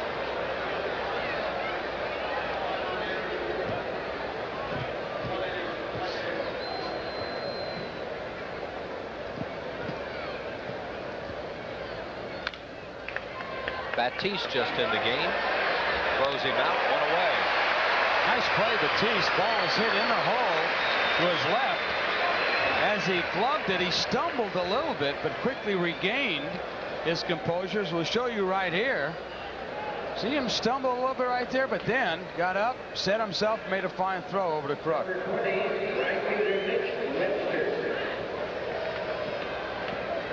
Jay said a good play by Batiste, and now we go to Webster. He started the 9th inning by walking and scored a run. Batting right-handed against David West. Webster towards right center, a long run, Eisenreich. He's there. What a good play by Eisenreich. The Phillies have made 2 dandies here in the 10th inning. What a fine outfielder he is. Wow. That ball had alley written all over it, but as you can see, Eisenreich on the run, the ball starts curving back towards him. Eisenreich just made the perfect angle for it, caught it just over his shoulder. Here's Butler, 1 for 5.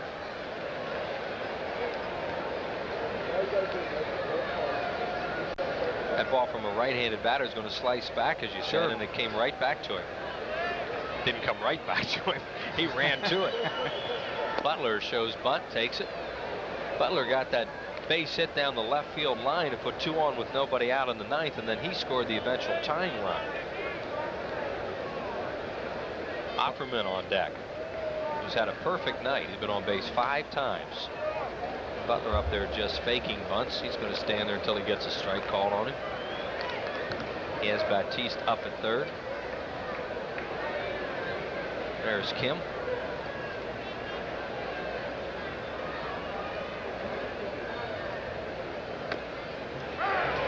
Two and one. Butler, the unofficial captain of the Dodgers. Eisenreich, Morandini, Stocker due to bat for the Phillies in the bottom of the 10th inning.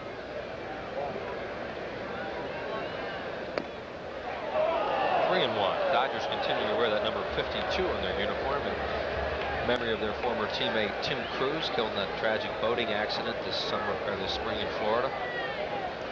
Well, they're going to be getting another patch real soon. One commemorating both Don Drysdale and Roy Campanella together. He bunts it. He bunts a 3-1 pitch, foul.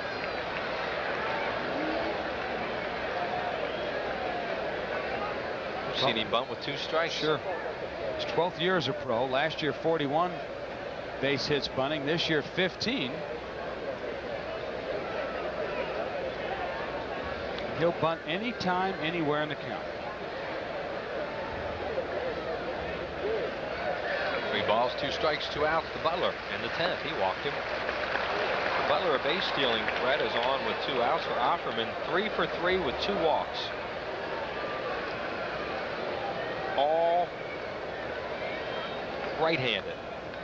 And he, of course, will bat right-handed against West. If somebody were to tell you before this series started that Offerman would be the key guy in this series, if you kept him off the bases, you had a chance of winning all 3 games, would you laugh at him? Wouldn't have picked him, that's for sure. No. But he's had a good ball game here tonight. A good series.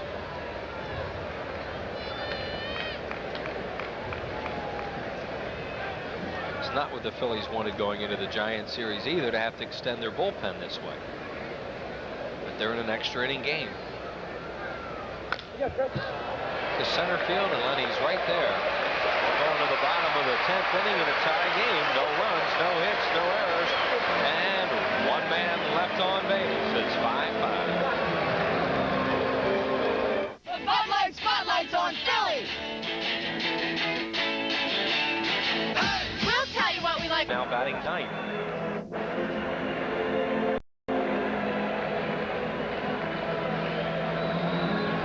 We're in the bottom of the 10th, tied at 5.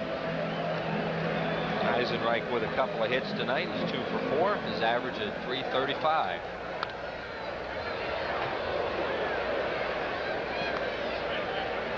Nothing cute about God, is there? He just throws everything hard. Here it comes.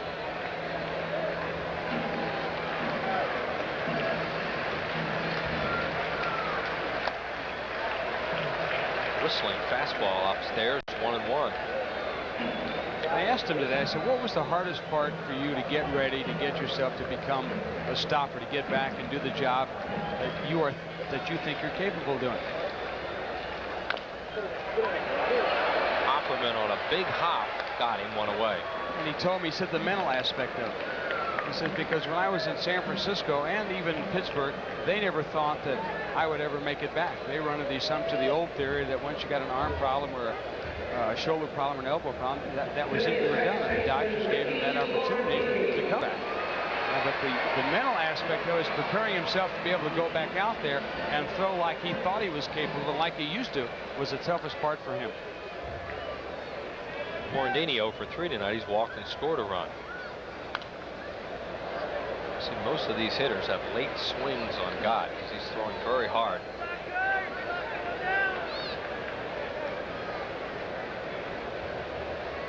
Stocker waits.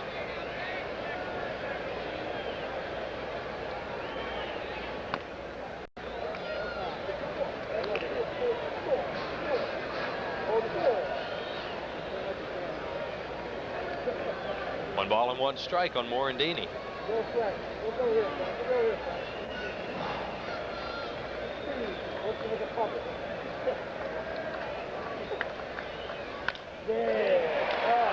Opperman dropped it and got it.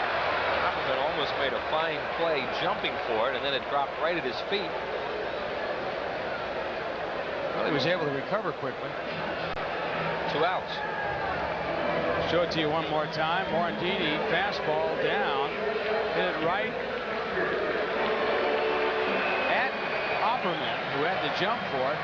Played a little juggling act with it, threw him out. Now here's a young man that has kept the Phillies in this game after the 9th inning. Really, that play that he made sure did on the throw to home to Dolan. And the Phillies are not going to hit for him because they can't, because they don't have any more infielders. He tries to get on with a bunt. Bunts at foul third base side. Good idea. Batiste on deck. Dodgers have some good hitters coming up in the 11th inning. Snyder, Karros, and Piazza, and then Davis.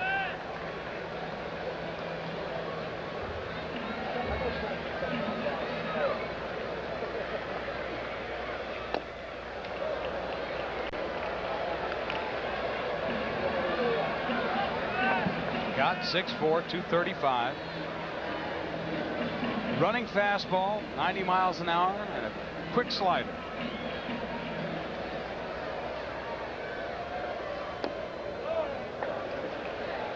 Asked Tom Hallion at third and said he did not go.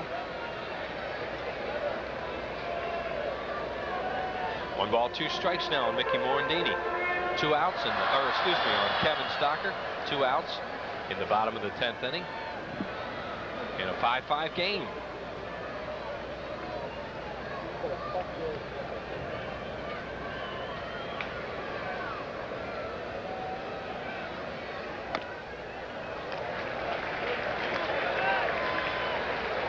Two and 2 to Stocker.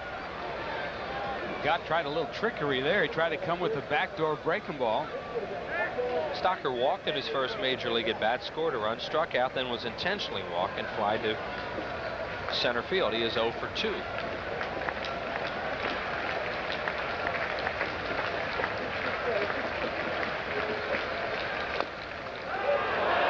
3 call. He's gone, and we're going to go to the 11th. No runs, no hits, no errors, and nobody left. 5-5 after 10.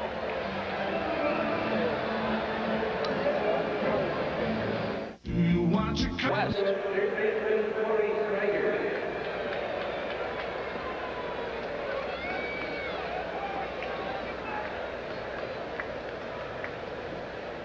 See, Snyder 1 for 4 with a double. He's knocked in 2 runs in this game because he walked with the bases loaded in the 9th inning. That was the last batter Williams faced. Here's the pitch to him. Fouled it away. And Mitch, we think, was ejected before Fregosi took him out. It appeared that way. Sure looked like it. Jim Quick pointed at him and then raised his right hand, thumb up, pretty much indicated he was gone.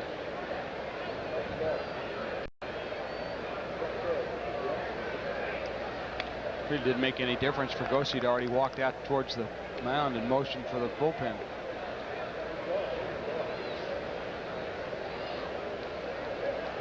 One ball and 1 strike on Corey Snyder. The pitch on the way.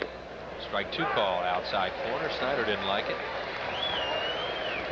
Here comes Pedro Martinez. He'll be the new pitcher in the bottom of this inning, the 11th for Los Angeles, as Jim Gott gave Tommy Lasorda 2 powerful innings.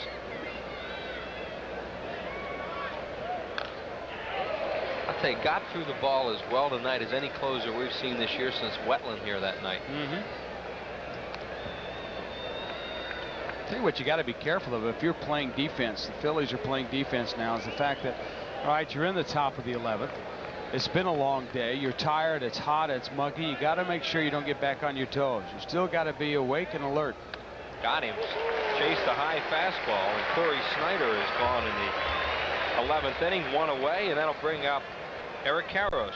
Nice pitch by West. Ball out of the strike zone. Snyder helping out a lot by going after this fastball. We've seen Snyder try to go to right field a lot in this series. His only base hit tonight was a little line drive double down the left field line.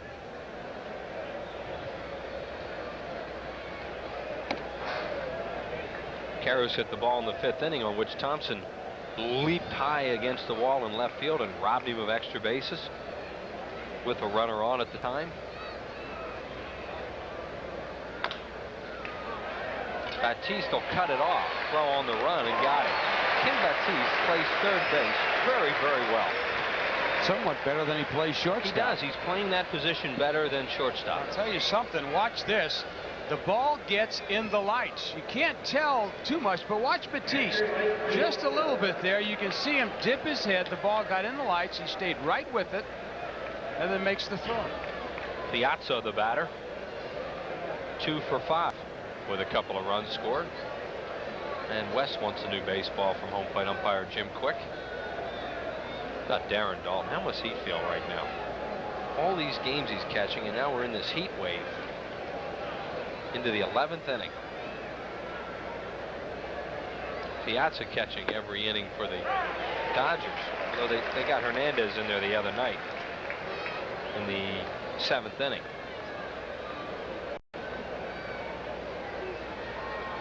No balls and a strike on Piazza. He's trying to stay away from him. He can hit the ball out of the ballpark the other way, but you're going to have to, you want to make him do that if he's going to beat you with a homer.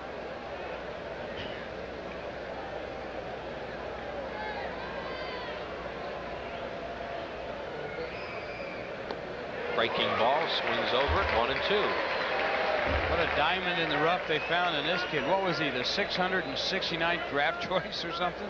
62nd round. I mean, he was pretty late. Pretty late. Heck, half the scouts had already gone home. They were in the wee hours of the morning. They'd already sent out for the pizza. West overthrows a fastball, and it's 2-2. What it was told to me is that they just drafted him so they could get the draft over with. Everybody could get out of there. It goes to show you never know.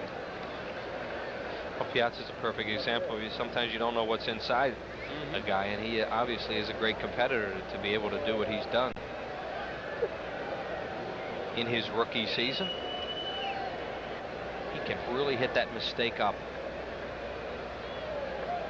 Got him. Good fastball by David West. Strong inning for West. No runs, no hits, no errors, and nobody left. To the bottom of the E11. 5-5. Honey, I'm home. Sherry? Huh. Hope I didn't forget. ERA of 2.8.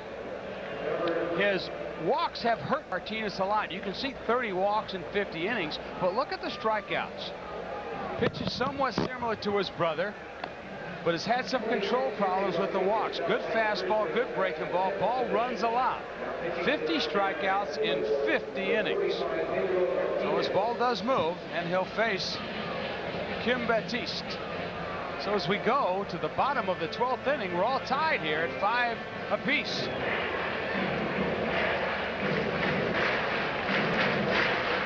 Henry Rodriguez, the new first baseman, will bat 7th, and Martinez, the pitcher, will bat 4th. As Kim Baptiste gets his first at bat of the night.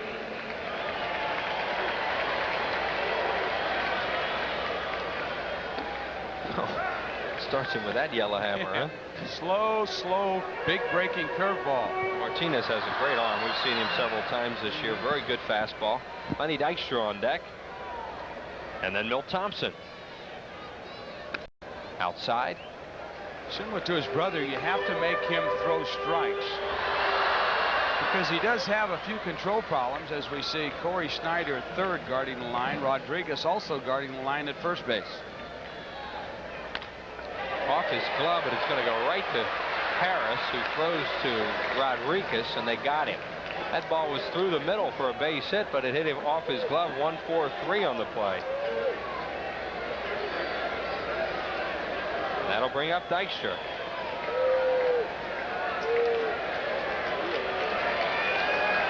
Martinez, pretty good fielder. Watch this. The reaction Martinez to get the glove out. What happened was he slowed the ball down enough for Harris to change directions and then make the easy toss to Rodriguez at first to get Baptiste. Lenny Dykstra, 2 for 5 tonight with a home run, scored 2 runs. Pitch to him is high, ball 1.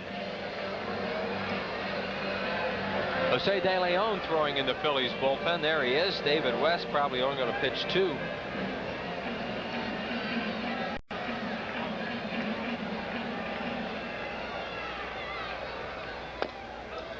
Dykstra takes it low, 2-0.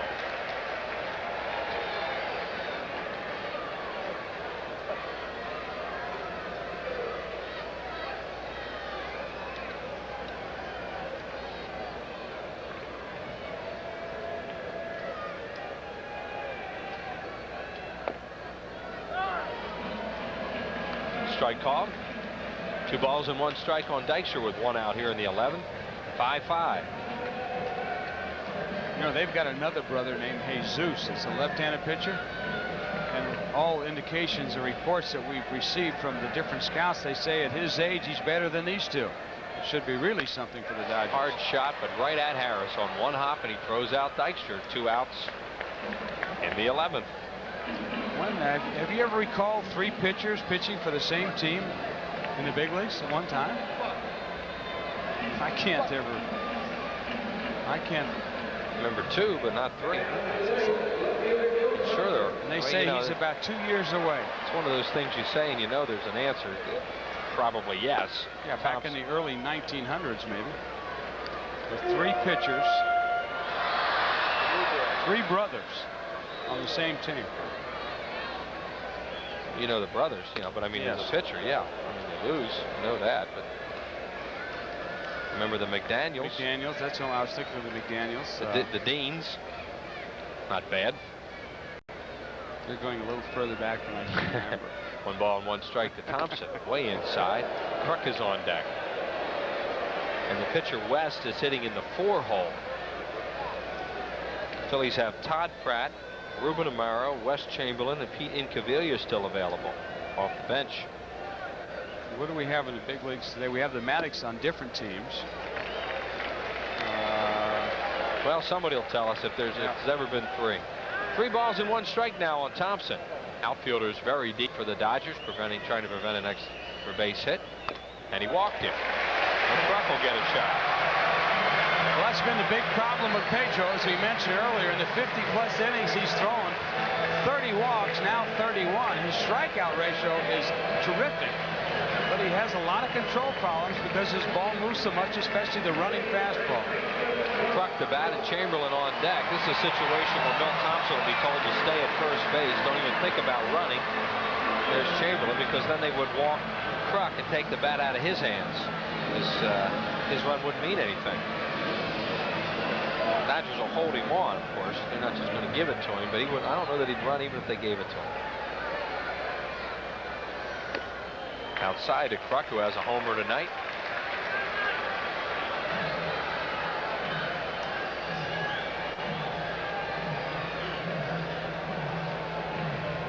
All 3 outfielders very deep for the Dodgers.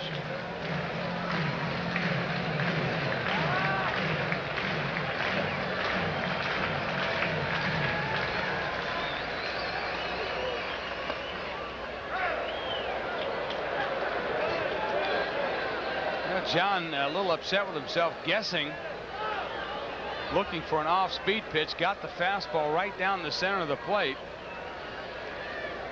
Well, that happens to good hitters. Sometimes you pick up a movement by a pitcher, you see something, you have a hunch, you look for that off-speed pitch, and pitcher throws one right down the center of the plate, and all you can do is take it.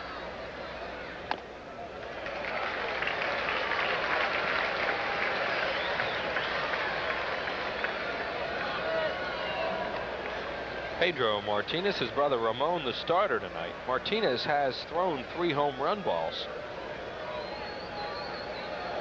You're thinking long ball. 2-1. 3-1. Kruk will really look for something to drive. He can look in a location now. And Baranowski's going to talk to him about that very thing. That's right. Like, you know, this guy can really hurt you. You have a right-handed batter on deck who hasn't played all night. Yeah, what a job he's done for the Dodgers. You know, very quiet, unassuming coach. Gives all the credit to the pitchers. Does all the behind-the-scenes work. Ron Baranowski, teamed with Phil Regan, a great Dodger bullpen. He should know a thing about being out in a pinch or two in that situation, don't you think? After all those years that he had to go out there. Well, let's see what they do. Whether, you know, he just flops a breaking ball up there or misses intentionally. They're not going to walk him intentionally. 3 balls and a strike to Kruk. Piazza set up way outside and low, and they just walked him. They weren't going to give him anything to hit there. Even though that put the winning run at second base, they're saying right here, we're going to let Wes Chamberlain beat us. Of course, they still have to think about Dalton. Chamberlain batting for West. West, as a pinch hitter this year, is 1 for 7.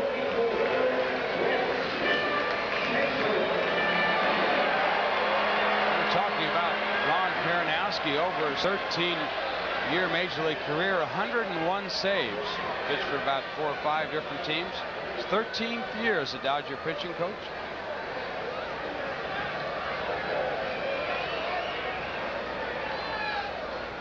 Chamberlain takes a fastball over for a strike.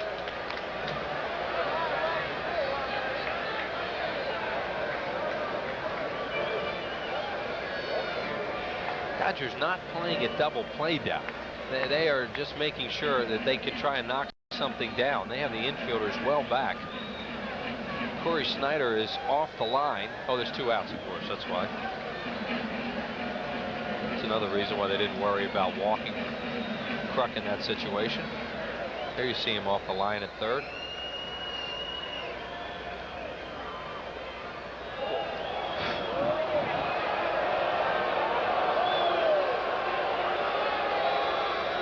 But Chamberlain trying to come through with a big 2-out hit.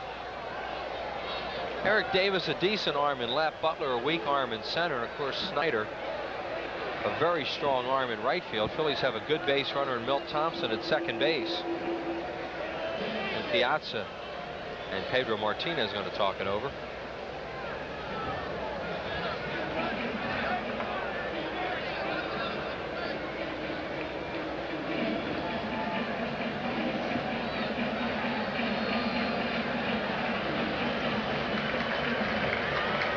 Mitch Webster now playing in right field. Corey Snyder over in third. Webster has a decent arm in right field.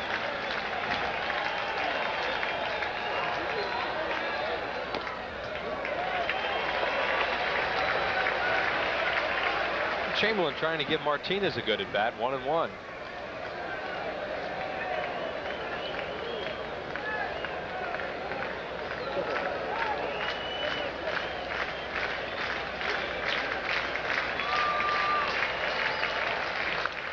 Pop-up foul. It'll go to the crowd third base side. Chamberlain just a little bit out in front of that off-speed pitch. Martinez really pulled the string on it.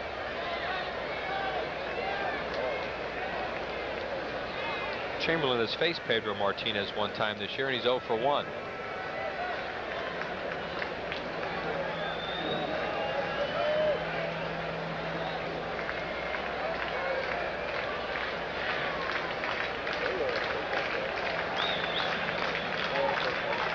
Here we go with a 1-2 pitch. Fouled away, right side. Darren Dalton waits on deck. Good catch by a fan in the first row.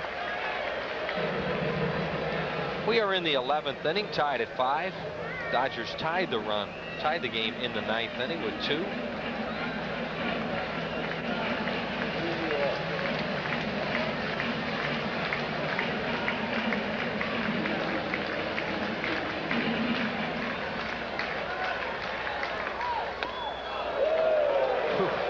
Somehow he didn't chase that. You know, he's really been working in and out on Chamberlain. He threw him that off-speed pitch inside, and then he went away with the fastball. Chamberlain, in the back of his mind, thinking about that off-speed pitch, was really late on the fastball. Fouled it over the Phillies dugout. And then he went back away again with something up. And almost had Chamberlain fishing for that one. 2-2. Fastball struck him out, threw it right by. Phillies have not had a hit since the 7th inning, and we're going to go to the 12th. No runs, no hits, no errors, 2 left. Dayton is the sponsor. Okay, everybody, head spins. Very good, very nice. Well, time to rock and roll. Start me up. You got to start Start me up. Start me up. Don't miss this comedy from hell. Sweet! It's party time! It's excellent! That'll save her. Stay tuned. Where have you been? All fans receive a great-looking poster, compliments of Thriftway. The teams wear uniforms from 1933. The Phillies play the Pirates on Nostalgia Day, Sunday, August 1st at 1:35. Call 463-1000.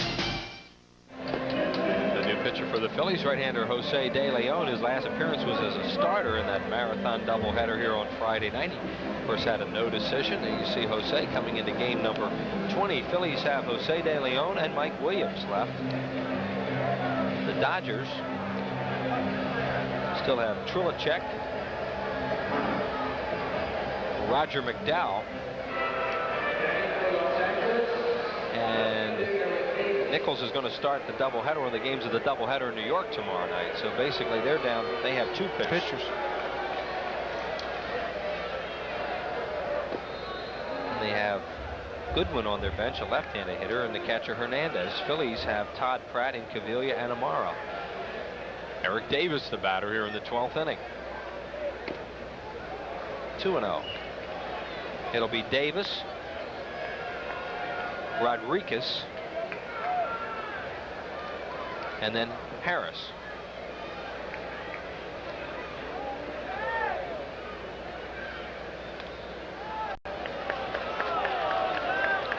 Three and 0.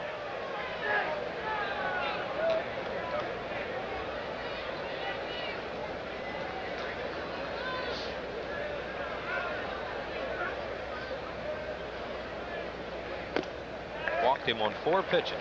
And Eric Davis can steal some bases. Stolen 23 and 26 attempts, and he might run.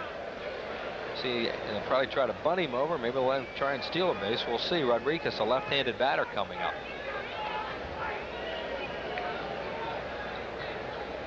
Situation here, if Davis can get a good jump, steal second, then bunt him to third. Yeah, sometimes with a base stealer, they'll let him go right away. Other times they just, sometimes it just seem like they waste an out and bunt him over. Well, Davis now with time talking to Ben Hines, the first base coach. Happy birthday to Dory Frazier in the executive dining room. That birthday will come at midnight.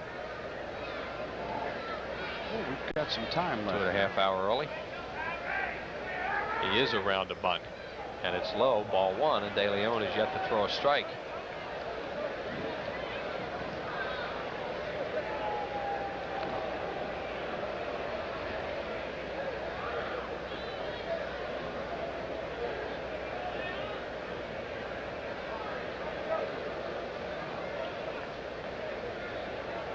Crowd kind of quieted down now a little bit too. They're tired too. Everybody. It's kind of oppressing. There he goes. They played hit and run. They'll get the runner to second as Kruk steps on the bag. So they played hit and run after the first pitch. That's unusual in that De Leon had not thrown a strike yet, and he played hit and run. I remember a similar play with that last night. The ball bouncing over Kruk's head. So Kruk was able to snag this one as Rodriguez bounces it, but not high enough. Kruk right there. And you're right, without throwing a strike, now they're going to, I would have probably thought that they would have Rodriguez fake a bunt, maybe take a strike and give Davis the opportunity to steal. Because now they're going to walk Lenny Harris intentionally. And Mitch Webster is the on-deck batter. Webster's a switch hitter. Statistically better from the right side. He, of course, will bat left-handed against De Leon, and then Butler due to bat, another left-handed hitter.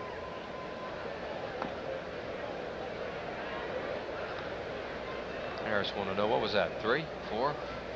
Can I leave here yet? And now he can.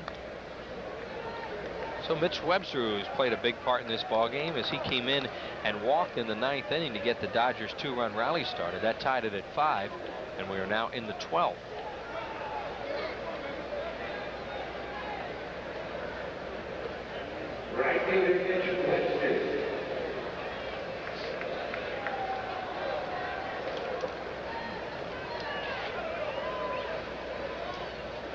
Mitch Webster, the veteran. Been with the Cubs and Expos in this league.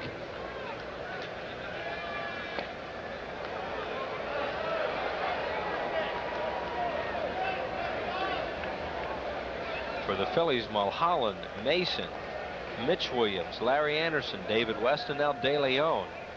The Dodgers have used 4 pitchers.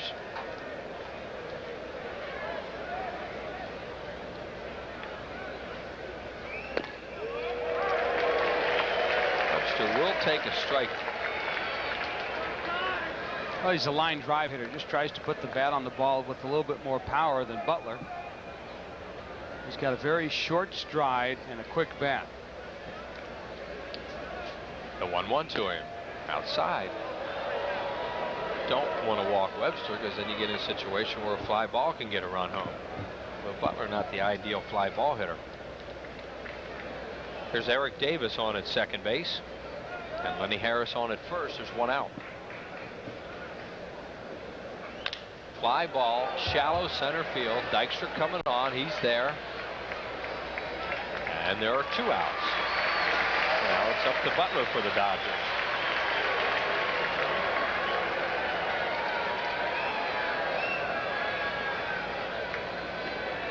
What'd you call him? An irritating hitter? Like a little gnat, you know? He's a good player. Pesky. Oh. Fouls a lot of balls off. Here we go on to 11:30. Heck, we were still 2 hours away from starting that other game the other night. We got a long time till 4:40. Oh, yeah.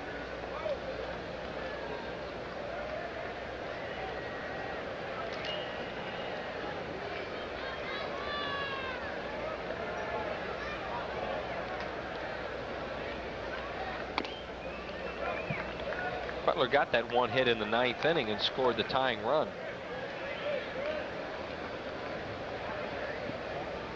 2 on, 2 outs. Offerman is the next hitter.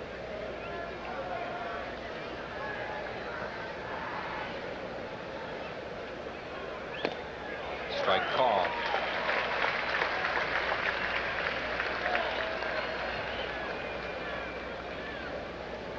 Long night for Jim Quick back there too. The home plate umpire. He called a lot of pitches. 1-1.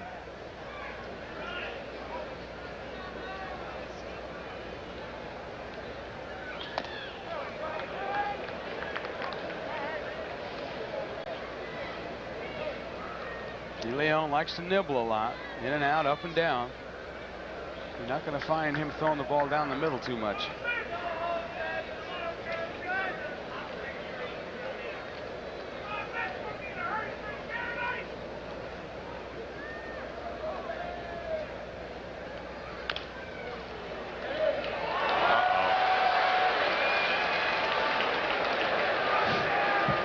Stocker probably had to play at second if he could have come up with that. It was going to be close, but we'll never know, and now they're loaded. See how they scored. Probably be a base hit. Butler has always hit De Leon well. Here he kind of scoots one, and he just booted it. Yeah, I think he had to play at second, so they might score an error. No matter what, they're loaded for Offerman. No scoring decision yet.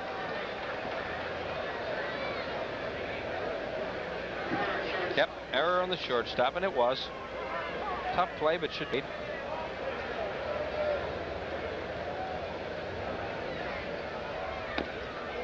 And now there's nowhere to put Offerman. And that's the guy the Dodgers want to get home, Eric Davis.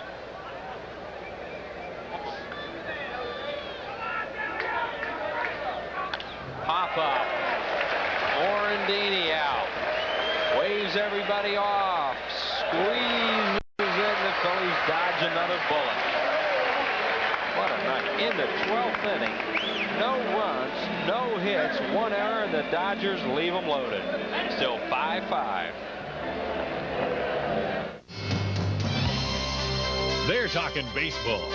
Phillies baseball. Listen to me. No. I said Just 5 Phillies should be on the team. No, that doesn't. National League baseball. John Kruk has had a great year. I just said he deserves to be on the team. Jeff Bagwell's had a better year, and Kruk said so himself yesterday. American League baseball. Good choice.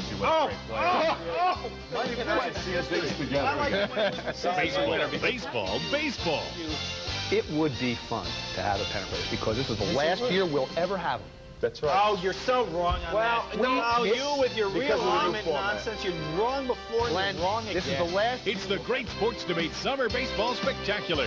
1 hour of complete and utter baseball madness from Angelo, Glenn, Jason, and Al. Taped in front of a baseball-crazed crowd at the Coventry Mall in Potsdam. The Great Sports Debate Summer Baseball Spectacular. It may not be the last word on baseball, but it's certainly the loudest. You are desperate to have people like you. No. Well, the St. Louis Cardinals continue to put the heat on. They won tonight, beat the Braves for the second straight night behind Joe McGrain's 8th. Lee Smith saved number 30.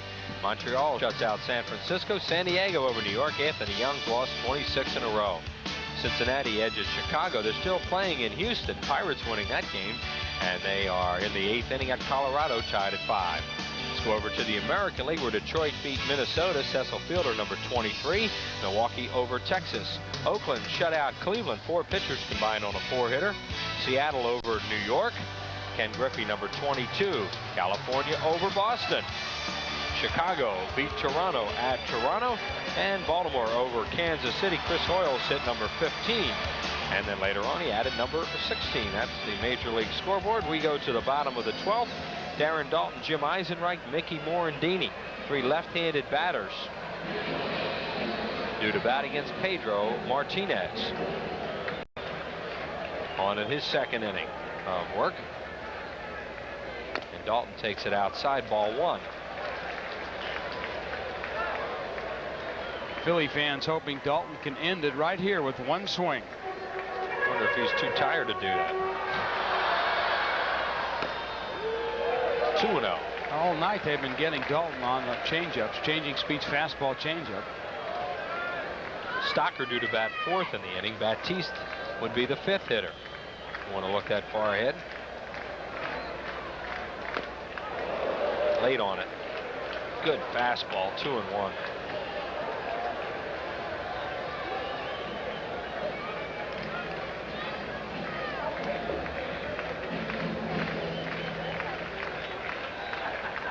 Outside, 3-1.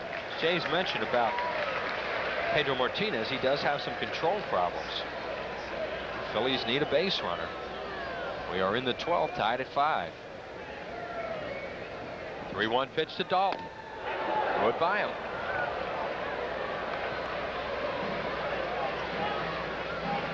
Dalton late. Understandably, after 12 innings in this heat. Here's a 3-2 pitch on the way. Throw it by him. Chased a high fastball and strikes out. Martinez gets his second strikeout. See the fastball running away from Dalton up in a strike zone. Oh, it's good location. Tough pitch for a left-hand batter to hit that ball. Especially after you've caught 12 innings. Yeah. When it's 90 degrees. Eisenreich, the batter, down low. They're guarding the line are the Los Angeles Dodgers. Snyder, the third baseman, well over, as is the first baseman, Henry Rodriguez.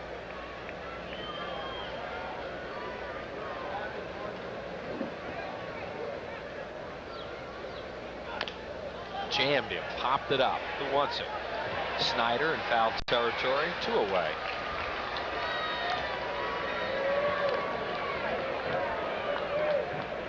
We have now hit the official 4-hour mark in the ball game at 11:37. We have spent a few hours at the yard this homestand. Phillies' longest game of the year time-wise is 4 hours and 33 minutes in that wild game against the Giants. And believe it or not, that only went 10 innings. That was back on the 26th of April. Phillies had a 14-inning game against San Diego here. They went 427.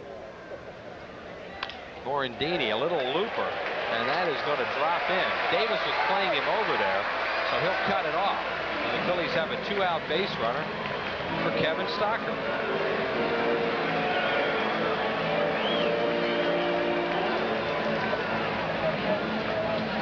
Martinez trying to run that fastball in on Morandini, but it came back a little bit over the plate. Morandini trying to inside out the ball, flared it. Davis playing him over there to quickly cut off a double. See what Stocker's done tonight. 2 strikeouts and a fly ball to center, along with the 2 walks. Made 1 good play, made 1 error. There goes Morandini. Piazza's throw is late into center field. Morandini picks up. He got a late start. Butler's throw is not in time. Morandini gets all the way to third. Well, you knew Morandini was going to steal. It was just a matter of when. But after he slid into second base, he didn't know that Piazza's ball got out to Butler in center. And as Chris said, a very late start. Morandini, a straight steal all the way. You can see him put his head down, has no idea where the ball, then picks it up.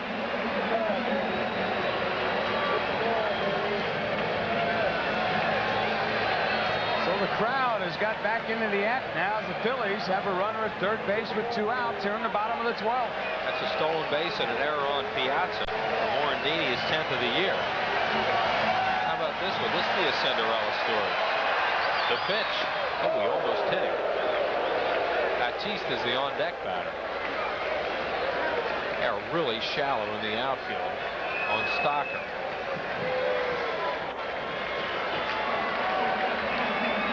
What a nice way to pick up your first major league hit, huh? Phillies have 9 hits, 8 of them off the starter Ramon Martinez. Goodwin takes a forkball over for a strike.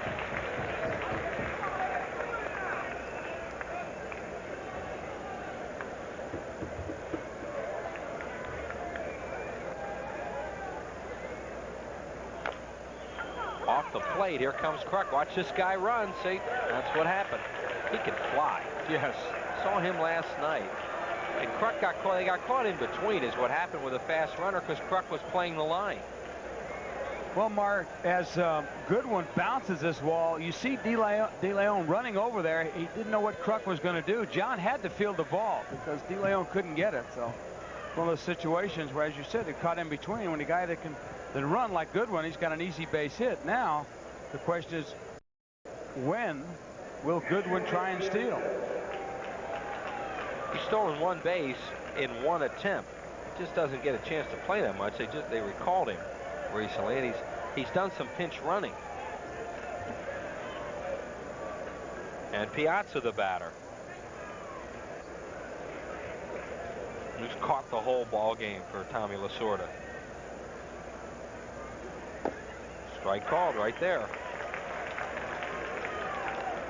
Had some great numbers in the minor leagues, Chris. In '89, set a Pioneer League record with 60 stolen bases. And stole 22 in Bakersfield. They moved him up to San Antonio. He stole 60 in '90, 48 in Albuquerque in '91, and another 27 last year. He has a good lead. He starts to go, and they pitch out, and he saw it, and he got back. Goodwin looked like he was going to run then.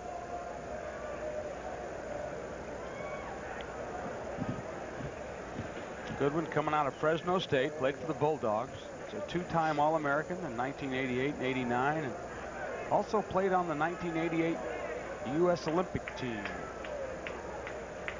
There he goes. Dalton's throw is strong. Got it. What a strong throw by Darren Dalton. Morandini put the tag on him. Great throw.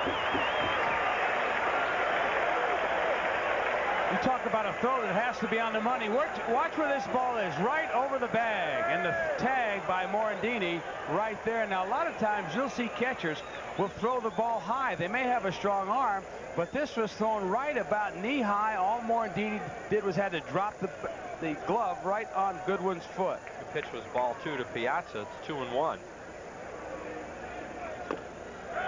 After all this time, in the 13th inning, and Dalton makes a throw like that. Yeah, Darren Dalton looks like his bat's a little slow. As we saw throw those fastballs by him, but he makes some defensive play. Got him with a breaking ball. pitches his second scoreless inning. No runs, a hit, no errors, nobody left. Here we go again to the bottom of the 13th. In a game rich with traditions, Sherwin-Williams has created one of its own by preserving and protecting the national shrines of our national pastime. This is the paint of the pros, and it's the choice of millions of fans at home. And while your town may not have a big league ballpark in it, it does have a big league paint store. The pros know. Ask Sherwin-Williams. Can Texaco System 3 gasolines help make a difference in performance? System 3 performs in a car the way I perform in a car. With System 3, anybody can perform like Mario Andretti, but not in my county. Every grade of Texaco System 3 performs in cars both new and old. They do? Well, no wonder we're getting the horsepower we should be getting. Isn't that right, Auntie? Count on System 3 for performance in your car. Dad, can you drive like Mario Andretti? Who's your favorite Philly? Darren Dalton? No. Lenny Dykstra? Terry Mulholland? Well, who is it? Play Fanatic! Everyone loves the Phillies, and every kid loves the Fanatic. If you're 6 to 12 years old, you could be the Fanatic's special pal at the August 14th Phillies-Mets game. You'll spend the 5th inning with the big green guy, and you'll get really excellent seats for the rest of the game. Send a postcard with your name, address, telephone number, and age to this address. It's a fantastic, fun-filled contest just for kids from your Fanatic friends at Prism. 11 pitchers in this ball game. The Dodgers going with their 5th. Roger McDowell, the veteran right-hander. Roger having a good year. 4-0 with that 1.38 earned run average. He's picked up a couple of saves. Giving up more hits than innings pitched. Roger much better off pitching for Los Angeles, where he can play a lot more games on grass and dirt. When he was here, that heavy sinker of his, there were so many times he would throw high choppers that would go for base hits and get innings going or keep them going. He's a much better pitcher on grass and dirt. Well, most sinker ball pitchers are. Right, especially his hard sinker. Sure. Chance last year, when he teamed up with Jim Gott after Jay Howell was hurt, ended up with 14 saves. Roger in his 9th year. Major leagues, fastball, curve, slider, and a change. Good sinker. Kim Batiste will lead it off, batting 9th. And Lenny Dykstra, Milt Thompson, John Kruk. De Leon is in the 4-hole. Phillies have 1 pitcher left, Mike Williams, and he is starting to loosen up in the Phillies right field bullpen.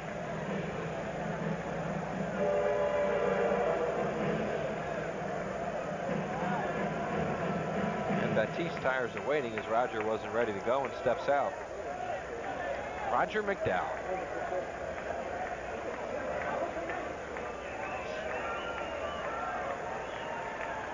Roger pitched a scoreless inning on Monday with 2 strikeouts in the Phillies win here.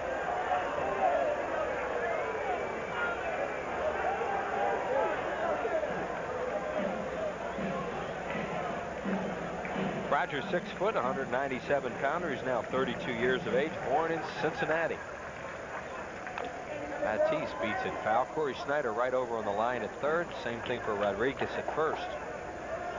You know, you don't think about McDowell too much after the last couple of years. You haven't seen him in save situations, but 9 years, 151 saves he's got career-wise. It's not too bad, Chris. Pretty good run right there for him. Now not allowing an earned run in 13 2/3 innings.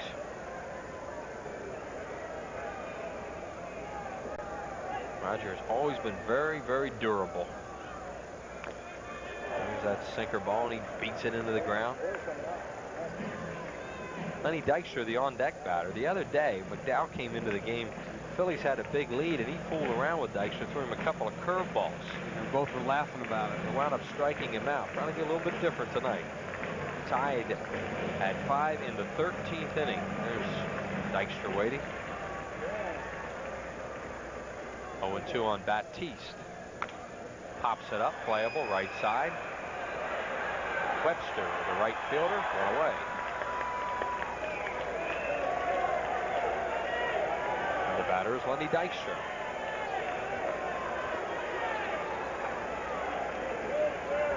With Milt Thompson on deck. Here's the Phillies' last pitcher. They've used 6 of them tonight. Mike Williams, just in case they have to hit for De Leon. and don't win the ball game.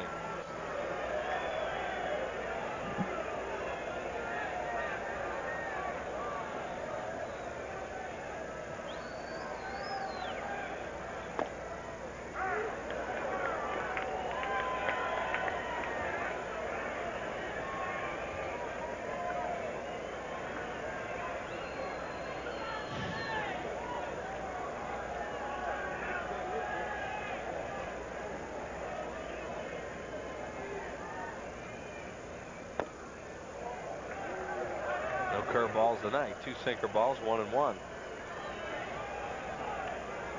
A little bit more seriousness to it tonight. Roger was 7-0 in 1986, 4-0 this year. And he tries to sink it away from Dykstra and misses. Basic extra inning, nobody on base defense, guarding the lines with the infielders and the outfielders deep, preventing against an extra base hit. Go with the sinker away. And Roger McDowell misses.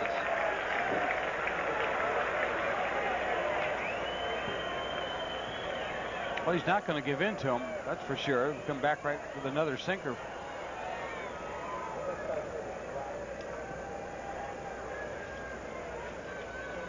Three-1 on the way to Lenny. Walked him, ball 4. The Phillies have a 1-out base runner for Milt Thompson.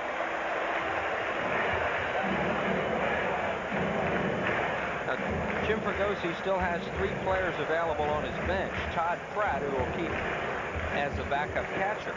Pete Incaviglia and Ruben Amaro. Kruk is on deck, and then De Leon due to bat after him. And Incaviglia is loosening up.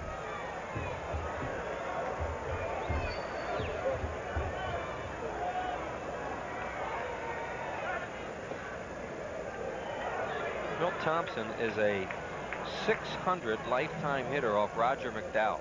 9 hits.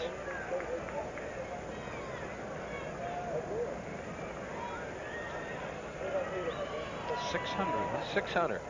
No homers, no RBIs. Well, Roger used to have a lot of trouble with the Cardinals when he was with the Phillies. I mean, he always had trouble with the Cardinals. But Thompson was probably right in the middle of a lot of that.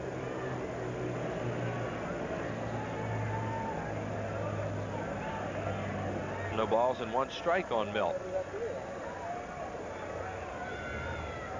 Infield a double play depth. Uh-oh. Can they get 2? No. Well, they had a shot, but Harris couldn't get the ball out of his glove. Offerman played that ball exceptionally well. Ball had a lot of topspin on it. Offerman backed up a little bit, but a quick toss to Harris, and Harris got it caught up in his web. Watch this, the quick toss to Harris. You can see Harris really had trouble getting out of his web. To Kruk, the batter, he's 1 for 6 lifetime off McDowell as Incaviglia moves into the on-deck circle. Offerman playing way over near second base for Kruk to pull. And now they're moving Butler over. Almost straight away center field.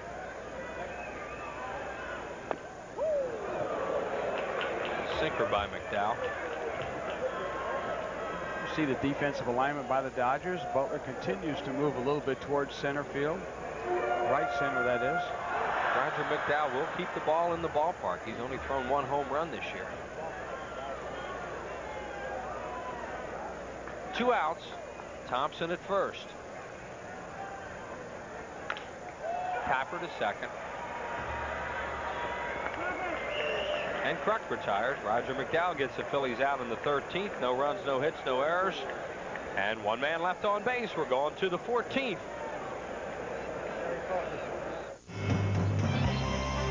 They're talking baseball.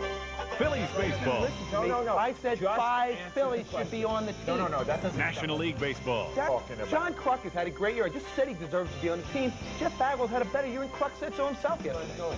American League baseball. Baseball.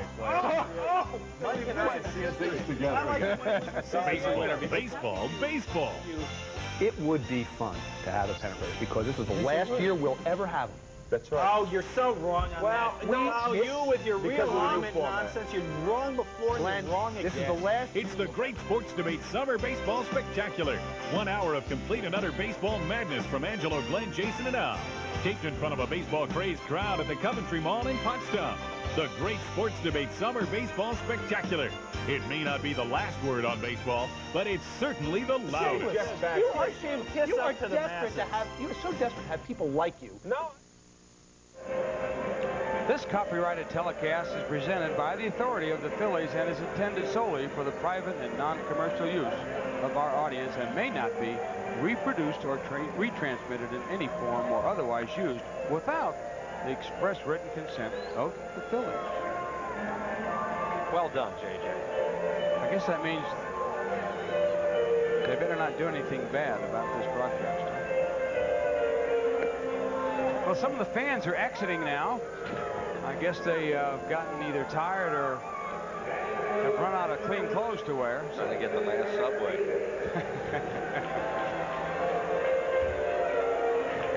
Yes. Well, Eric Davis will lead it off here in the 14th as De Leon goes into his third inning. Then Henry Rodriguez and then Lenny Harris.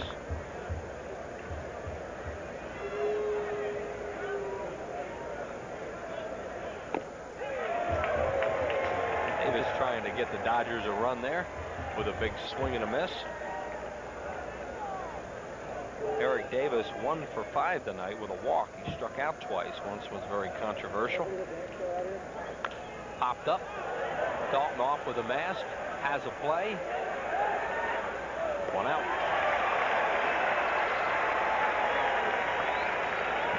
Well, my scorebook goes to the 14th. And here we are. Have you got a ruler? We'll make some more lines for you. Henry Rodriguez, the batter.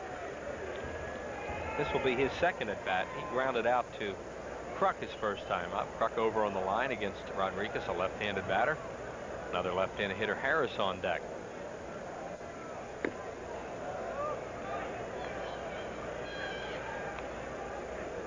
Jose De Leon came on in the 12th inning.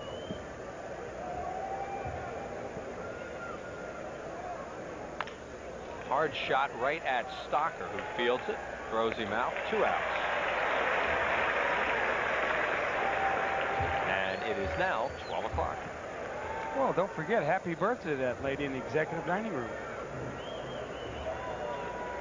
It is now 4:23 is the game time, and Paul Richardson rings the midnight chimes. It's July 7th. July 8th. The 9th. What is it? I don't know what it is. Swing and a miss by Lenny Harris. Oh, we got a little reprieve here. Thank you, Charlie, for the water. It is July 8th, yes. July 8th, yes.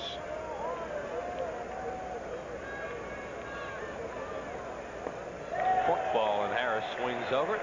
So De Leon trying to get through this inning. That would give him 3 innings. And the Phillies a chance to win it in the 14th. Lenny Harris came into the game as a pinch hitter in the 8th inning. Fouls it away left side. And he's 0 for 2 with an intentional walk since coming into the ball game.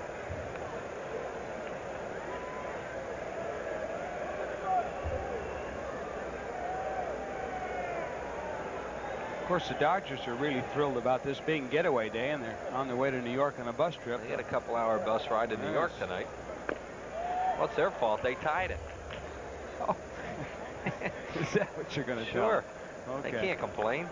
That's true. What the heck? They'd gone out in the 9th. They'd been out. They'd almost been in New York by now. 1 ball, 2 strikes. Fly ball down the left field line. Thompson over and runs out of room. Just see the reaction of Thompson out there. I mean, these guys are just dead. Been out here since 7:30 on a 90-degree night. Does that go for the broadcast booth, too? No, I feel good. You look good. You look good. We'll not play 2 tonight, though. No, but we could go to 441 and break the record. Struck him out. Nice job by Jose De Leon, who pitches 3 solid innings out of the bullpen. No runs, no hits, no errors, and yes, nobody left. To the bottom of the 14th.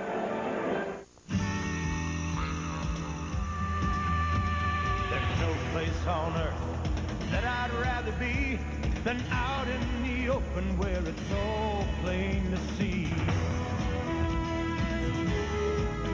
If it's gonna get done, it's up to you and me. Come on and head for the mountains of Bush. Come on and head for the mountains of Bush.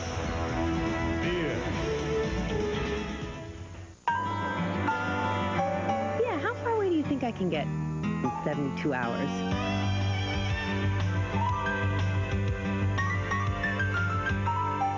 I wouldn't trust my car past the city limits. For the way you travel today more than ever, the Smart Money is on budget. Plan a great getaway by giving Budget a call. You'll get great rates on great cars. The Smart Money is on budget.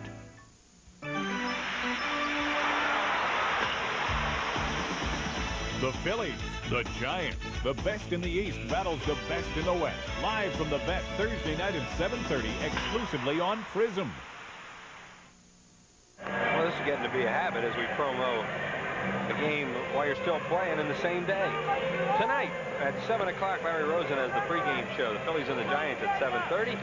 Gary Maddox will be back. He's been out of here since the 7th inning. Jay Johnstone will be with us. Danny Jackson against Billy Swift. Giants will probably be in town before this one's over. They're coming from Montreal tonight.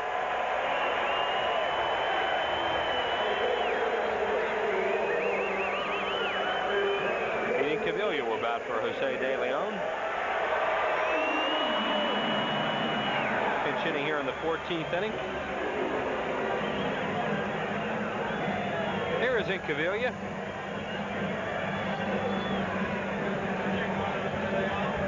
Pete is 4 for 10 as a pinch hitter with a couple of runs batted in.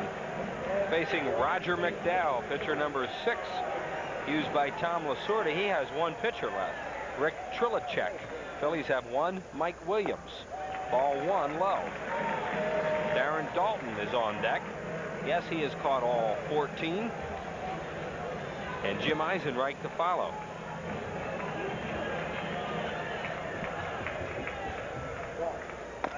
Almost hit him, 2-0. Roger McDowell pitched a scoreless 13th, giving up a walk. Phillies really haven't threatened much in extra innings. No, they not got a a whole runner lot. at third with 2 outs, and that was it.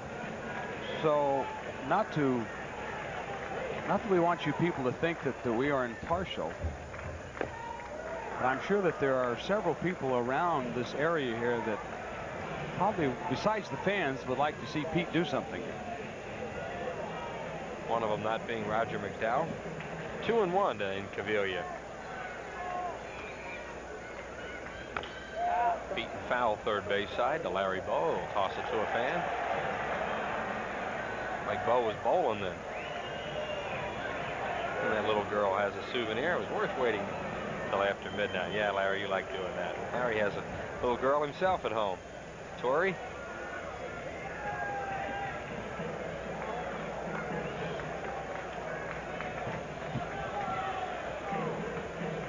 So Incaviglia heading the count 2-0, and it's now 2-2 on Pete, leading off the 14th inning. Cardinals have already won, so the Phillies need to win to maintain their 6-game lead. The pitch to Inky. Fouled again, third base side. You can see that McDowell is not letting the ball get on the outer half of the plate.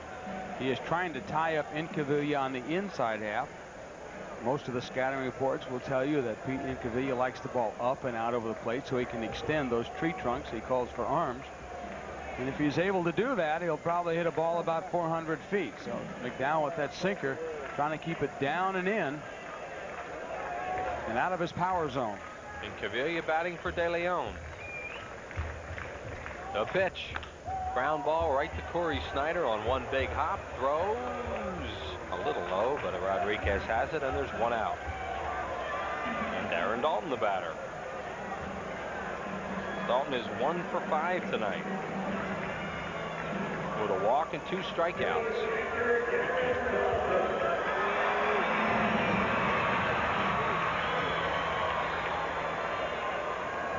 This guy's got to really be dead tired. He may sleep till noon tomorrow.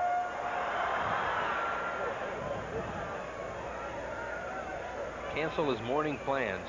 Yeah. Roger McDowell misses with the first pitch low. They are playing Dalton as an extreme pull hitter with the shortstop Offerman well over near second. Outfielders all very deep and straight away.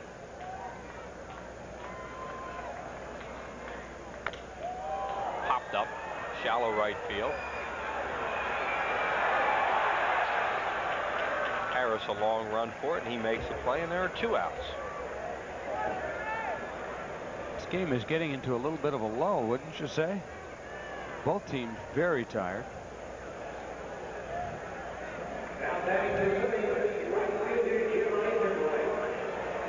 A lot of times in situations like this where you get on into the 12th, 13th, 14th inning, guys try to end it themselves.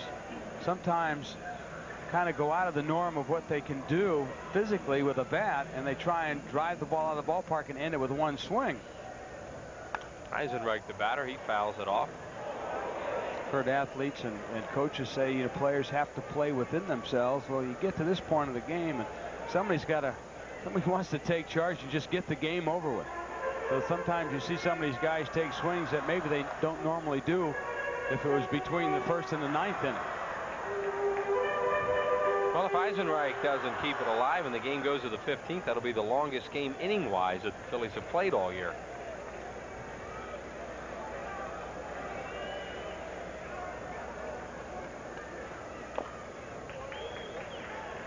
And you can thank your lucky stars that you've been able to catch this long game on Prism.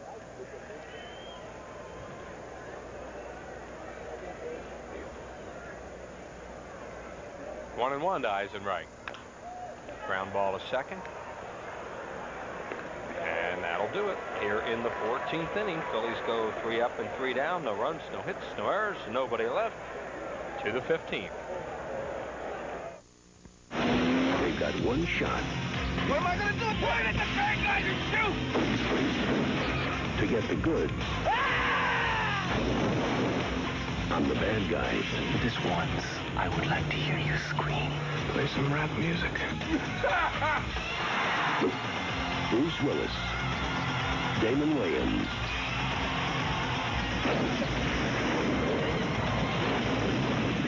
The Last Boy Scout. Nipper and Chipper show us what the RCA home theater with SRS sound looks like. Now they show us what it feels like. Looks like, feels like. Looks like, feels like.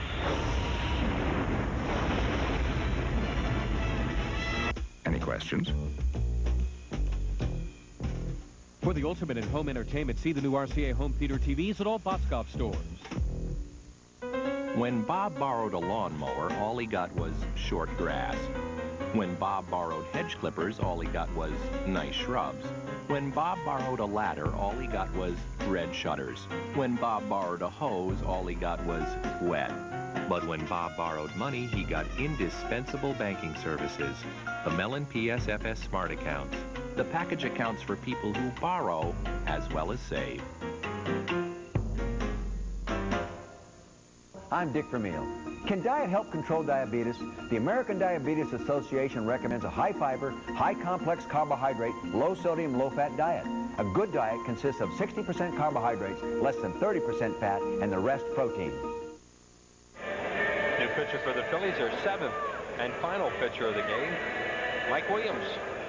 Well, we hope it's the 7th and final pitcher. Well, they don't have anybody left.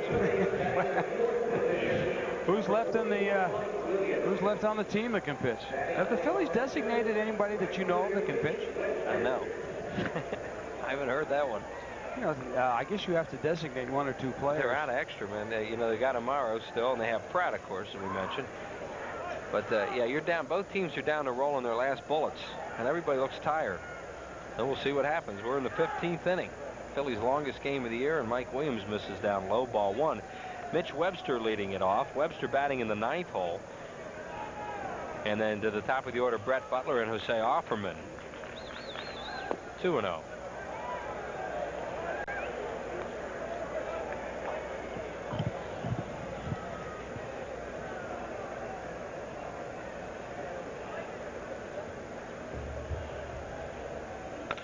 They set center field for Mitch Webster.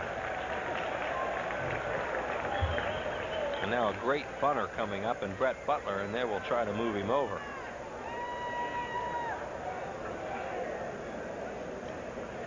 Well, that's what you think. I wonder if Webster has about average speed. Lasorda's out of the dugout right in the on-deck circle talking to Butler right now. See? There goes Tommy back.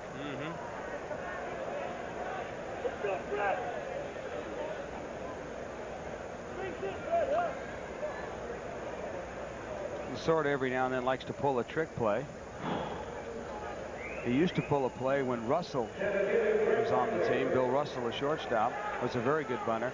They'd call it the run and bunt. And they'd start the runner at first base.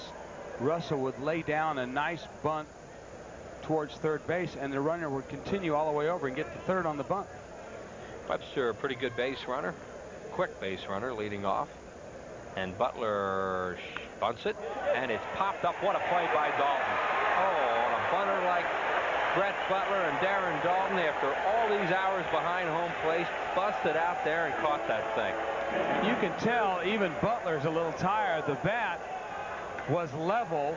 The bat head has to be above the hands when you bunt. See how it's level right there? As soon as you get it level like that, sure as heck you're going to bunt the ball in the air. The bat head has to be above the hands, and it wasn't. And you can tell even Butler's a little tired on this, because really upset that he didn't get that ball down. Now they might try and play hit and runs at some point in the count. Or Webster might try and steal a base. Webster has stolen 4, but he's been caught 6 times. Jose Offerman, the batter, switch hitter. Fouled out of play.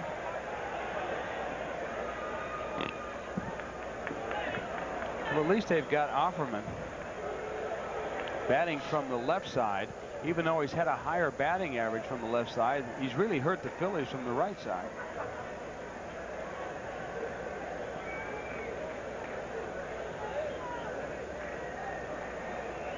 Corey Snyder's the on-deck batter, 1 out. We are in the 15th inning.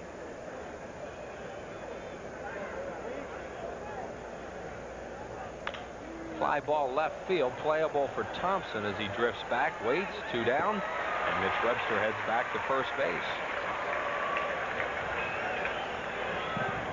Trilicek. It has to be Trilicek warming up in the bullpen. There's nobody else. They've imported somebody we don't know about. It is.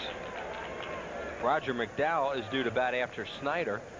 And the one move that Tommy Lasorda has left is Carlos Hernandez, a backup catcher, and he has moved into the on-deck circle. And here's Corey Snyder to face Mike Williams with 2 outs and Mitch Webster at first base. And Morandini playing way over near second for Snyder. Big hole on the right side.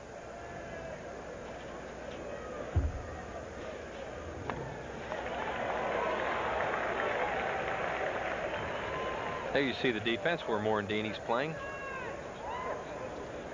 There is Trilicek, who is the last bullet for Lasorda out of the bullpen.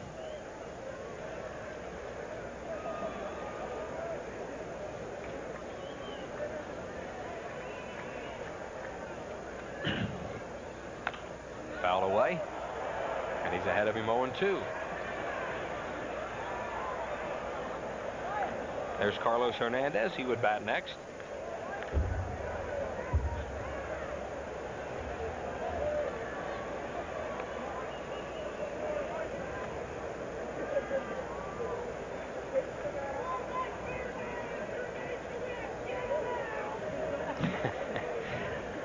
Some fan just yelled, "It's your game to win, Mike. Get him out." Are you ever right, sir? He is in here. The 0-2 pitch to Snyder. Fastball struck him out on the outside corner. Snyder doesn't like it. He's gone. And hi-ho, to the bottom of the 15th we go, tied at 5.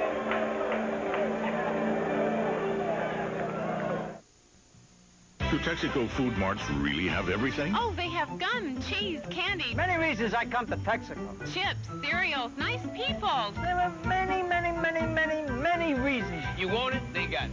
If they don't have it, you don't need it. Isn't that candy that pulls apart like that? Did I skip something? Visit your Texaco station and food mart for unbeatable System 3 gasoline. Pop comes here for System 3, and I come here for Pop. Right, Mom? And just about everything else. I'd recommend it to anybody. And I would, too.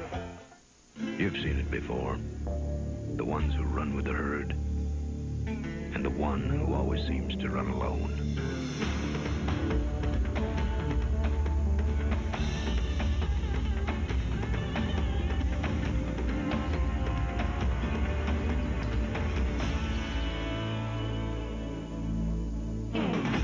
You don't see him often enough, though.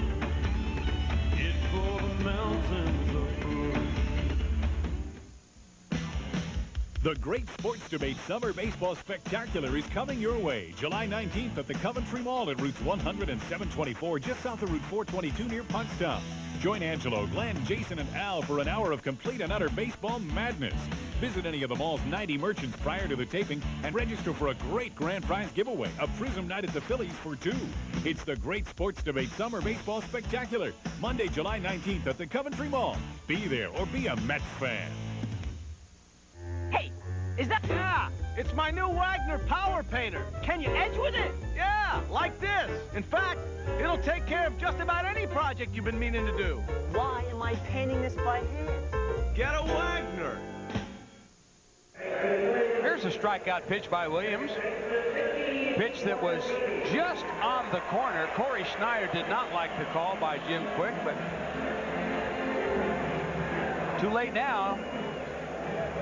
And as we go to the bottom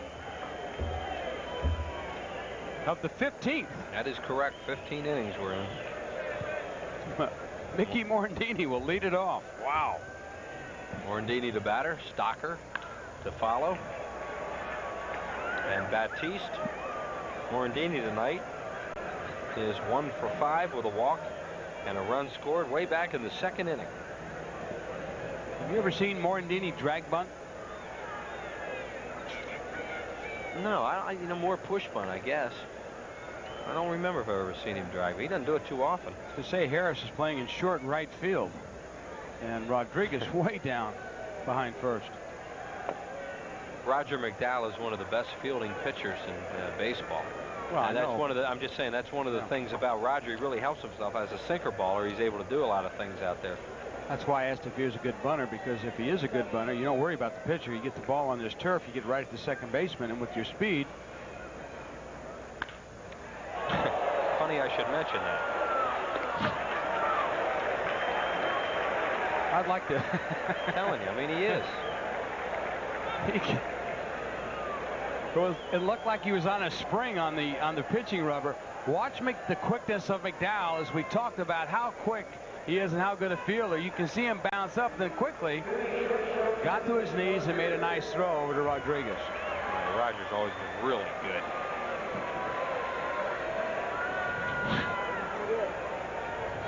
Well, I believe you now.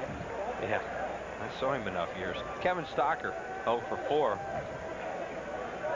He has walked twice, once intentionally.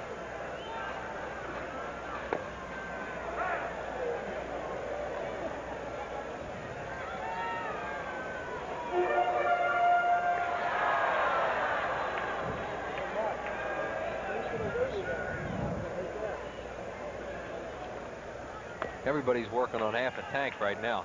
Players, the crowd. Us. Well, at least we don't have to worry about the wave. Look at these guys. Yeah, that's right. Everybody's a little tired for the wave. Roger Mason must wonder what's going on with this team. Played here with the Padres on Friday night. Now gets into one of these. And Kevin takes it outside, 2-1.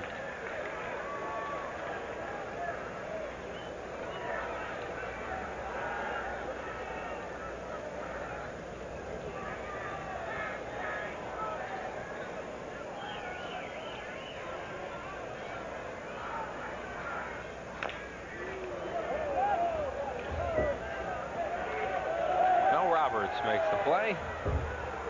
Stocker's had all his at-bats left-handed tonight because the only left-hander in the game was Omar Dahl, and he did not face him.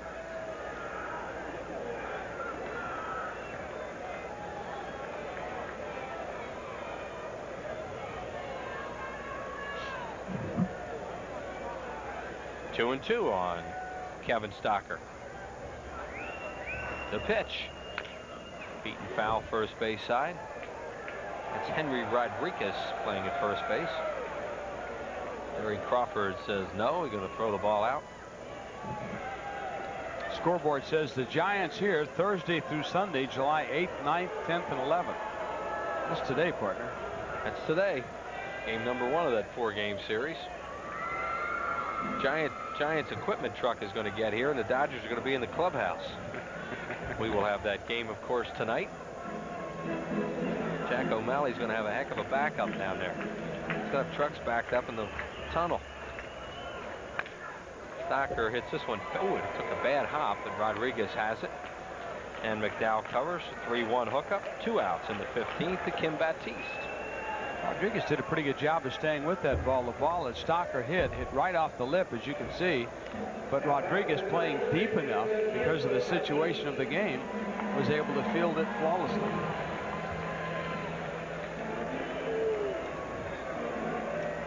Well, partner, and I am running out of room now on my score sheet. Hey, you're going to have to go to another one, Jay. Here's Batiste 0 for 2. He's been in the game for a while. And Rogers pitches over for a strike. Lenny Dykstra is on deck.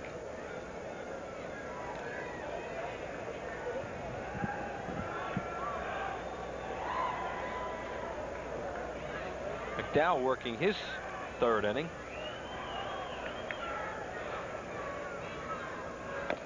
Batiste checks.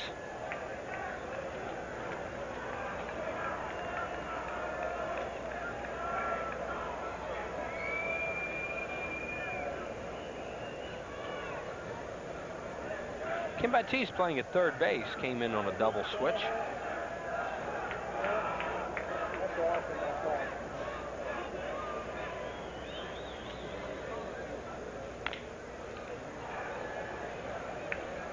Don't hit a whole lot of balls in the air off Roger McDowell when he's throwing as well as he is.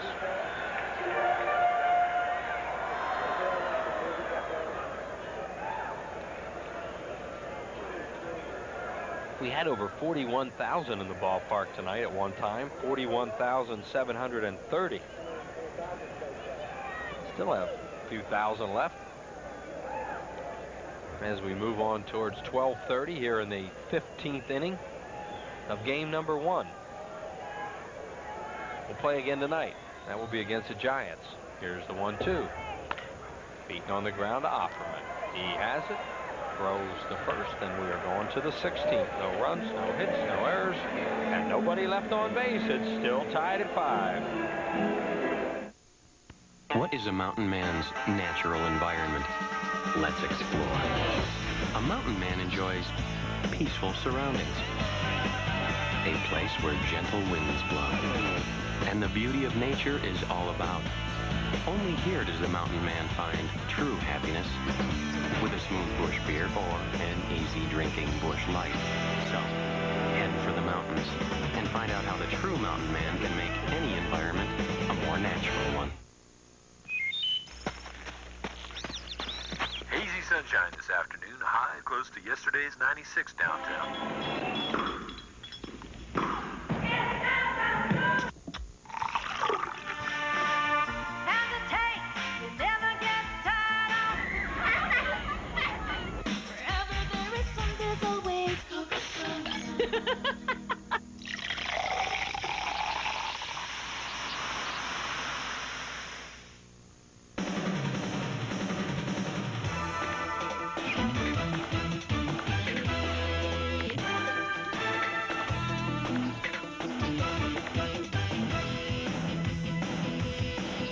It's like having a Phillies ticket window come right to your home. Call 463-1000 and reserve your tickets in advance. No rushing, no waiting, no hassle. 463-1000. It's like having a Phillies ticket window right in your home. Well, you've heard of moon over Miami. Well, this is the half moon over Veterans Stadium as we go to the top of the 16th inning. That's the reason why we're into this thing today. Is that what it is? I knew it had to do something. I know I've seen that face somewhere, too. Carlos Hernandez will bat for Roger McDowell. Dodgers have a twilight doubleheader scheduled tonight in New York. So this is even doubly tougher on them because they got to get up there and then play 2 tonight. Today. Yeah, today. Here's Hernandez, 2 for 5 as a pinch hitter. Mike Piazza's caught every pitch tonight, is on deck. Both these catchers have done some job. Pitch to Hernandez is a breaking ball over for a strike. 5:10 scheduled doubleheader at Shea this evening for the Dodgers. There's Batiste over at third and Kruk guarding the line at first. A pitch to Hernandez. He can't stop on it on a breaking ball by Mike. Mike Williams is a starting pitcher. I mean, he started all year for Scranton Wilkes-Barre, so he can pitch some innings. And you can bet Dallas Green is rooting for this game to go another 4 or 5 innings. Ground ball up the middle. Morandini has it to his right. Long throw, got him, 1 away. Ricky Trilicek will be the new pitcher for the Dodgers. Hernandez has got a pretty good pop to his bat, and hits a high pitch by Williams, but Morandini, nice backhand, and stays right with it, and a throw over to Kruk. And here is Mike Piazza, who has some young legs and must feel pretty tired right now. Fastball ripped to right, but Eisenreich is standing right there, and there are 2 outs. Here in the 16th, and Eric Davis will bat. Mike Williams is on in his 2nd inning. Been Mulholland, Mason, Mitch Williams, Larry Anderson, David West, Jose De Leon, and Mike Williams, the whole staff tonight. Phillies are at the top of their order in the bottom of the 16th. That's Dykstra, Thompson, and Kruk. But Mike Williams is batting 4th, and the Phillies don't have any other pitchers.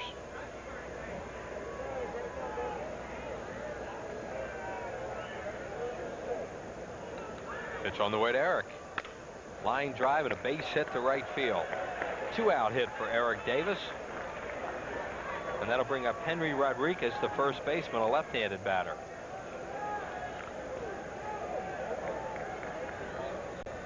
That's the Dodgers' first hit since the 12th inning. Nice opposite field hit. Davis going right with the pitch, lining it out to Eisenreich in right, and he will steal.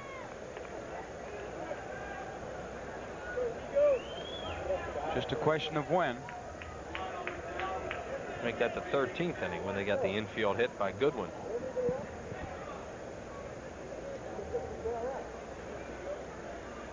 Rodriguez off the end of the bat. Dykstra's right there. He grabs it. Dodgers are out in the 16th. No runs, a hit, no errors, and 1 left to the bottom of the 6th inning. 5-5.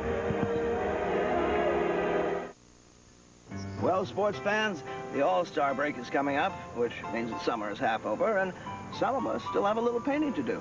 That's why Sherwin-Williams is having their America's All-Star sale. Their best-selling A100 exterior flat is only $13.99, and Style Perfect interior flat is just $8.99.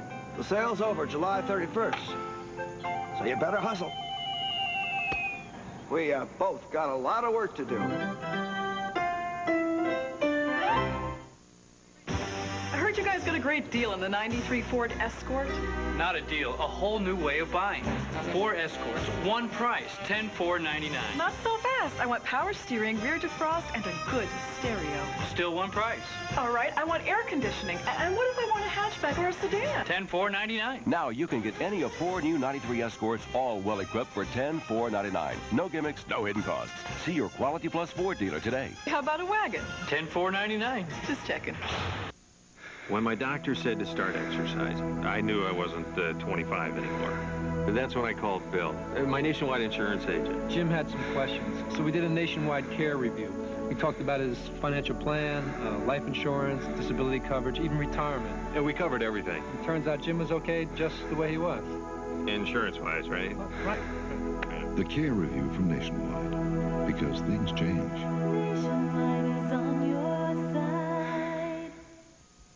By Nationwide Insurance. Nationwide is on your side. Your Nationwide agent in Warminster is Stephen Hain. Well, the Dodgers have a new battery. Carlos Hernandez will go in place of Mike Piazza. He'll do the catching now. And on the mound, the Dodgers have brought in Rick Trilicek.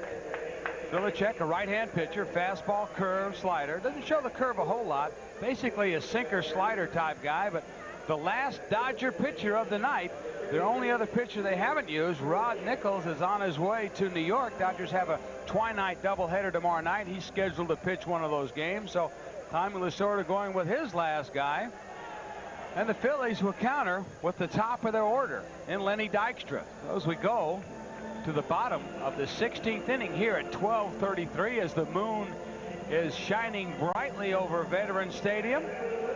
The score is still tied at 5 apiece. And Rick Trilicek is the new pitcher. Rick Trilicek, originally selected by the Phillies in the 4th round of the June draft in 1987. He has been a much-traveled pitcher. He's a sinker-slider guy, and he misses with a sinker ball to Lenny. Dykstra at 297 with a home run tonight, or yesterday, or whatever it was. Here's the pitch, and it bounces up there. Somewhere along those lines it was. We're getting a little punchy too, folks. Hernandez stayed in the game to catch. I guess you told him that, right? Yep. Okay. Thank you, JJ.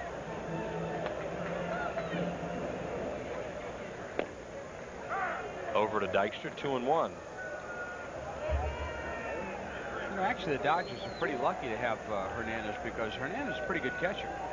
He's got some pop to his bat, too. Well, I think there were those who felt that he was going to be the #1 catcher for them this year, and then Mike Piazza just took the job away with his fine play. 3-1 on Lenny. Phillies trying to get Dykstra on. Milt Thompson on deck.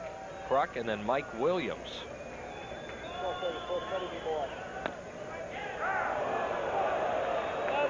But the night Jim Quick has had back there. Long, long night for the home plate umpire. Bottom of the 16th.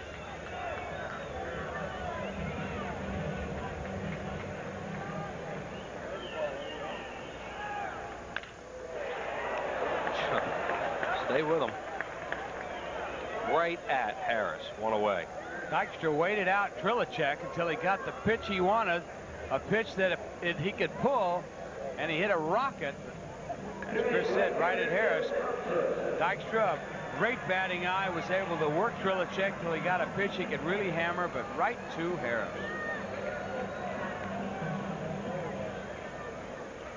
Thompson, that 2-run double early in the game to give the Phillies a 2-0 lead. Trilicek's pitch is over for a strike.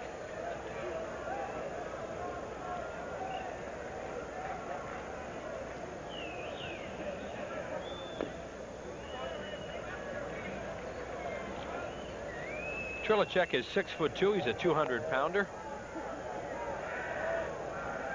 24 years of age, from Houston, Texas. Was at Toronto last year.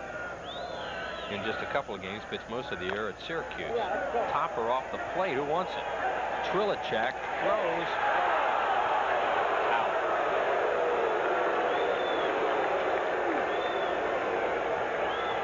Had to be a nice play by Trilicek. He got it, showed a lot of poise, threw a bullet, as we see Thompson just beat it out. And he was out. Good call by Jerry Crawford. Here's your second look. He was out. I mean, it's close. He's out.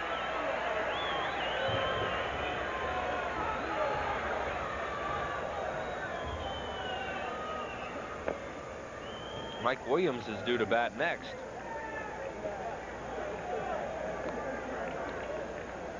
They're obviously into the longest game of the season now at the 5-hour mark, both in innings and time. Already?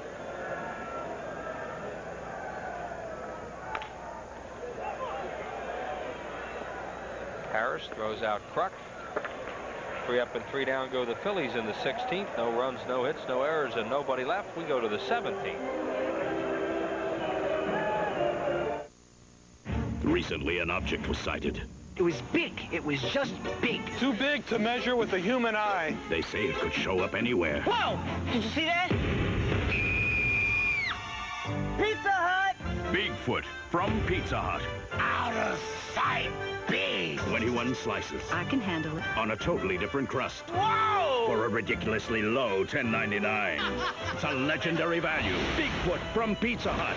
The biggest pizza you can get delivered. They're talking baseball. Phillies baseball. No. I said 5 Phillies should be on the team. No, that doesn't National League baseball. John Kruk has had a great year. I just said he deserves to be on the team. Jeff Bagwell's had a better year, and Kruk said so himself yesterday. No. American League baseball. Good choice.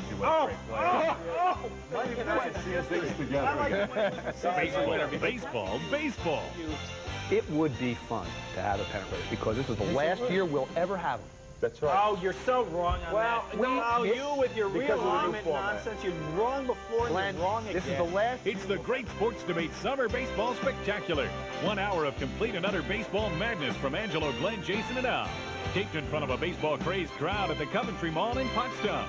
The Great Sports Debate Summer Baseball Spectacular. It may not be the last word on baseball, but it's certainly the loudest. You are desperate to have. You are so desperate to have people like you. No. Well, as we head to the 17th inning, the longest game ever played here at Veterans Stadium was 20 innings on May the 4th, 1973, as the Phillies beat the Atlanta Braves 5-4. Wow. Glad I wasn't here then. I saw that one. You did, huh? Yep. I was working in the scoreboard room in those days. Had I been here, I would have had to play it. Phillies have 1 hit in 9 innings. Thank you, Larry Rosen. Especially if Ozark was managing here, you know I'd have played it. All 20. Yeah. And then I would have had to stay around and sweep the field later. Lenny Harris will lead it off against Mike Williams here in the 17th inning, and it's outside, ball 1.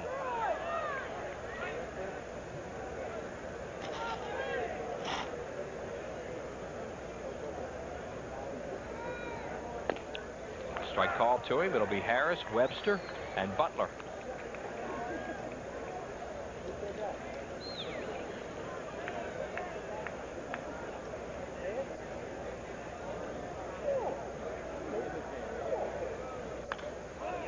Foul off to the left.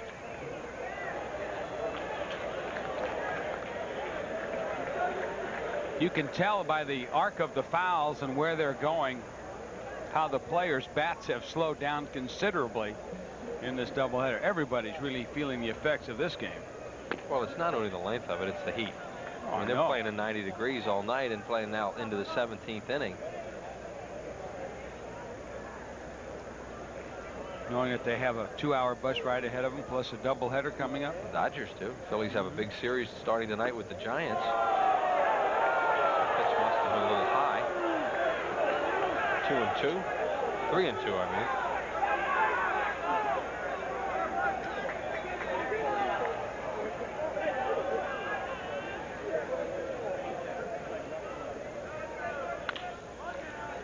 Batiste on a big hop. Throws him out, 1 away.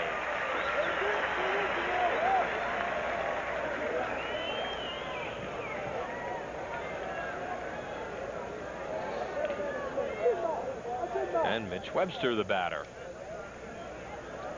Webster got a base hit in the yeah, way back the 15th inning.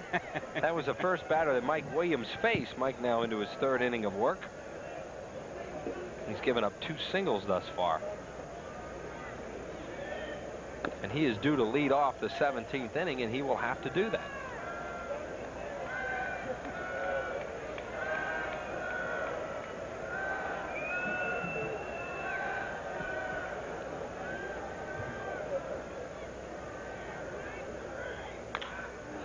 Webster fouls it down the line and out of play.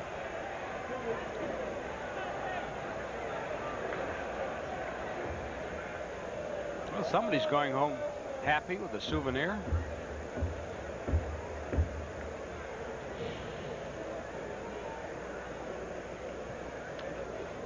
Mitch Webster coming into the game as a pinch hitter in the 9th inning and has been out in right field. He's almost played a game.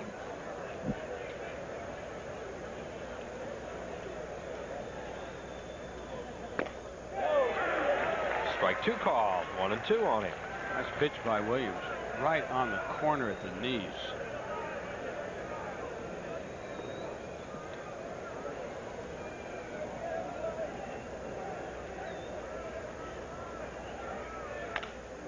Up the middle on one hop to Stocker. Smooth fielding shortstop throws him out. 2 down. To Kevin Stocker, we saw play in spring training. He's just really good out there. Very nice play. Like you said, Chris, very smooth. Watch him get behind the ball here. He catches it. Watch him set himself up. Turn that front shoulder in and aim it right at Kruk and throw a nice strike. Here comes Butler. Brett popped up foul to Dalton his last time up. That was his at-bat off Mike Williams. He is 1 for 7 tonight. This is not the replay. We are live at Veterans Stadium at 1:15 in the 17th inning of a 5-5 ball game. Quit saying that, will you? Last time we said that, we went to 4:40. Well, I'll guarantee you won't go that long tonight. Something's got to happen before then.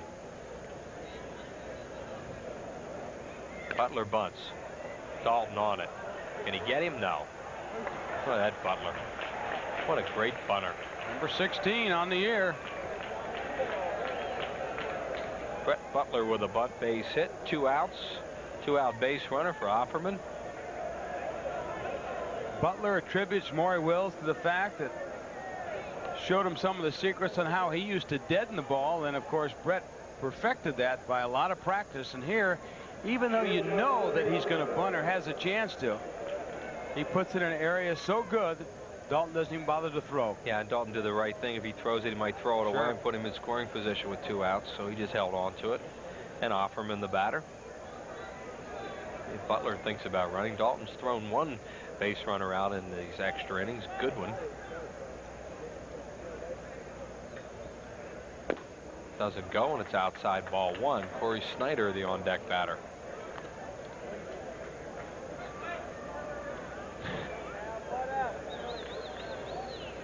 I wonder if anybody could steal a base if they have enough energy. Yeah, I was just thinking that myself. You know, Butler doesn't exactly have a great percentage in stealing bases here.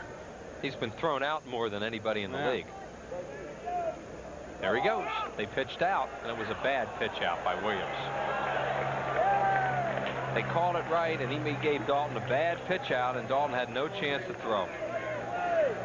19 stolen bases for Butler. Well, there's a lucky break for the Dodgers. Watch the pitch out. Phillies had the right call, but Dalton had set himself up to catch the ball right around the letters, and he had to reach down across his body and catch it around his right knee. And that little extra time was all that Butler needed to pick up that extra stolen base. Number 19 on the year.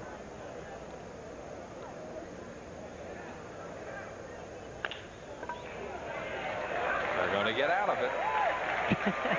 Kruk runs to the bag, and the Dodgers are retired in the 17th inning. No runs, 1 hit, no errors, and 1 left. To the bottom of the 17th, tied at 5. The Bud Light Spotlight's on Philly! We'll tell you what we like with our Bud Light. Beach volleyball and Bud Light. Give me the Flyers and a Bud Light.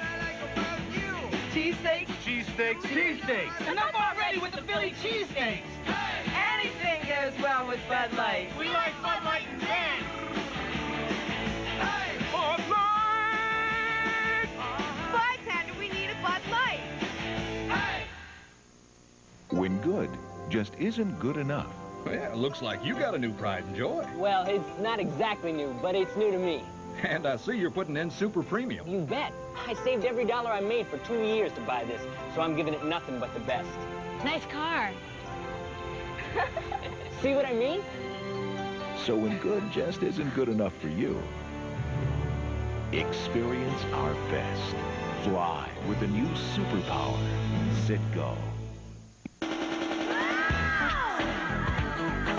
The Phillies try to feast on the East when they shuffle the cards Tuesday, July 27th and Wednesday, July 28th at 7:35. And Thursday, July 29th, 12:35 for a business person special. Then the Pirates walk the plank Friday, July 30th at 7:35. Saturday, July 31st at 7:05. And Nostalgia Day Sunday, August 1st at 1:35 when everyone gets a free poster. Call 463-1000. And we're still here in the bottom of the 7th inning. Mike Williams will come out and bat. He has to bat, stay in the ballgame, because the Phillies have a couple extra players still around, Pratt and Amaro, but they don't have any more pitchers. So Mike Williams will lead it off, followed by Darren Dalton and then Jim Eisenreich. Williams is, as you saw, hitless.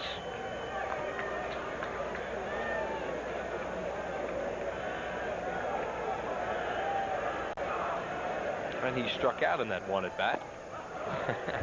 Not a bad idea, Mike. That's a strike, 0-2.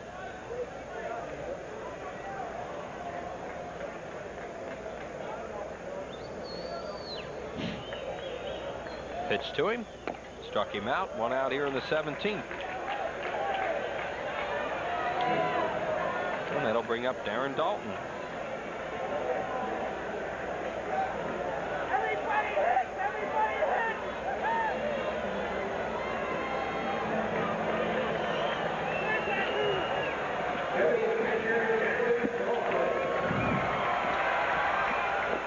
Dalton, the batter. Well, I see Sean brought us in about 8 packages of junk food. Trilicek's pitch is over for a strike. 1 ball and 1 strike on him. The on-deck batter is Eisenreich.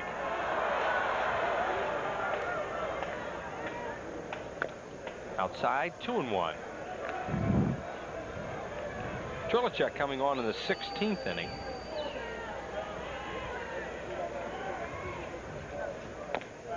And he misses outside. It's 3-1. He allowed nothing. He retired the Phillies in order in the 16th. And he struck out Mike Williams to start the 17th. He ran a deep count on Dykstra, and then Lenny lined out to lead off the inning. And he walks Dalton. A 1-out walk. Phillies have just not had many base runners in this extra inning. Really have had very few threats. They had the runner to the 3rd with 2 outs in the 12th. And they've had just 1 hit since the 7th inning. That was a hit by Morandini in the 12th, and Mickey eventually got to 3rd with 2 outs. Eisenreich, the batter. And Morandini is on deck. I don't think Darren Dalton will run.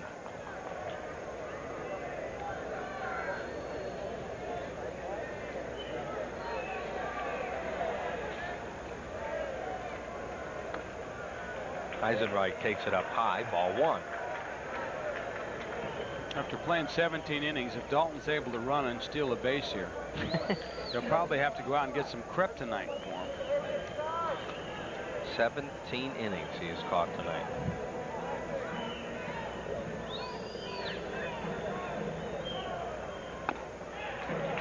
Ball 2.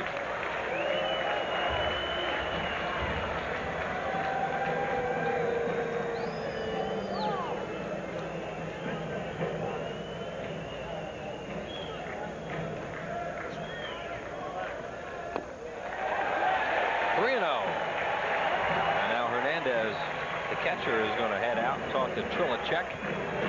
3 balls and no strikes.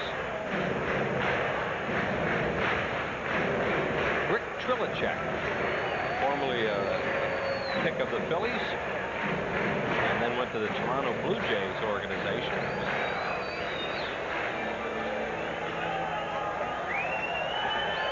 Three-0 to Eisenreich. The pitch on the way is over for a strike. Pops in and out of the glove of Hernandez. Eisenreich was taking all the way.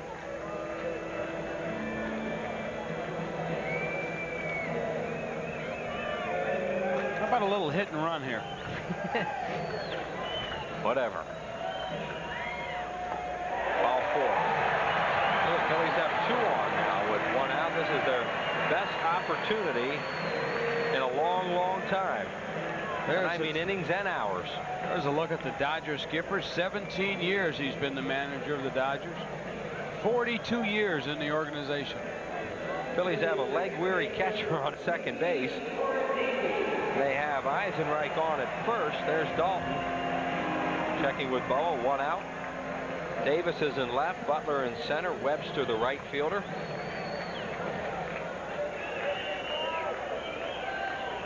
Pitch to Morandini. Low ball 1. On deck, Kevin Stocker. In his first major league game. And he's gone the whole way.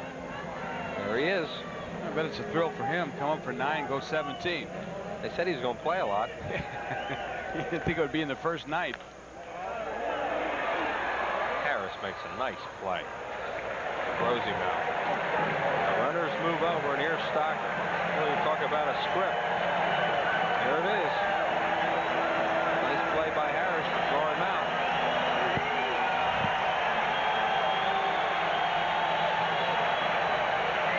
Lenny Harris to his left. Morandini retired. Stocker 0 for 5. He's been up 7 times tonight. 2 walks. You're right about a script, partner. If you're going to end it, be a hero and get your first major league hit on a very balmy night, it's carried over into the next day. What better way to do it? Dodgers, their infielders just came in. I mean, there's 2 outs. They had no sense. I don't know what they were thinking. Maybe they thought there was only 1 out. Now, here we go. Bounder to second. On the first pitch, Harris throws him out. They had forgotten how many outs there were. Oh, this is getting surreal right now. No runs, no hits, no errors, and 2 left. To the 18th inning we go.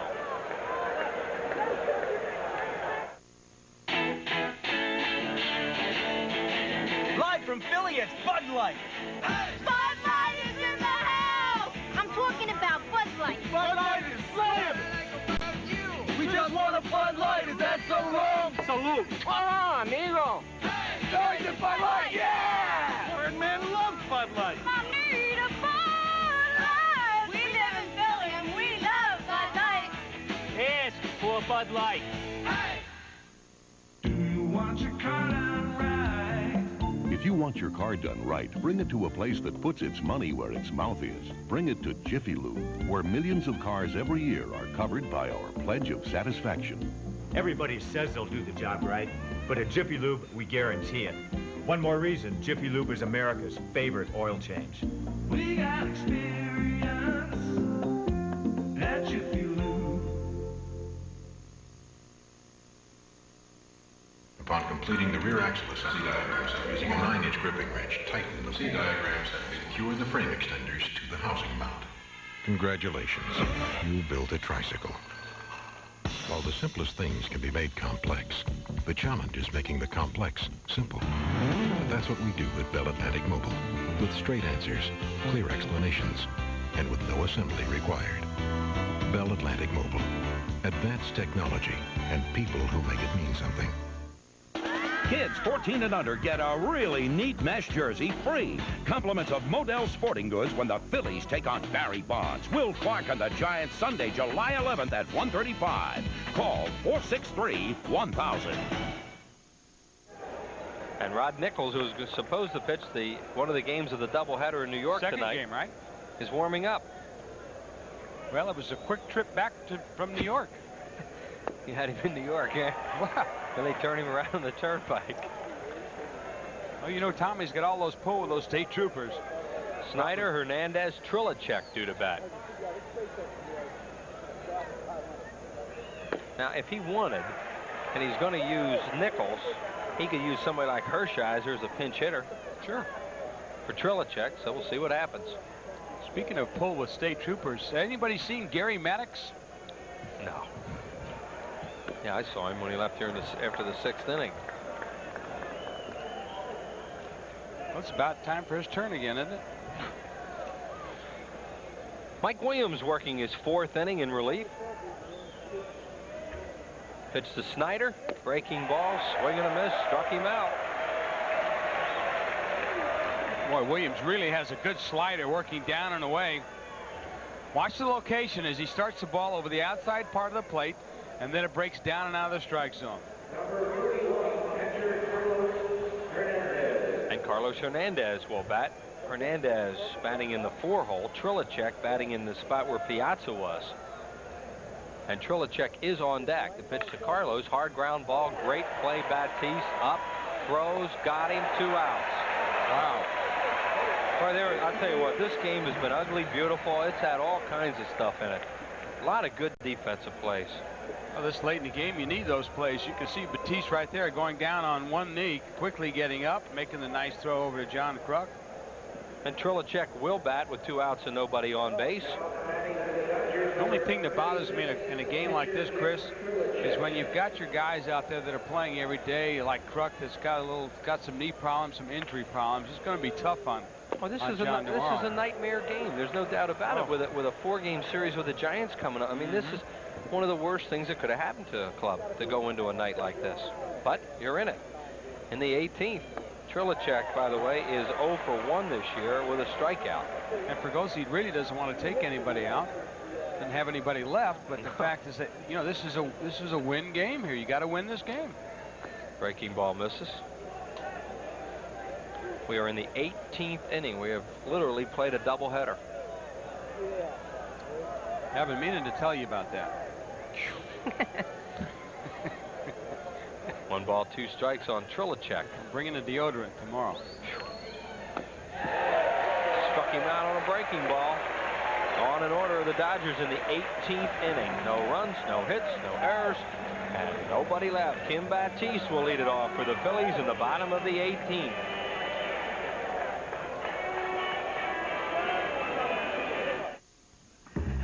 Any professional painter will tell you that if you want results like these, you gotta know the tricks of the trade. You gotta ask Sherwin-Williams. Now, these are guys you can trust. They've got good paint, good price, good advice. Guaranteed. Want to know something? I didn't paint this house. The guy that lives there did. Hey, fella, nice job. This guy knows what the pros know. Ask Sherwin-Williams. Here's my most recent work. Frank Dante has the talent to set the art world on fire. But when his brother lands on the bad side of the mob... Alfie wants his stuff back, or the cash. Frank turns from the fine art of painting to the fine art of stealing. This canvas is superb. You're getting to be quite a pro at this, Mr. Dante. And soon, Frank will discover... Frank, is everything okay? ...that in this world, once you're in, there's no way out. Canvas. Loosen your tie, take off your coat, roll up your sleeves. It's a business person special, Thursday, July 29th at 12:35. Compliments of Mellon BSFS. Go ahead. You deserve a break. Call 463-1000.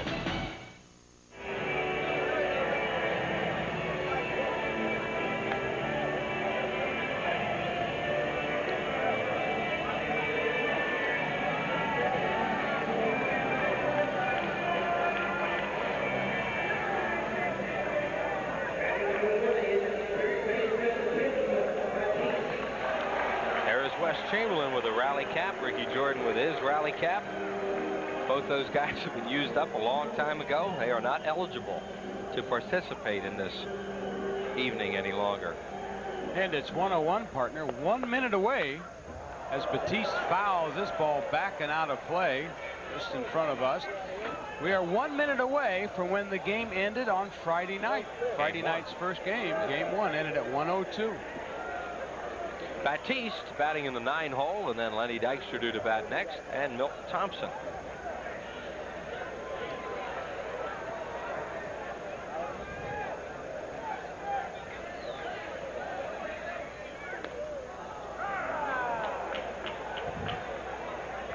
He tried to bunt his way on and missed it. 0-2. Well, both teams have had ample opportunities to win the game. But as you mentioned earlier, some fine defensive plays on both sides have choked those rallies right off. Yeah, the bullpens are the story of this game. Line drive to left, Eric Davis there, 1 out.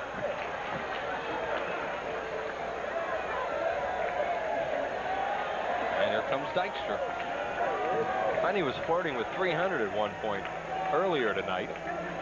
And he's at 296. On a 2 for 7.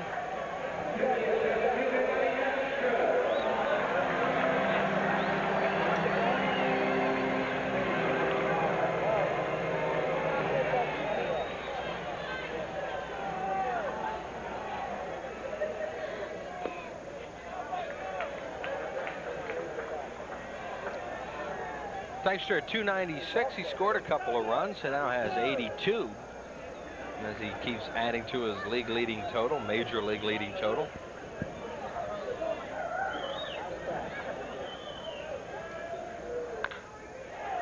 Foul, he hit it hard. It'll be tough to get it by Rodriguez, who's on the line over there, first baseman. Mitch Webster tosses it to some people left here. I'll be right back. Let me go change that line. Let me go change that line. I'll be right back.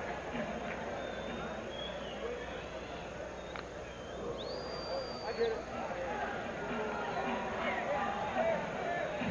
Yes, we are live, folks. It's 1:03 in the morning, and this is not a tape delay. We are in the bottom of the 18th inning here tonight. Score tied 5-5.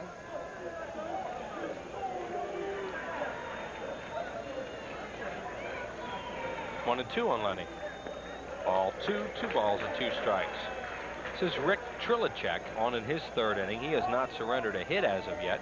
He has walked a couple batters. Phillies had first and second 1 out in the 17th, and then second and third 2 outs, and Stocker grounded out to end the inning. Dykstra, a fly ball to left field, fairly deep, but Davis is there.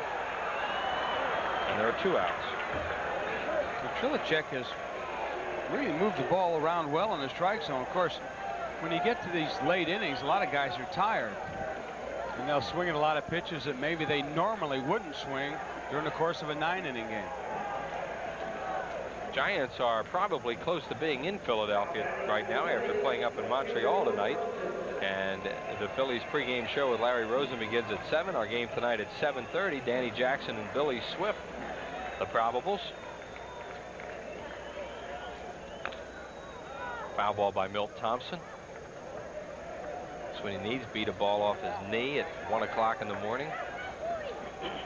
See if we can bring it up for you again. There it is. Our terrific guys in the truck come right back with that replay, and you can see where it hit on the left knee. There's Terry Mulholland, who looked like he was going to win the game, and then Dodgers get 2 in the 9th, and now we're in the 18th. A long night for a no decision. When Mulholland, team guy, still on the bench watching. Thompson to right field. Back goes Corey Snyder Webster at the wall, and he's got it. Gee, he hit it deep right at the wall, and Webster grabs it, and that's the final out, and took Thompson to his knees. And us too. No runs, no hits, no errors, and nobody left. In a game rich with traditions, Sherwin-Williams has created one of its own by preserving and protecting the national shrines of our national pastime. This is the paint of the pros, and it's the choice of millions of fans at home. And while your town may not have a big league ballpark in it, it does have a big league paint store. The pros know. Ask Sherwin-Williams. Can Texaco System 3 gasolines help make a difference in performance? System 3 performs in a car that... Because I like the Sprite in you. I'm here in this auto graveyard. I'm like Mario Andretti, but not in my county. Every grade of Texaco System 3 performs in cars both new and old. They do? Well, no wonder we're getting the horsepower we should be getting.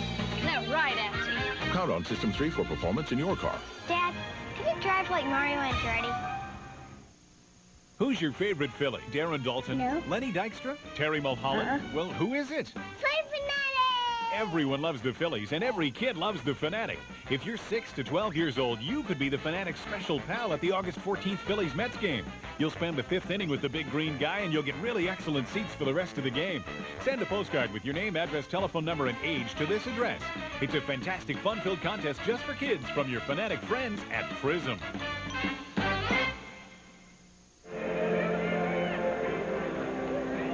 Well, here's a swing by Thompson. It brought the fans to their feet, including the announcers, as Webster went back to the fence looking up, but the ball just held right there, and Webster was able to pull it in the end of the inning. And we go to the 19th inning now, as Thompson went right to his knees after he rounded first base. He thought he might have had a chance to get that ball out of here, and maybe about 7 or 8 innings ago, it might have been out of here. But yeah, he'd have been a little stronger. He did hit it. I mean, that's the hardest ball anybody's hit in the extra innings, I think. Here's Eric Davis. He got a base hit back in the 16th. Mike Williams in his 5th inning. Trilicek has now pitched 3.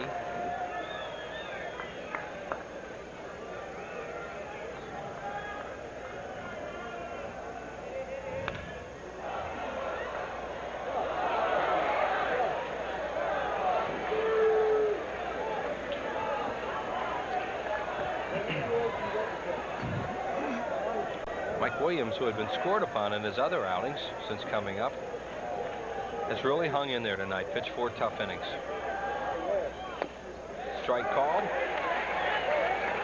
Eric Davis and Jim Quick had words a long time ago in the 9th inning. Sure seemed like when it. He was called out on strikes, when the Dodgers had him loaded with nobody out at one point in that inning after tying it. That's trouble. And it's in for a hit. Jammed him with a breaking ball. Eric Davis is going for 2. The throw, he's safe. Short hop Stocker, and Davis has a double. Good hustle by Eric Davis. Great hustle by Davis. As soon as Davis hit it, he was off and running. You can see here, he got Williams got it in on Davis, jammed him, but Dykstra had to wait till the ball bounced. Then it took another funny hop, and by the time Laney was able to get it up, Davis was running hard, and the ball just short hopped Stocker. Yeah, the ball short hopped him, and he wasn't able to come up with it. He would have had Davis if he could have caught it. There's Morandini can't get there. Dykstra has to take it on this hop, and then his throw tries to backhand it, can't do it. So Rodriguez will try and get him over. He's around to bunt. And bunts it. Dalton, they have Davis hung up. Back to Stocker, and he's out. What a fine play by the Phillies. Dalton jumped out there, fired to third, and got Davis, who was wandering off second. On the fielder's choice, and Rodriguez safe at first. Well, take the other side of the coin. What a lousy bunt by Rodriguez. Got to get that ball down and out in front of the plate as Dalton made an exceptional play. And, of course, as Batiste quickly looked around, Davis tried to retreat to second base. There's nothing he could do. Eric Davis trying to win this game for the Dodgers with his legs, and you got to give him credit for that. I mean, he takes the extra base, gets the second, trying to get the third, and the Phillies get him. So, you know, a lot of people call Eric Davis a dog. Not tonight. No, he's had a lot of hustle in him tonight. Yeah. Dalton just made a terrific play on that bunt. Oh, fine play. But what a lousy bunt by Rodriguez. You got to put that ball in play. You got to make Batiste field it. And he bunted it so Dalton could pick it up on one hop. So Harris is the batter now with Rodriguez safe at first and Webster on deck.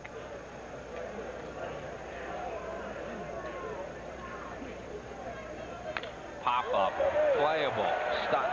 Stocker and Batiste. It'll be Batiste. There are 2 outs for Mitch Webster.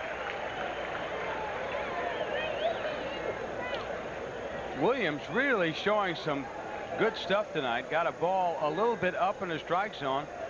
Harris looked like he was just trying to turn on it, probably because he's tired. Popped it straight up.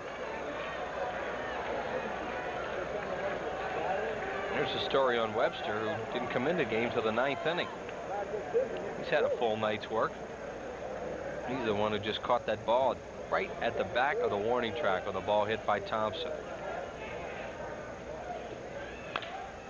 There's another little looper. Stocker a long run, and he makes a nice running catch. Good play by Stocker. No runs, a leadoff double. No errors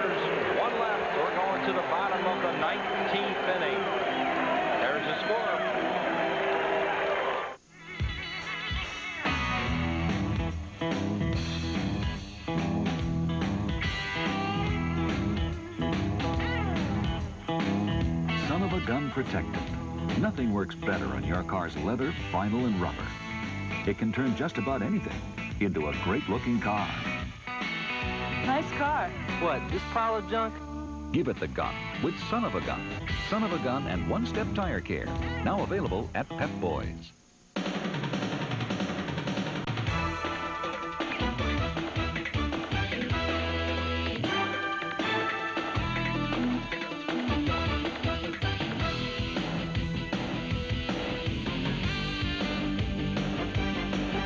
If you've got a group of 25 or more, we'll give you a great time at a Phillies game. For all the details about a special package for your group at a Phillies game, call 463-5000. Recently, an object was sighted. It was big. It was just big. Too big to measure with the human eye. They say it could show up anywhere. Whoa! Did you see that? Pizza Hut! Bigfoot from Pizza Hut. Out of sight, big! 21 slices. I can handle it. On a totally different crust. Whoa! For a ridiculously low $10.99. It's a legendary value. Bigfoot from Pizza Hut. The biggest pizza you can get delivered.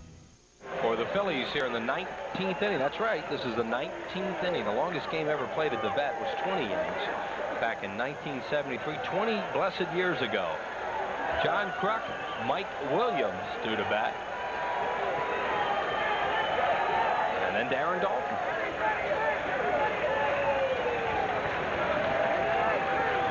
It's to the Krucker.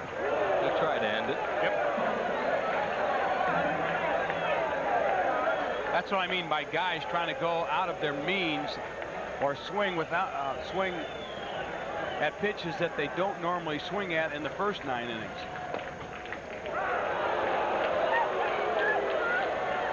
Dodgers have out-hit the Phillies 15-9. The Phillies only have 9 hits through 18 innings.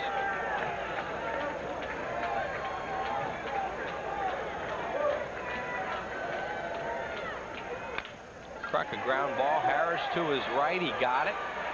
Lenny Harris is playing the heck out of second base. And here comes Mike Williams to bat for the second time. Lenny Harris has made some good plays in this game. Yes, he has. And Sharperson started it.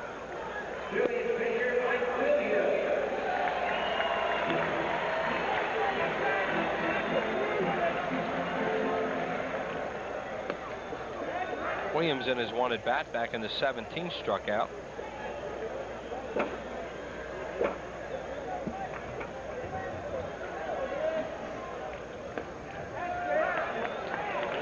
I guess Lasorda has decided to cool down that idea of using Rod Nichols. He warmed up for a few minutes in that 1 inning, and that's been it. Yeah, it looks like it's up to Trilicek and Williams until somebody gives up something. 1-2. Struck him out.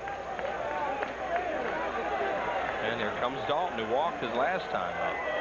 Aaron Dalton still in this ball game catching.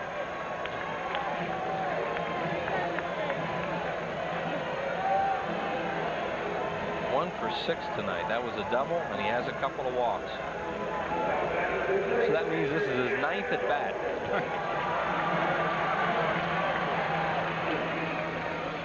Trilicek bounces one up there. Eisenreich is on deck.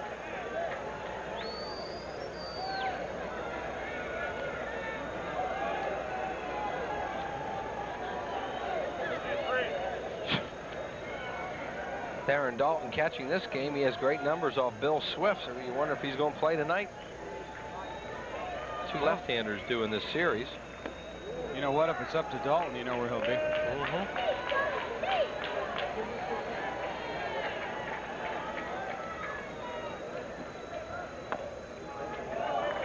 2-1.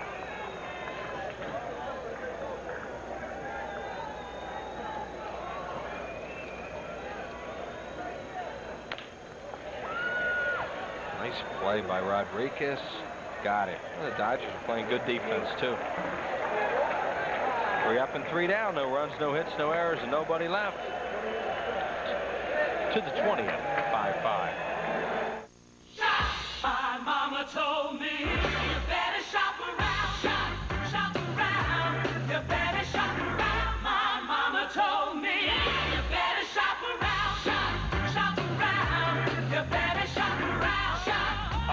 to the shopping center 9 out of 10 people use. The genuine Belle of Pennsylvania Yellow Pages. 9 out of 10 use it. No other book can match it. A Belle Atlantic Company. Oh my God, we're cartoons. I am not a mouse. I'm Helen Nabel. I have 2 beautiful children. Mom? Our parents are trapped in television. Now, they can't go home. They can only switch channels. Where'd he go? Hey, lady, watch out! And every series is a nightmare. That's entertainment. Because Satan is the sponsor. Okay, everybody, head spins. Very good, very nice. Well, time to rock and roll. Start me up. You got to start me up. Start me Don't miss this comedy from hell. It's party time. It's excellent. That'll save her. Stay tuned. Where have you been? All fans receive a great-looking poster, compliments of Thriftway. The teams wear uniforms from 1933. The Phillies play the Pirates on Nostalgia Day, Sunday, August 1st at 1:35. Call 463-1000. Well, with 2 outs in the 19th inning, Dalton sends one wide to first, but Rodriguez quickly gloves it, throws the ball to Trilicek, and now we go to the top of the 20th inning. Dodgers have played exceptional defense in this series, and all year long, 7th in the National League in defense. Phillies are 10th. Last year, the Dodgers were so bad that the closest team in making errors to the Dodgers last year was 26 away. And guess who it was? Yes, the Phillies. We go to the top of the 20th, and Brett Butler leads it off. And Mike Williams goes into his 6th inning of work. Butler got a bunt base hit his last time up. He did it with 2 strikes.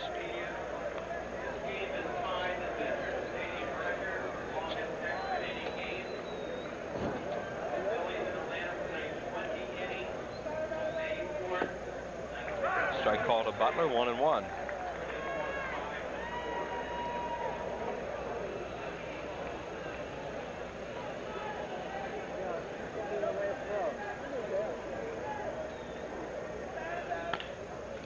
Grounded to Morandini, who has it, and throws out Butler, 1 out in the 20th.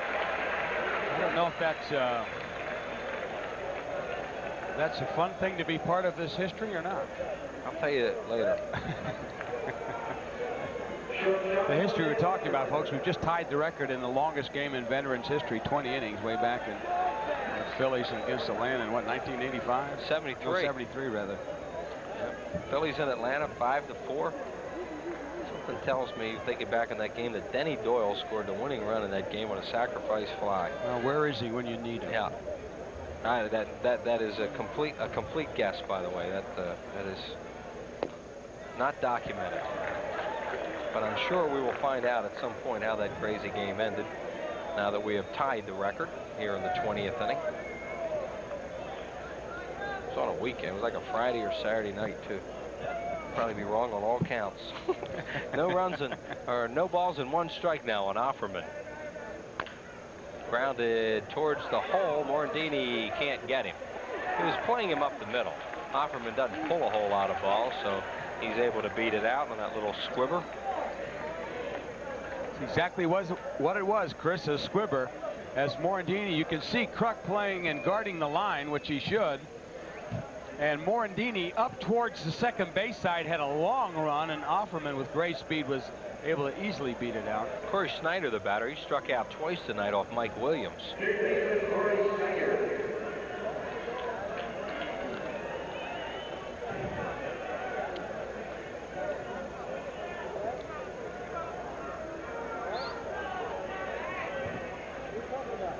The delay is Snyder wants Amalfitano to go through the signs.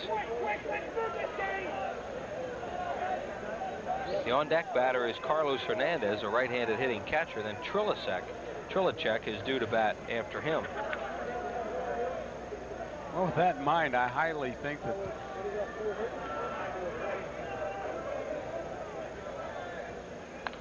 check swing foul by Corey Snyder. I thought maybe they might try a little hit and run here with Snyder and Offerman. Offerman with good speed, and Snyder likes to hit the ball the opposite way. A giant hole over there. Kruk holding Offerman on. Morandini playing in double play depth up the middle for Snyder. But maybe because Trilicek will bat after Hernandez, they may just let Snyder go ahead and swing away.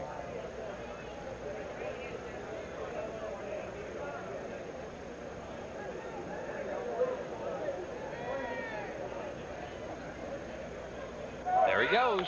Fouled away. Well, they You called it. Looked like hit and run, Jay. Yep. So it's 0-2. Yeah, you get into this type of situation, might as well try and get some movement.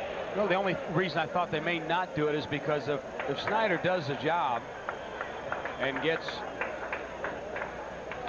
Offerman over to second or third, they just may walk Hernandez and then pitch to Trilicek. So, but I guess Lasorda's just trying to do anything, put the base runner in motion and get anything going. So Mike Williams is ahead of Snyder 0-2.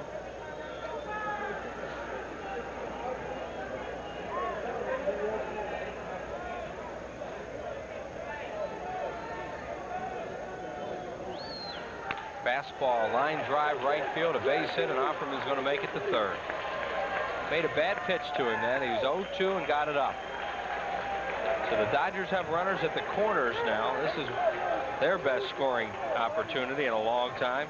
Snyder's been trying to go to right field all during this series. Here you see a pitch on the outside part of the plate, and all he does is reach out and kind of serves it right out to right field. Eisenreich quickly gets it back, but Offerman with good speed was able to get to third. And as Chris said, Dodgers runners at the corners here with one out. Here's Hernandez. Now Trilicek is on deck. I was thinking, would they walk him with Trilicek on deck? And why not? Figure you could maybe strike him out. Why not? Because it's the go-ahead run at third base. Do they have that Nichols up again? Nobody in the bullpen doing anything. It looks like they're going to pitch to Hernandez. Now you've got Hershiser. See, I guess they're feeling on it right now is they're going to take their chances with Hernandez because Davis would bat, but there'd be 2 outs. Well, you know, whatever. There's Nichols. Pitch to Hernandez on the way. Big swing and a miss. Carlos has grounded out twice in his 2 at-bats since coming in for Piazza. Nothing much Amalfitano can do except say, get us this run. And there he is, Jose Offerman at third base.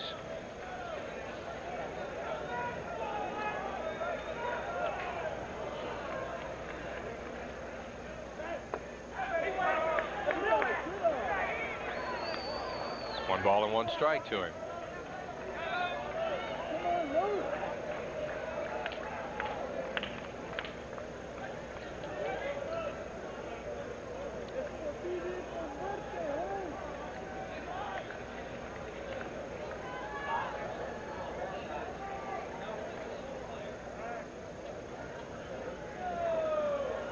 Now they're going through the signs again. Dodgers do squeeze. They're one of the teams in baseball, and Tommy Lasorda has always been a guy who likes to squeeze. Now, whether they would try that or not. That's because they had guys that could bunt the ball like Russell and Lopes and people of that nature that could get the ball down in the key situations late in the game. Mike Williams just did that to see if anybody might break prematurely. Right. Phillies think that there's a chance that's on right now because a lot of signs are being given, and they're watching Hernandez closely in the box. Amalfitano goes over and says something to Offerman, which is all part of the sequence, if you put it on or if it's a deke. 1-1 pitch. And strike 2 call. Hernandez didn't like it.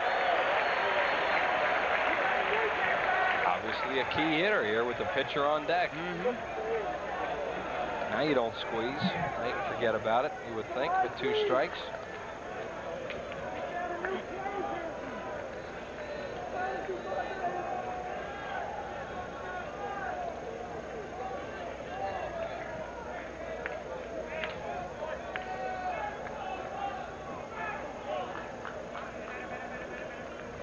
1 ball, 2 strikes to Hernandez. Mike Williams' pitch. Breaking ball fouled away.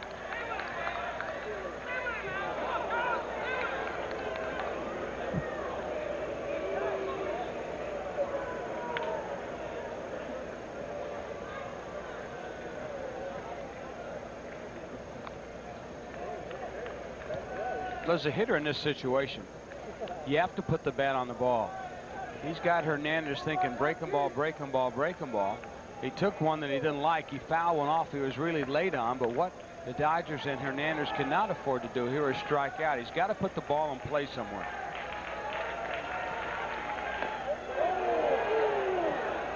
Two and two. Phillies have the infield of double play depth. He's, of course, a catcher batting who doesn't run well.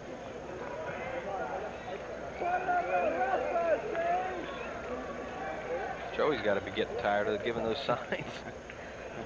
10 years a Dodger coach out there. Talking to Offerman, the runner at third.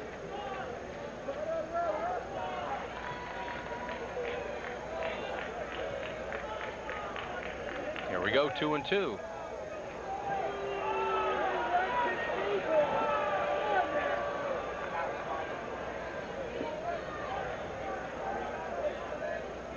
Now Darren Dalton going through the signs out in front of the plate. All that is there's 4 different plays if the runner goes. And he's telling the infielders what he would do if the runner breaks from first. 2 and 2. Doesn't go. Tapper to third. They got to come home. It's a tag play, and Dalton didn't catch it. Bounced away, and runners at second and third, and a run scores. It was a tag play. Batiste threw it into the runner a little bit, but Dalton knows he should have caught it. And the Dodgers get a run in the 20th inning and lead 6-5 and have a shot at more. Oh, Shorty again. The throw by Batiste looked like it was right on line. Dalton, you can see. He would have had him. Looked like he tried to catch it and tag it at the same time, just didn't hold on to it. The bat is right on home plate, too. Look where the bat is, if we can see. Look at the bat. He would have slide right across the bat. I looked at the last second that Dalton was trying to catch the ball and tag him at the same time. The ball just went right out of his glove. Still haven't scored the play. Dodgers with runners at second and third, and a run in the 20th.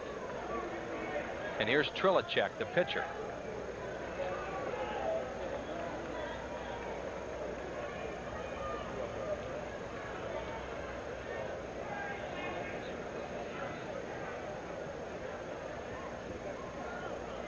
We still haven't heard anybody score it in the press box, have they?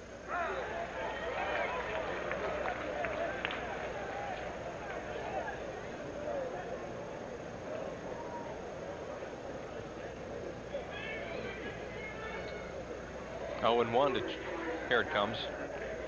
They gave it to Batiste. A fielder's choice, an error on the third baseman, and an a pickoff move, and they got it. Mike Williams threw it over there and picked Corey Snyder off third. And Amalfitano's yelling at Hallion saying no way.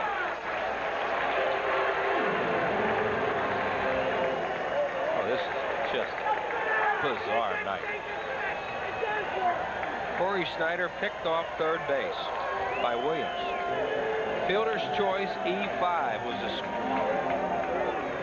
was a scoring on the play as the run scored that puts the Dodgers ahead here in the 20th.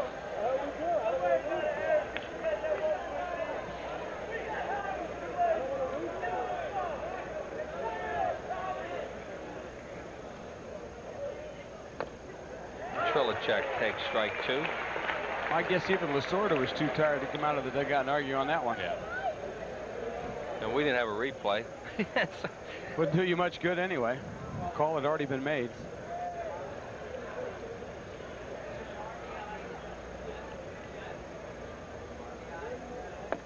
Strike 3 called.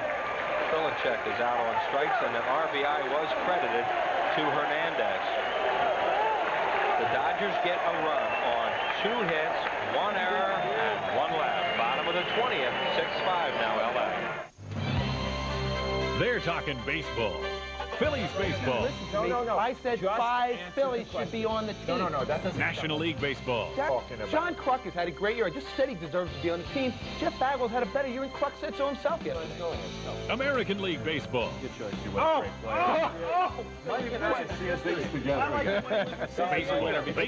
Baseball.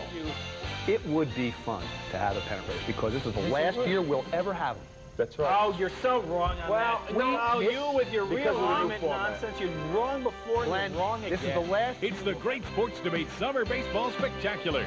1 hour of complete and utter baseball madness from Angelo, Glenn, Jason, and Al. Taped in front of a baseball-crazed crowd at the Coventry Mall in Potsdam.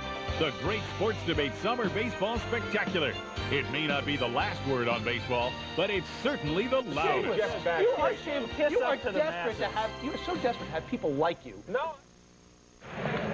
Here we go to the bottom of the 20th inning. You want to know who's coming up? It's Jim Eisenreich, Mickey Morandini, Kevin Stocker, Kim Baptiste. Well, the cards are all laid on the table for the Phillies. They know the Cardinals have won. Phillies need 1 or 2 here.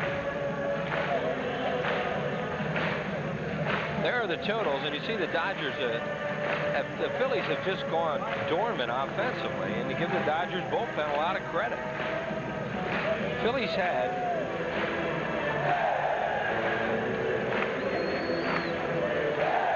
they had 8 hits to the 7th inning.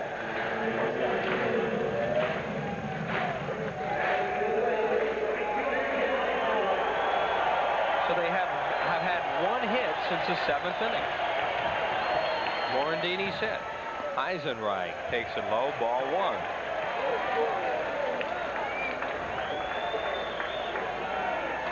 Martinez gave up 8 hits, a starter. Strike called.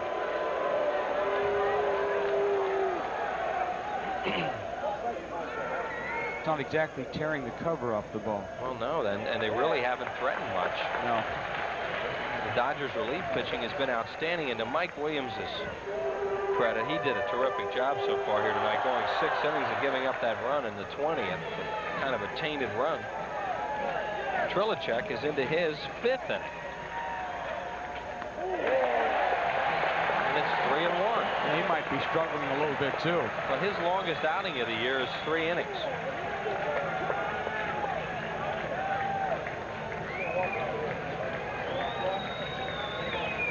He pitched 3 innings against the Phillies on May 2nd. Eisenreich, the pitch to him is beaten foul first base side, and it is a full count.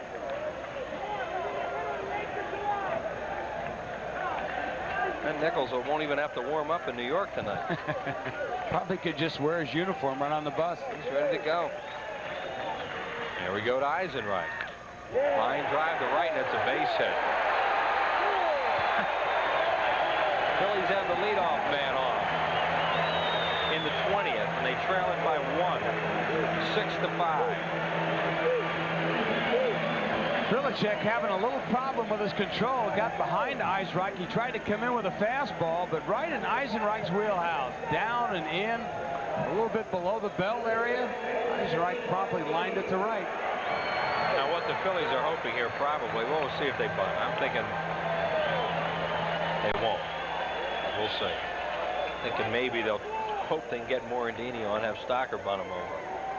They put this on Stocker's shoulders and Baptiste's shoulders. We'll see. How about a little hit and run here? Yep, that's what they're doing. I mean, the thought process here is to try and get Morandini on and then use Stocker to bunt them over.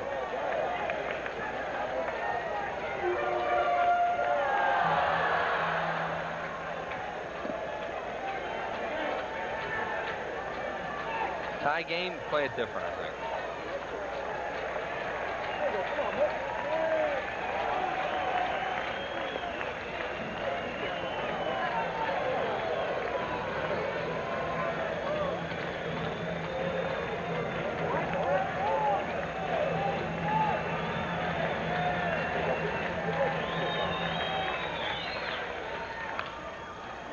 Fouled away into the crowd, and it's 0-2 now on Morandini. This game started at 7:37. That was 6 hours ago, any way you look at it. Sure cut my TV time down tonight. Can't even make last call. I wasn't thinking of that. I just... Yeah. 0-2.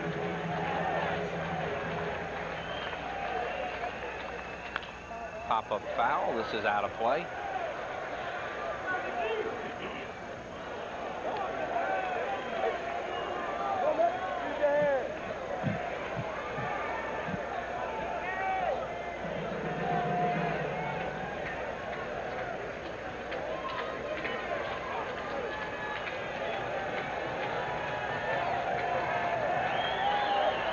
Boy, if Morandini can get a pitch inside and just be quick and turn on. Look at that giant hole at first base. Base hit center field. Eisenreich to second, and it's still alive. And this is just what they wanted. They wanted somehow to get 2 on and have Stocker be the guy to bunt. This is just an unbelievable night. Nice job by Mickey Morandini. Oh, that's a tough pitch. He went right down and got it.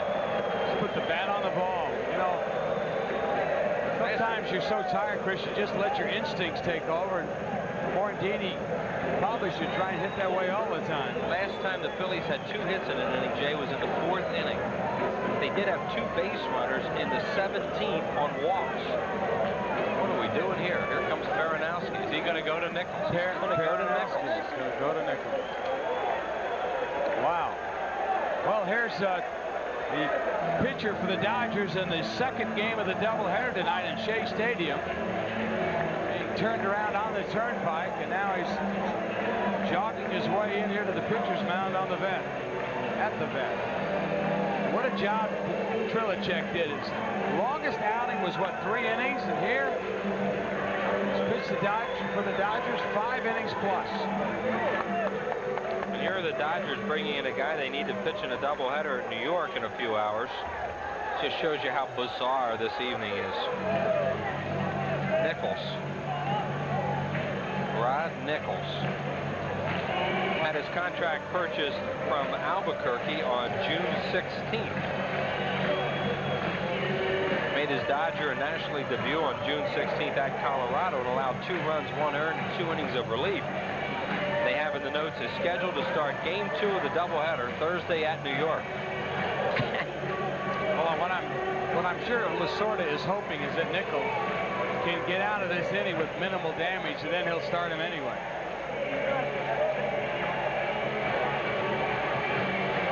There are the numbers on him. This is just his 2nd game. Nichols with a fastball, a curve, a slider, and a split finger pitch.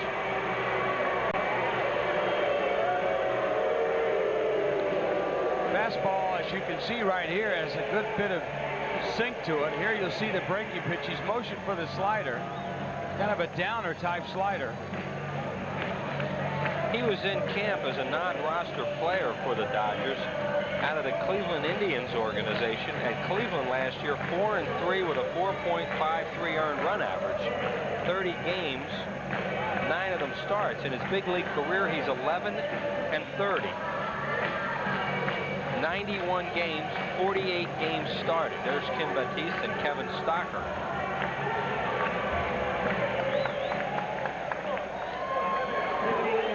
And the Phillies trying to come up with one more bolt of magic in this amazing season.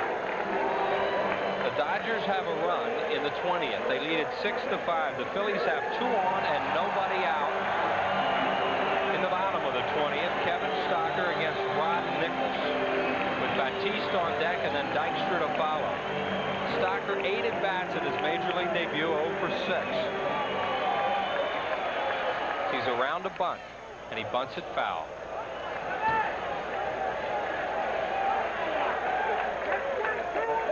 Rodriguez in on him as quick as he can. Snyder coming in a little bit at third base. The ideal bunt is to bunt it down the third base line. Phillies want Snyder to field the bunt so Morandini and Eisenreich can move up. Eisenreich being at second base. The ball's bunted down the first base line. Snyder will retreat to third. Rodriguez may have a play. Bunts it again. It's a good one. He goes to third. Safe! Safe at third is Eisenreich. You can see that coming. Unbelievable. They're loaded with nobody out. Kevin Stocker made a terrific bunt, and they decide to go to third. And that was all the call on Carlos Hernandez. Watch him motion to third. Third, he hollered. And Nichols really got rid of the ball very quickly, but Eisenreich with a great jump. And you can see right there, safe all the way. Nice bunt by Stocker. Got the ball out in front of the plate. Hernandez hollering for Nichols to go to third. He's short on it, but Eisenreich right there. And third base umpire, Tom Hallion, right there on the call. Sacrifice fielder's choice. Batiste with him loaded. The pitch to Kimming. Swing and a miss at a breaking ball. They have the infield. Let's see what they're doing. It looks like a double play down and up at the corners. Look how shallow the Dodger outfielders are. Yeah, this is a tying run at third. Down low, ball one. Lenny Dykstra waits on deck. The Phillies have the bases loaded and nobody out in the 20th inning and trail by one.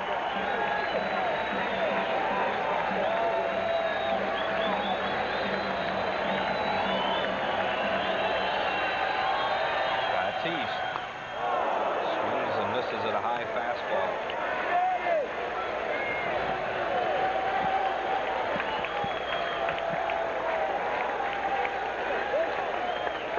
Eisenreich at third, Morandini at second, and Stocker at first. The pitch. Pop-up. Playable. Rodriguez, foul territory, one out.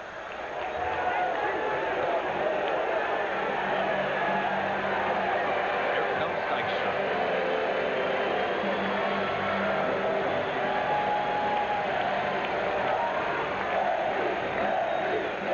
Nichols comes in and gets the first batter he faces out. And the crowd, the people that are left here are just roaring, Lenny, Lenny.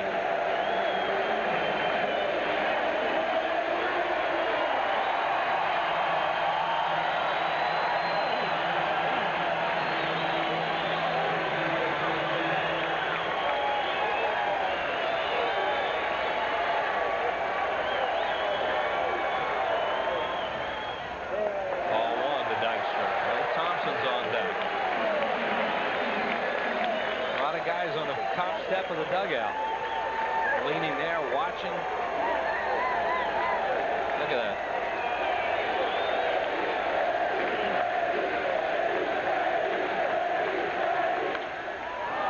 Pop-up foul. This will go to the crowd left side. Now to play.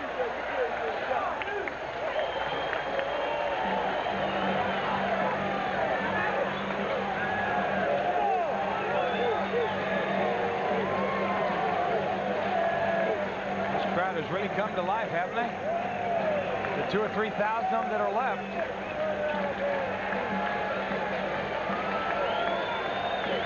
Yeah, they're all standing, that's for sure.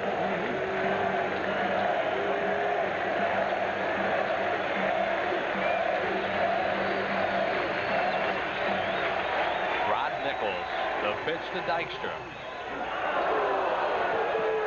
Strike call in the outside corner. Nichols gets ahead 1-2. What a pitch by Nichols. Bases loaded, and he paints the black at the knees on Dykstra. Phillies trying to get it tied. Maybe win it. We're in the 20th. Live from the vet. 6-5 Dodgers. Bases loaded, one out, 1-2 on Dykstra.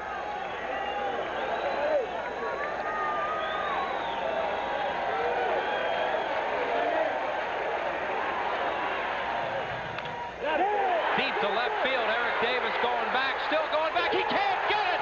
It's a double for Lenny Dykstra, and the Phillies are going to win this ball game. Eisenreich scores. Here's Morandini. He scores, and they win it 7-6 in 20 innings. I don't believe it. Wow. Oh, boy, oh, boy, oh, boy. Davis had to play shallow. They had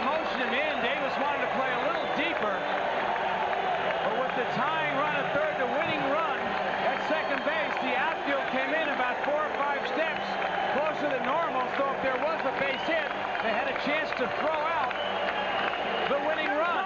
And Dykstra fooled them all by lofting a long fly down the left field line that hit just over the outstretched reach of Eric Davis for a ground rule double, and the Phillies win. So there you see it, 7-6, and we'll be right back.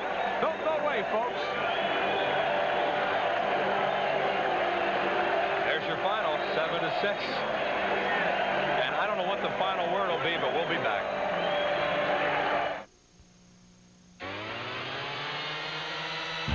Phillies baseball has been brought to you by Smooth Bush Beer, an easy drinking Bush Light. Head for the mountains of Bush. By your local Sherwin-Williams paint stores. The pros know, ask Sherwin-Williams, a participating sponsor of Major League Baseball. By Mellon PSFS, the official bank of the Phillies. By Bell of Pennsylvania Yellow Pages. No other book can match it, a Bell Atlantic company. Save up to $5 by joining Texaco's Frequent Fueler Club. Visit your local participating Texaco location for all the details. Texaco, star of the American road. By Coca-Cola, it's always Coca-Cola. By Cento, fine Italian foods. The company that says, trust your family with our family. By your local Quality Plus Ford dealer, where you'll find 5 of the 10 best-selling vehicles in America. By the Pennsylvania Lottery, a participating advertiser in Phillies baseball. Lottery proceeds benefit older Pennsylvanians. And by Personal Choice, the health plan that controls costs, not people. A fabulous Jules Jurgensen watch. Jules Jurgensen, creator of fine timepieces since 1740 and winner of 32 international awards. Jules Jurgensen, the ultimate fine watch.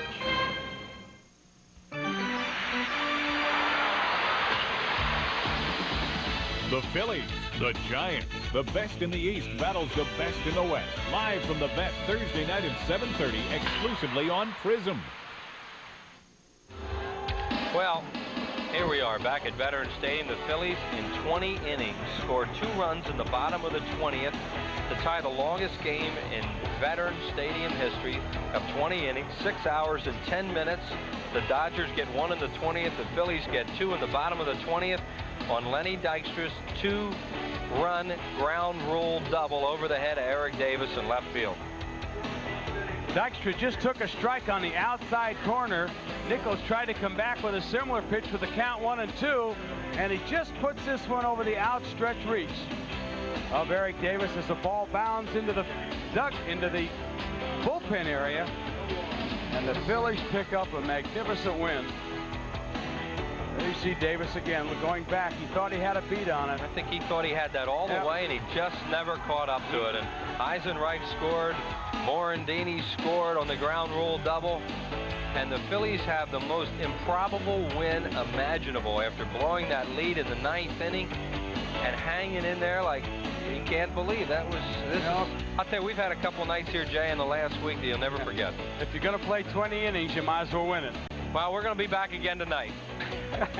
Larry Rosen will have the pregame at 7. He'll try and recap a lot of this for you, and then we'll have the game for you at 7:30. Thanks a lot for watching. It has been just one incredible evening tonight at Veterans Stadium. Thanks to Jay and to Gary. And the final, once again, in 20 innings, the Phillies win it by a score of 76. This is Chris, 7-6. This is Chris Wheeler. Good night from the vet.